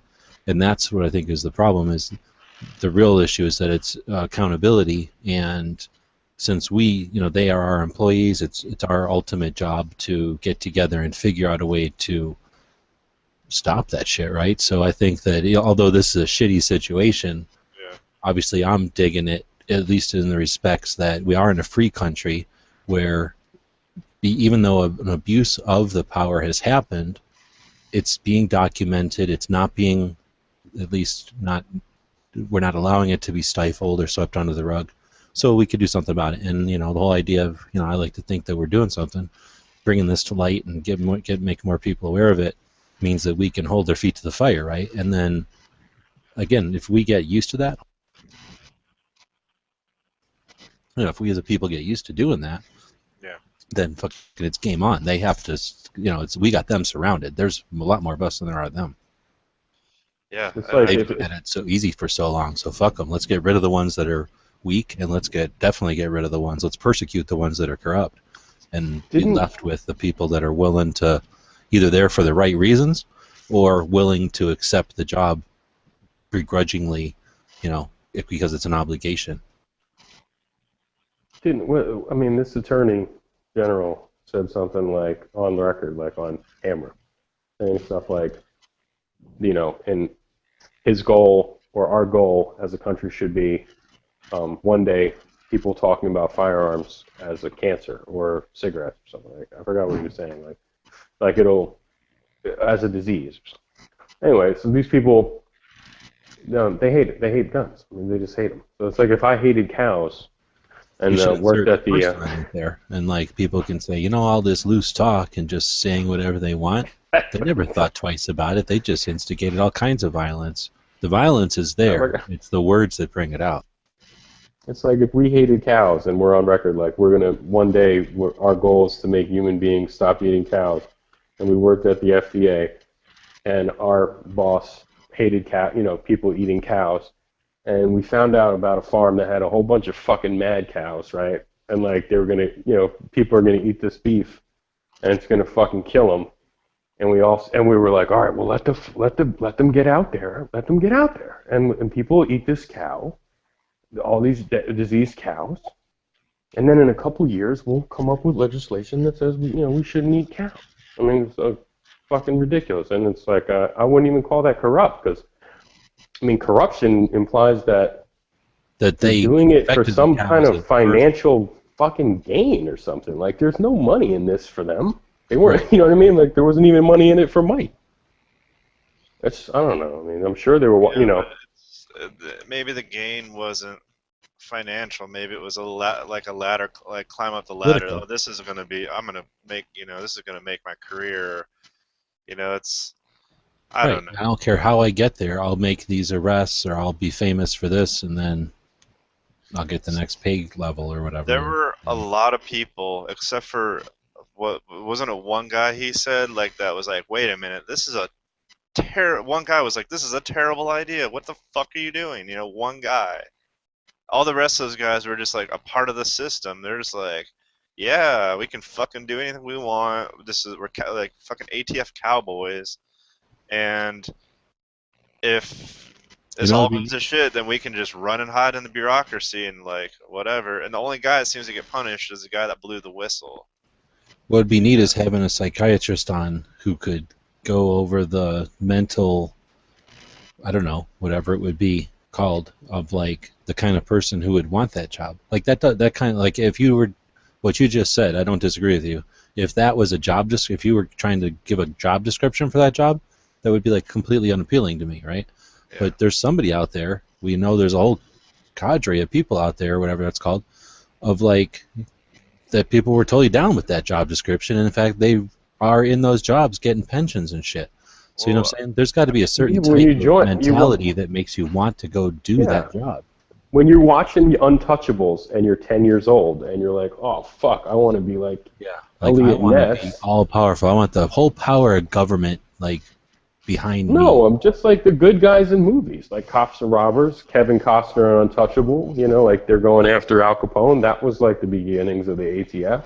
Yeah, but right? I don't know. Maybe it's because I'm in the Old West or whatever. But I can watch like a Cops and Robbers show and identify with the individual cop or maybe the sheriff. I don't identify with like, oh, I'm an agent of the massive federal government. Like, you know what I'm saying? Like, what's an FBI? I mean, look at FBI, DEA, like all those movies when I was a kid. Like, look at Miami Vice. I mean, just because they were local doesn't mean that there were guys just like Sonny and Tubbs in the DEA doing cool shit, busting bad guys, and like you want to, it's like a cool thing to be, like a cop. I'll tell you this. I don't know. On Miami Vice and specifically, it seems like all the federal level guys were dolts, right? They were like, duh. And then the Miami Vice guys were all like, "Oh, come on, we know we're safe." It's funny. At the end of Miami Vice, didn't it come down to like the Fed guys saying, like, "This is all bigger. This is our job now. It's all bigger than you guys. Let them go." I remember one of the big episodes was like, "You let him get on the plane because this is way over your head." Yeah. And we're like, everything you've been doing is bullshit. and we're on to something bigger than you guys. So you guys keep busting little coke dealers in Miami or whatever. So my It was crazy. experience with federal law enforcement was a bunch of us were leaving the army at the same time. There's a bunch of us that came in to get like at the same time, so we're leaving, and they had like this what I'll call it a job fair, but it wasn't really a job fair. It was literally just a bunch of tables with a bunch of different agencies. There's a few, like maybe 2 or 3 local law enforcement agencies, and then every other one was a different. Like there was Uniform Secret Service, Border Patrol, there was Customs, there was some other thing. There was ATF. There was a DEA guy, and they were literally there, like having us fill out all this fucking paperwork. Like we want to hire you guys, and I was not that interested, but like fuck it, like I'm down there with some friends of mine. We got the day off. We don't have to do anything but this. I'm like, oh, that's cool. So we filling out a bunch of paper. I kind of picked the ones I wanted to pick, and left off the ones I wasn't interested in. And but about 3 of the guys just took one of everybody's and filled them all out, sent them all off, and it was literally like, let's wait and see what happens. And like, you know, it's weird. Like some of them were like, well, you need to take this much schooling. If you want to do this or that, if you go to, you use your GI Bill, like then we can talk. And some of them are like, yeah, come on in. Fucking water's warm. And like sometimes I wonder if that's how it is for like, because when I think of an agency that I would like to be a part of, it'd be like FBI, of course, because they're like the rock stars. But what's the ATF? They're like those guys that They're like internal affairs or something. yeah, they're like the guys that like when you think of ATF, you just think of the Branch Davidians and Ruby Ridge or whatever. You don't even you don't think I wonder if a lot of those guys that get that job are like that was like their second choice. You know what I mean? That's what I'm Oh, getting that's at. a good question. I've talked to people. Well, I know people who have been. I know tons of agents because we got Border Patrol down here, so I know tons of guys that are agents technically because they're in the Border Patrol. But I know guys that were back east, like Washington jobs, and from what I've heard, ATF is regulatory as well as enforcement. So a lot of those people are like accountants and lawyers and that kind of thing, where they wanted a paperwork job, and the government is a secure paperwork job where you get a pension and all that kind of shit. It's like a good, comfortable one. Mm-hmm. So yeah, they had. It's not like they were like pro-gun or anti-gun or anything. They just wanted a sweet government job, and they got brains, so they didn't get a shoveling dirt type of government job. They got a paper pushing government job. Yeah. And a whole heck of a lot of the ATF is paperwork shit. So very few of them, I get the impression, are like at all into guns or were in the military or anything that you would think of as like a federal agent. Or to even They're have more knowledge. like just a bunch of business people. Even have knowledge of what they're. I mean. Oh no knowledge. Yeah, they said most of them were like, I came on board as an accountant, and now I'm somehow in charge of like gun licensing. Like, Imagine you join the FBI in the 60s, and then they give you a job to like spy on John Lennon or Martin Luther King Jr. or some shit. You'd be like, what the fuck? Like, thought I was gonna get bad cool guys, job, dude. Man. Spying on John Lennon. Oh, yeah, man, like that would be why? the ultimate Why? job. I'd have to, and then you It'd be a can't. terrible If job. you were, no, I know, you but I'm hang saying like out, you can't you fire. have to- yeah, Oh, No, you you'd be can hang out. You're in the fucking car, dude, in the van. You're outside drinking some shit coffee in an old fucking car. you- You're in the while fucking van, dude. He's Across the partying his street. ass off, and you're freezing your ass off. Like, look at all the No, fun they're yeah. having in there. Go Gee. undercover, dude. As a 60s hippie Exactly. or something. Or just even if you always wanted to be a cop, and then you're busting a single mother because she had like a joint in her car, and now she's gonna lose her fucking nursing license or something, and lose her kid, and you're like, whoa, I wanted to be out here like being a detective and like solving murders and shit. There's But like, people- no, you're ruining lives. There are people that want those jobs because they want to do good, and then there's people that want that job because they're not going to flat out. There are guys that'll straight up say, "I wanted to make a difference, and that's why I chose this job." And they're probably most of those guys are probably they're being honest, but you're not going to have a guy being like, I wanted power, that's why I took this job. But some of those guys took those jobs because they wanted the power, the thrill. I have a badge, I have a gun, I have And, authority. it's the ultimate, at least in some regards, because when a bunch of cops are going to sit around measuring dicks, there's going to be like, oh, I'm a local cop, oh, I'm a local SWAT cop, like, oh, I'm a state cop, oh, okay, I'm a federal cop, right? I'm an agent. Yeah, so you know what I'm saying? It's like they not only wanted to be a cop or whatever that mentality is, save the day slash, ultimate power, but they're like, I need to be the one with the ultimate power. You'll Dude, get a it's like kick out we of were this. MBA. Like, if you went to school and got an MBA, like, and you got into business, like, your ultimate goal is to be like Mitt Romney's boss or some shit. Like, Yeah, they're all doing it for something, like, to be the best or the most successful in your mind. What's the most successful level you can reach in your job? If it was law enforcement, I guess it would be like detective or I don't know, man. sergeant. I have no idea. At least my experience with government workers is they don't have that kind of drive as much as the drive to like attain the level of security that a government job offers. So like as soon as they get to whatever the equivalent of tenure is with a teacher, like that's what their real goal is. So they might be like, well, I'd rather help people than hurt people. I chose not to be like a nuclear bomb technician or something because I don't want to go out and hurt people. But on the other hand, what their real ambition is just to get a secure job with ultimate security. And if you're big government, or if you're pro big government, then you can't fathom a more secure thing than being, getting your pension from the big government. So I worked for a couple companies that were, don't need to go into the companies, but they basically hired two types of people. Well, no, let me rephrase that. They We don't hired have to two go into people. the name of the company, but we do need the store number of the company. Yeah, no shit. The people they hired were either cops or ex-cops or ex-military. That's the backgrounds they look for, and those are the people they hired. And I had never worked in that kind of. Well, I worked, obviously with the military, but I'd never been in this freelance thing before, and noticed right away, like right freaking away, the room you go like, you'd be doing your paperwork and shit sorted out, and they'd basically be giving you your it's just like when you go to your military unit for the first time, and you got a bunch of new guys there, and they're sorting stuff out and getting you guys squared away before they send you off to whatever assigned unit you're going to be assigned to. Same thing, but not not government.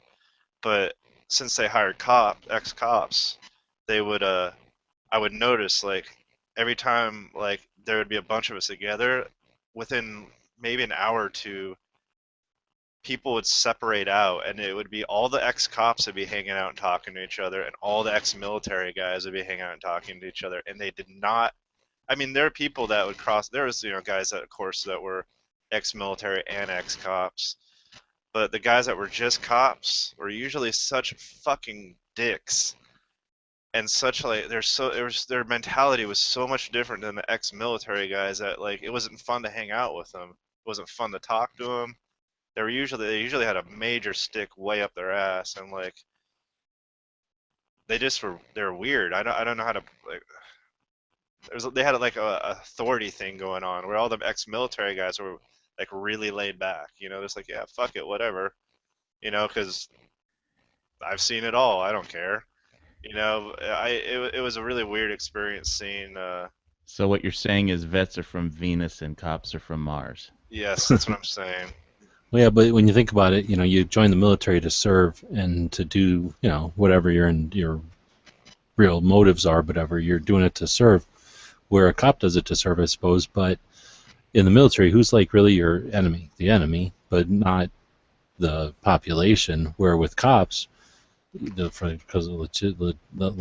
of the litigious society we got, or just I don't know, whatever the dynamic is. It seems like they're always, or a lot of times they're, we're their adversary. Not each individual, but just the public is just as much their adversary because they can get bit by the public by doing a good deed just as much as they can get bit by the criminal for stopping them from doing a bad deed, right? You usually don't join the military because you want power. You know what I mean? I mean, No, exactly. could, You do it to serve, to help, and to do something cool, or hopefully, or whatever, to hopefully do for your a part. better good, But a bigger cops cause. I think they start that way for sure. But then once they get in there and they're constantly, I mean, I can't even imagine. It's just such an unappealing job. I understand that it's a necessary job, but I mean, literally everything they do is under scrutiny and potentially liable for like every action they make. You've got to look at your brothers like that's why there's that line or whatever they say. You know what I mean? Like you Yeah. can. There's no way of knowing who's going to be against you, except you know your brothers are your brothers, and then very little chance of them turning on you. But you know what I'm saying? That's why I think they get into that like us and them mentality where vets, I mean shit, except for like Army and Marine or Navy and Marine or all that kind of animosity, there's like you say, nobody joins the military to become like Patton or some shit. You join the military just to do your part. We were working for Department of Homeland Security, and these Federal Protective Service officers, they're like federal cops. They basically, when you go to your local courthouse and you have sheriffs, doing security work around the local courthouse. Well, the FPS basically are the federal equivalent of that. And these oh man, there was this hottest blonde chick I've ever seen. I mean, I've never seen a cop that was this hot, and she was such like I can't even explain to you how standoffish and mean. I mean, just mean. Like I don't know, like trying to of course we're trying to chat her up because she's cute, but dude, she's like I've never seen anybody like that outside of like law enforcement. Like I can't explain it. Just that like gung ho, like this weird gung ho cop mentality. Like call me officer so and so. Like just fucking riding our asses, like telling us to just ordering us around and shit. And it's like, God damn it, lady. You don't have to pour like the bitch attitude on extra heavy because you're a female cop. But I don't know. It was definitely weird to see it from both sides. I know a lot. I know a couple cops in my city, and they're really good people. I Wait, mean, so why was this blonde chick ordering you around? because she was a fucking. We were What- we were contracted to basically fill the roles that they couldn't fill because they didn't have enough officers, and so she would basically come around and make sure we hadn't burnt the place down, which wasn't really necessary because we were all adults. But when she came around, she would just jump on our asses, like more than anybody else. Like it was insane. Like I'm like, is she doing this because she's a female and she's a cop? She's doing the cop thing, but she's doing it so much worse than any of these other. Sometimes, if guys are short or it's a girl, they just overcompensate by being a dick. Man, And that's it. one of the guys I was working with was an ex Green Beret major. Like I don't think you don't need to yell at him to get him to do something. You know what I mean? Like we are all hired for reasons. We are all like it's it struck me as weird to like see this like I don't know. I'm very It's bad at like they're phone unplugged and just not in sync with everybody else. it was this You cop thing. know, the only salute I know is disrespectful. I don't know. I know I met a lot. I know a lot. I know some good cops, and I know and the majority of cops in my city, I'm sure, are good cops. But there was a thing that came out, I think about 5 years ago, maybe 4 years ago. They looked at the like highest paid city employees in my city, and two of them were motorcycle cops.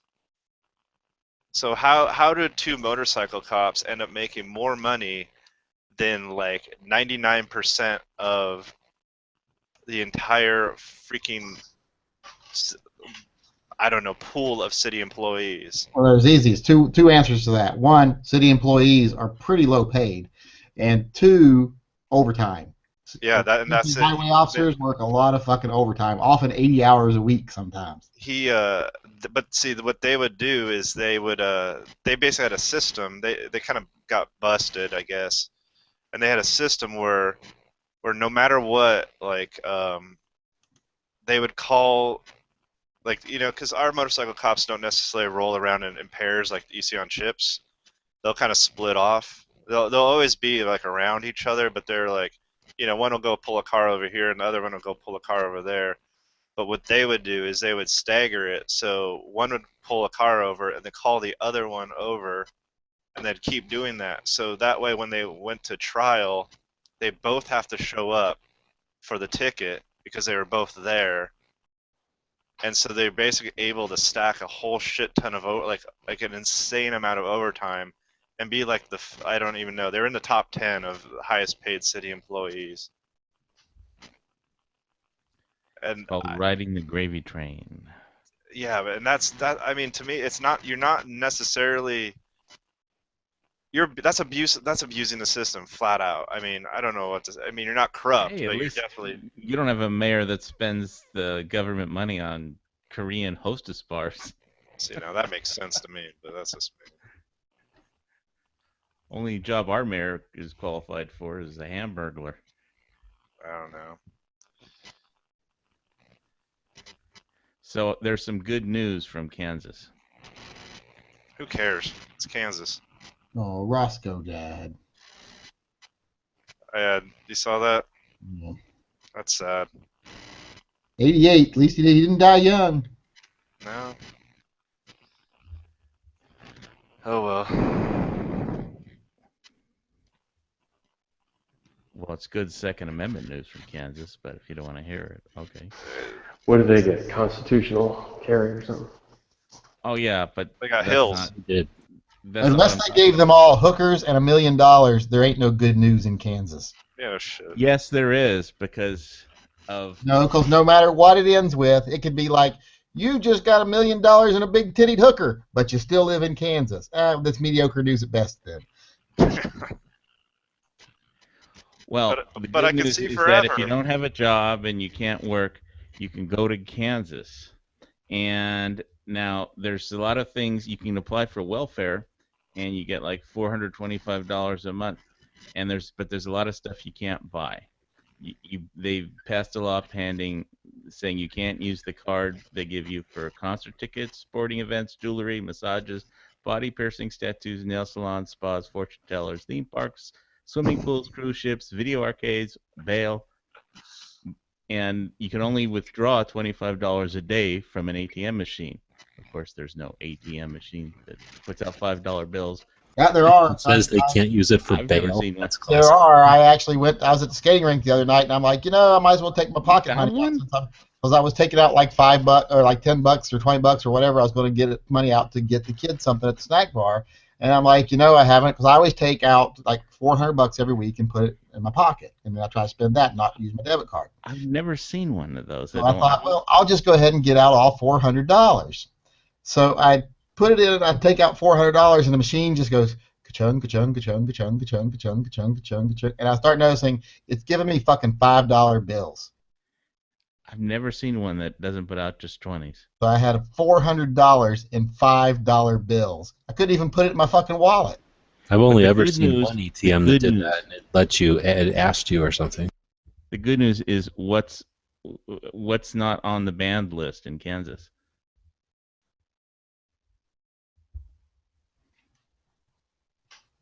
They should just be like EBT cards like they are here, and the only thing they should They be are. for is food. They are, but guess what's not on the ban list? What?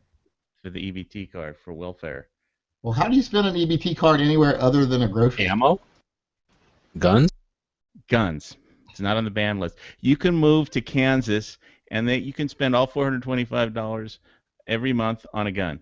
How do you use an EBT card somewhere to buy anything other than food, though? I mean, who takes EBT cards? It's a credit card. I've seen like a it on credit the, card. like when you use a Anybody. credit card on the register at stores. I've seen it be an option there, so maybe at other stores. Take it, though. I mean, it's like if you have American Express and you go somewhere that only takes Visa and MasterCard, you can't use it even though it's a credit card. EBT cards, who fucking takes EBT cards that isn't like a grocery store? I mean, Well, but that's what I guess is we're Anybody saying, with a is if it's computer a state terminal where and a you can machine? buy other stuff besides food, maybe those stores accept it. yeah, see, that's ridiculous. They shouldn't even be allowed to accept EBT cards unless you're like a grocery store. But you can move to Kansas, open carry, and the government will buy you like a gun every month. Well, cheap gun. Well, it'll $425. You can get a decent That would gun. be kind of cool, though, to just save Yeah. up all your government money and then buy a decent gun. Yeah, And well, then you could always go to a but that's- state and flip it for but double your money. But unfortunately, let's face facts. If you're getting that $425 a month, you got very little income and kids you got to feed. So I don't think you'll be saving it for guns. Well, all right. Well, if you want me to explain to you why you guys were earlier wrong about the Tavor versus the Yogg, I'll be happy to. I wasn't here for that. What was I wrong about? No, it was G-Web's talking about. Oh, G-Web's always wrong. What are you talking about? What the fuck? How can I be wrong about my own opinion of the gun? Well, it's the problem is you haven't considered what it was designed for. I mean, it was designed for Your urban crazy idea was combat. that It's crazy designed for urban combat. CG What Webs. was the Yogg designed for? I thought it was designed for farm combat. Yeah, that was your fault, G Webs. You thought it was designed to be able to take out and shoot easily and accurately. It was designed for close quarter urban combat only. What? Yeah. Wait, what? It was Tavor? designed- A Tavor, not a Tabor. What? I don't Tavor. give a fuck. Potato. Why would anybody issue a main battle rifle? Because that's where they fight. That is exactly where they fight. All right, all of Israel is not one big city. Like, why would you be like? That's where they fight. Well, you They gotta don't- show me where you Palestinians read do not this. fight like they fight. And What There's- crackerjack box did you get that out of? Because that doesn't. Israel is really good about you look at their thinking things wars? through. When you look at their wars, they're fighting. It's an urban combat rifle. It was designed to be an urban combat rifle. It has features for an urban combat rifle. And look at the Steyr AUG. What the hell kind of combat was that? Why do you create a bullpup amount of rifle scope sight on it for long range shooting? I mean, it wasn't designed for. It's a gun that doesn't have a mission. The Tavor What? is actually designed for. bullshit. It's like when Well, you're it's the complaining most about. proven. I it's can the see most what you're proven saying. It's the most proven bullpup in the world. The The AUG was Steyr, you designed mean? not to freeze The in. Steyr AUG. Yeah. Well, I think the Steyr was like a leg or a step in the transition from like the FAL and the SETME and shit like that, the G3, those big long guns, to a shorter gun. I agree with you. It might be odd if you think of it as a close quarter gun to put a scope on it, but I think they were thinking of it as just a shorter FAL.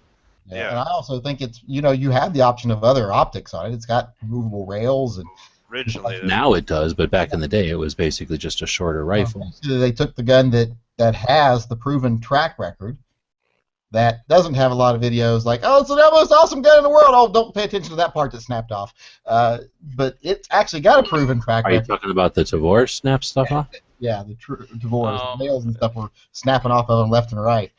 But the AUG wasn't designed. The AUG was designed to be like a rifle. It was designed to be compact, but it was mainly designed so it wouldn't freeze in sub-zero temperatures. Because let's face it, we're the only difference the only thing I like better about the AUG than the Tavor, there's two things. There's two things that make me, because I don't love either one of them, but I prefer the AUG, and there's two reasons why I prefer the AUG. One, I think it's more ergonomic, the way you hold it, the way you operate it, etc., than the Tavor. I find the Tavor has too much plastic in just the wrong places to make my hands fit properly or be able to move naturally. And two, the Tavor is too fucking back heavy. It's like you're fighting the barrel down the whole time you're shooting. That is a You don't wanna design feature. You I don't don't get want it. that in a gun. If I'm firing a gun, why do I want to have to fight the barrel down? I don't understand why. I want to go back to this. They only designed it for urban combat because that makes no Right. fucking sense. That's what it was designed for specifically. All right, maybe, but like to For sure. But it's. Well, do I get to answer Yankee while you're trying to put together a sentence? It's Oh, ouch. Funny. You're good. Keep going. Let's hear it. when you're saying you don't like that it's back heavy, it was designed to be back heavy for specifically because you can move for two reasons. One, you can move the barrel from target to target faster. And when most people with an AR, Wait. I have never seen any evidence that you can move the barrel from target to target faster. You can move the barrel off target faster. Jerry McCulloch's video and look at Jerry McCulloch's video, and you'll You see mean the one where he's selling the Tavor? No, forget that. Forget that then. Let me just get a sentence out. When he moves the barrel, if you're used to an AR and you move the barrel, and then you switch to a VOR, you'll just overshoot. You move the barrel to the left, you'll be like shooting way to the left. You move the barrel because you don't have to move the front very much at all. It'll go. You can switch. Wait. That's due to it still abides by the same law of mechanical physics. So you still have to move the axis of the barrel the same amount to change the distance where you're shooting to. You might say it might be easier for you or more natural because of where the weight is, but I don't find that at all. I find me having to fight the barrel back down on the target when I try to acquire a new target. I never found that at all, but I mean, I don't know how much shooting you did with it. But the other thing is also when you're standing on patrol or standing on guard, I mean, you just lean it against your shoulder, and all the weight's on you don't have to use your arms. You don't have to use. I mean, it's just if you're standing patrol. If I'm standing patrol, I'm going to have it in a crossbody position. I'm not going to have it on gunspot. Well, you don't want to. You don't want to stand in Jerusalem. In Jerusalem, if you've got Palestinian terrorists and you're manning a roadblock and checking every Palestinian person that's coming through to see which one's going to. That's not guard duty. No, I didn't say guard duty. I said like a. You said you're standing guard. That's not guard duty. At a road checkpoint. Well, you can call it what you want. Checkpoint duty. If you're working checkpoint, what you're going to do is the guy working checkpoint is probably going to have a sidearm and his backup's going to have rifle. That's if they're doing it properly.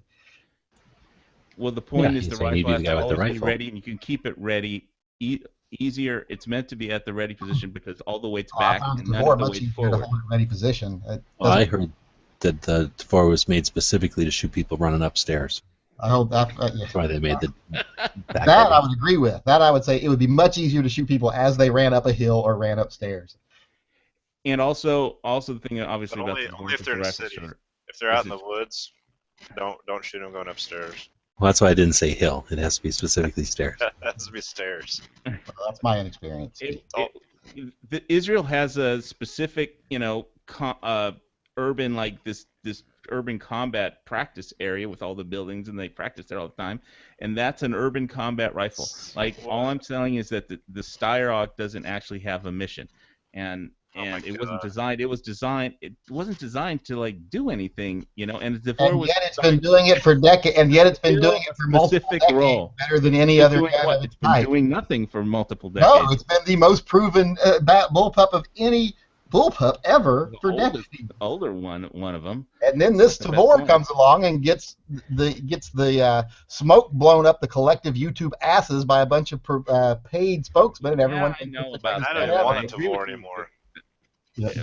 Well, I wouldn't go around taking away from what the Tavor. I'm not saying it's bad because of that. I'm saying it doesn't have the proven record. It just doesn't. How many battles is a Styrock? Well, but it's made by IWI, right? Yeah. Wow. So I mean, it's made by a company knows what they're doing. Yeah, but it was designed by IMI, and that was when it was state controlled, and it was designed by the state for urban combat because that's what they needed a good rifle for. So when was it designed then? A while ago, huh? Yeah.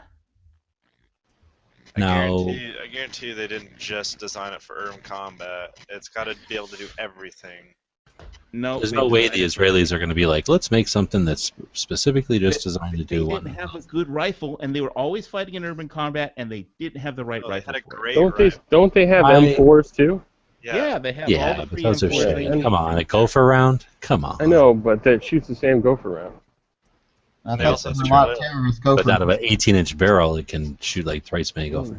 Dude, when your main threat is people throwing rocks and bottles, I mean, do you even need a slingshot? I don't know. I don't get it. Well, I agree that the bullpup would be a good option compared to an M4 or something, but again, I think they made it a full-length rifle barrel because, not another Uzi or Scorpion or something, because they do shoot at fucking distances. What's our equivalent of that? Our equivalent of the Tavor is the M4, right? I mean, that's our close quarter. Yeah. Well, We don't have anything really like a I was sub gonna gun. say, if you want to call that an equivalent, I guess. It's not an equivalent. It's like, you know. Close quarter combat. I remember seeing the Tavor on Future Weapons. We don't like have any 15 guns years ago. designed specifically for close quarter combat. It was, No. yeah. Wasn't it on Future Weapons like 10 or 15 years ago? What, Like, the Tavor? Short barrel shotgun. Yeah, You have some the short Tavor. barrel shotgun. I don't pay attention to future guns usually. Yeah, I remember, and basically Well, it was like the a do-it-all. The gun FN. was supposed to do it all. It was like a The do-it-all gun. DS90 and that other, whatever the sub 2000 real gun was, like that was a big deal. I remember for a minute. Oh yeah, look, the FS 2000. You can't say that's just a close quarter. That's like But that's not a fucking battle bullpup, rifle. is it? Is it a Yeah. bullpup? Yeah, I guess oh, it yeah. is. It's just And a it's like huge the bullpup. French armies. Isn't it the French army or something? Oh, They're, I don't they're like phasing them. out that gun. They're phasing out their own gun. Sorry about my homie. I haven't seen. I've seen the Styrog overseas in hands of combat soldiers and combat missions. I haven't seen a Tavor. I know they've used them a couple times, but Yankee's right when he says that the AUG has got the track record because it's used by multiple armies that have been involved in multiple conflicts. Does the over- Tavor even have a bayonet? Yeah, it has a version with a bayonet. Yeah, Oh, it does? Okay. Yeah. Okay. Is it G-Bud's a? almost- It's, well, no. I mean, I wouldn't believe that it's a combat gun. I mean, especially the let's- Israelis. They're not gonna. They Uzi had a fucking bayonet. They're not gonna make a gun without a bayonet on it. Right. I'm just saying that the Tavor was not made to sell to the United States market. Okay, they didn't make it so IWI could get some guy on YouTube to sell it. They made it for urban combat because they didn't have the right rifle for urban combat, and they were fighting mostly urban combat in the Lebanon, in Beirut, in Gaza, and all they do is urban combat practically. That's- Because nobody I'm will sorry. fight them. There's not any real army that's going to fight them. It's a place called the Golan Heights, and there isn't much urban there to have combat in. Well, you want to tell about the Golan Heights? It was a tank battle. It was a long But there are battle.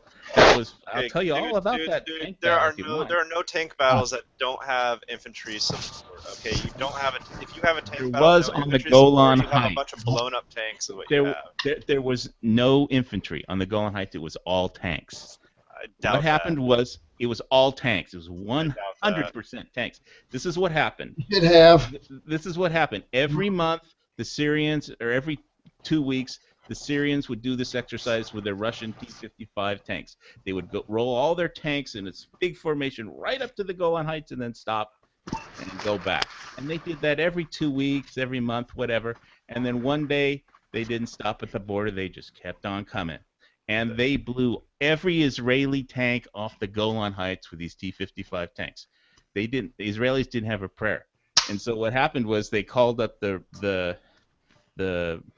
reserve battalions, and the T-55s rolled up to the edge of the Golan Heights and started wanting to fire down into Israel and the Galilee. And the problem with the T-55 tank is it was designed for the open fields in Europe, and it only had a 5-degree declination.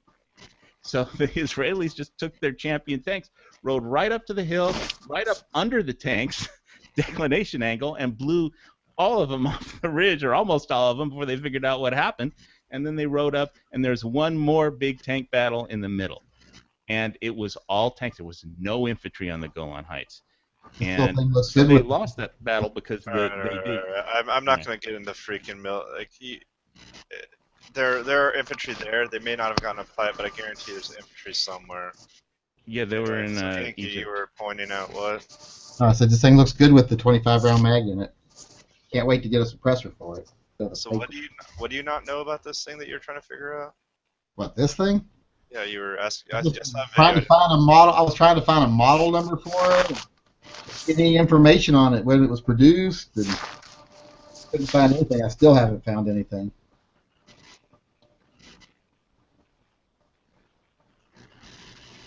But I went ahead and got it because I can't find any of them. So I'm like, well, the fact that I can't find one means I can't.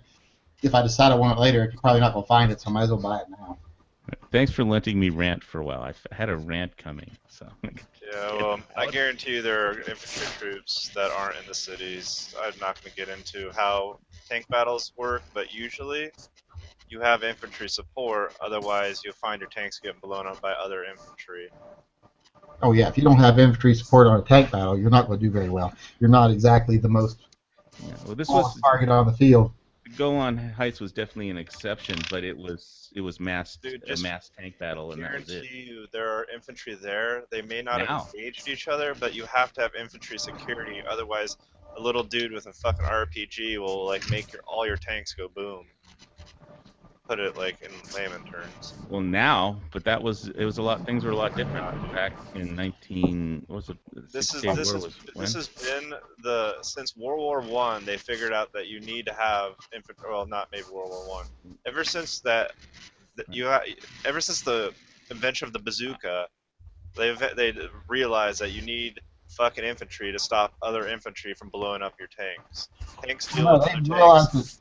They realized it before that even. They realized that since the invention of grenades, when they would just send little guys out in foxholes and wait for your tank to ride by and jump up and throw a grenade in the empty spots and track places. And Point.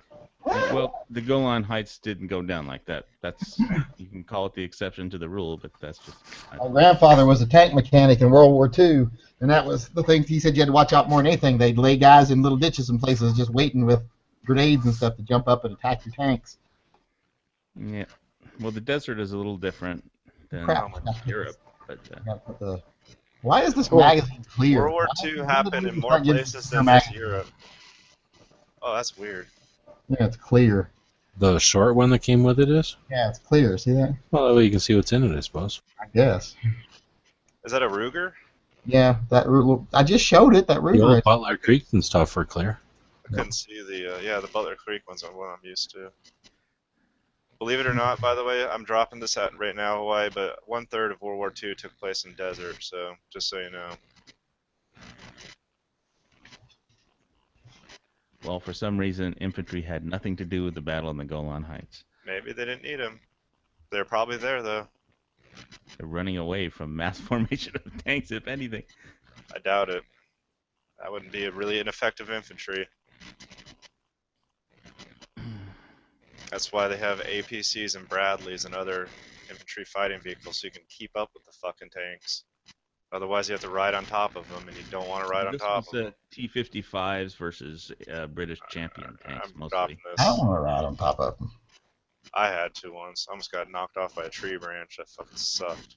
I used to get to ride them when my grandfather would take them out to decommission them. That was fun. Oh, wow. Like old Shermans and stuff? Any old tank that was being decommissioned, he ran the National Guard unit there in Point Pleasant, West Virginia.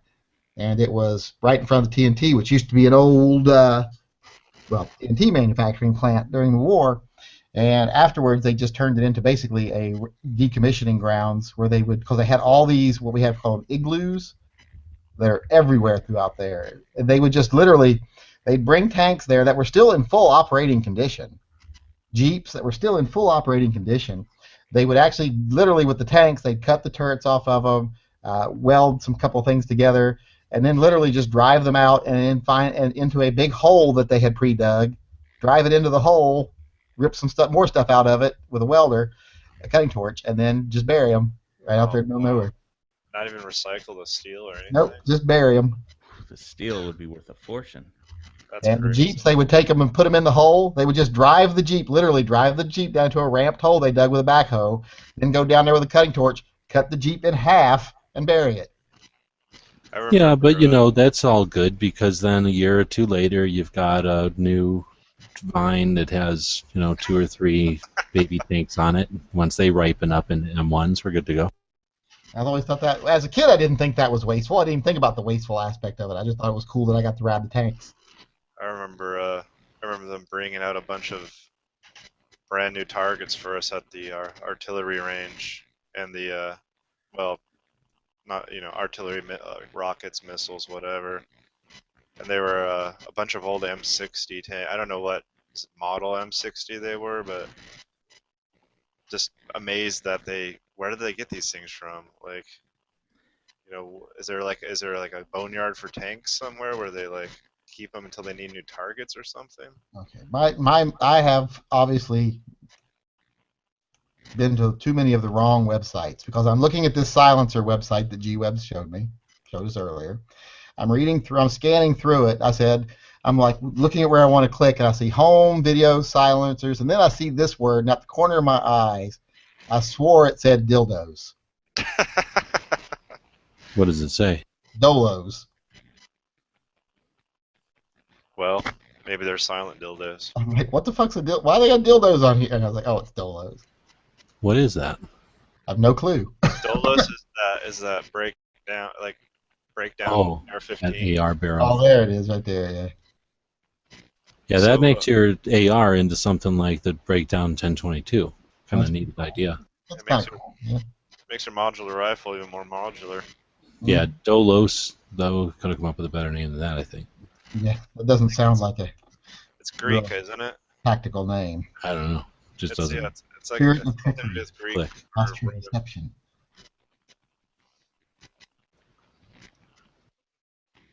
No, it has some kind of cool connotation to it. Might have to get one of these suppressors though for only $199 and it's suppression of 117 decibels.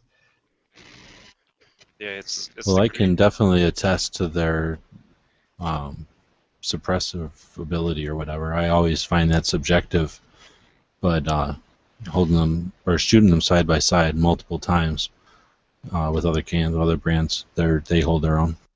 Yeah, I mean that looks pretty good. Dolos is the Greek god of trickery and guile. I already said that. Did you? Yes. There's, I guess, the Did you difference. hear me say the with- god of trickery? No. I have It's like your version of Loki. I have 2 tiki beads for the Hawaiian god of war on my Tavor on the rifle wrap. Hope it's not in the back, or else you're gonna throw the balance Easy. all off. No, I have one in the front and one in the back. If you stick a sticker on the back of it, Put two of them on the two big pieces of rock idols on the front to keep it I'm gonna balanced. put a Yankee Marshall sticker on my No, you're Tavor. not, because there are no Yankee Marshall stickers. I'll make one. That Tavor will just flip around and shoot you. No, that's that's what happens when you have Bisley grips. Are you Are you looking to get a suppressor for that 1022? Yeah, I definitely will. It's made for a suppressor. That's why it's got that little welded shield on the end, so you can put a suppressor on it, and it's still shorter than a standard 1022. You know, We're it doesn't not have allowed to have compressors in Hawaii. it doesn't have that extra 6 inches of suppressor stuck at the end of it. Compressors. Did you buy that thing new or did you get it used? It's new, but I haven't seen any of it these. was sort of new. It was like they ordered it for somebody else. He didn't take it, and then I came in and got it. So I guess it's still new. Were the takedowns originally plastic stocks? Like the first model that came out? Well, most of them still are. That one has a silverwood stock. They make some wooden stock ones. They haven't did some in wood, but mostly they were plastic when they first started. And The wood looks cool. I haven't Hogue seen makes some really cool takedown ones. They even make some like some thumb hole stocks that are takedown stocks. Huh. I'm gonna have to call Hogue and be like, I mean, I really don't understand why they would even make a regular 1022 anymore. I mean, it's just so awesome having a takedown, and I mean, seriously, what's the point of making a full rifle? There's no real reason. It doesn't cost that much more to add the little bit of hardware. And if you never want to take it apart, just don't take it apart. I love that people were, when it first came out, I was having a lot of people being like, I just bought one and it's not as accurate as the regular 1022s. And I'm like, well, that's funny because the sights are on the barrel. So unless your barrel's bent, it should be just as accurate as any fucking 1022. Seriously. And Yeah. And I'm like, you don't own one and you're talking out your ass. Or you're just a really bad aim. I'm like, I can't hit shit with this gun either, but doesn't mean it's no good. It just means I know I can't shoot. There's one Well, guy. on that note, I'm going to have to end it, guys. I have reached the end of my work here, and that means I got to shut it down. So Yay. thanks for letting me rant. It was fun. I made it to the end. Other thanks than for everybody for joining up. It was, like I say, we've had a lack of late-night chats, so I don't have a ton of extra bandwidth to do them. Otherwise, I would just leave these rooms open all the time. Well, Anyway. I'll do some. I'm planning on like maybe doing a tiki bar lounge chat or something on Thursdays or something like that. Maybe I don't Right know on. what days are. Just and I'm doing that Monday chat. I'm gonna do every Monday. I'm gonna do that lock and load chat, and of course I want to do more World War III chats. But And then, I mean, maybe it's just obvious, but if people don't show up the first couple of weeks, don't get discouraged. We see that happen off and on as time is, people have been doing these things, and just stick with it for a bit. Look at Edge. I mean, he's been doing it for a long time. People, once they get used to you being there, they start showing up more consistently. So the first couple of weeks, it just takes them getting used to, I'm having fun, so I don't care. Right on. As long as it's fun and there's somebody to talk to who's willing to argue with me about. That I ain't appreciate it bothering 'cause me. it's nice to have variety of stuff, and I mean, chats are always fun to listen to compared to radio or some scripted bullshit. So I appreciate the variety of stuff you guys are posting. But with that said, I'll kill it, and the chat room will still be here. So feel free, if you're listening, to jump in. It'll just be an off-air chat. These things don't disappear; they just go off-air. So these guys might still be in here, and if you've got the chat over there or the link over there in Gun Channels, join in.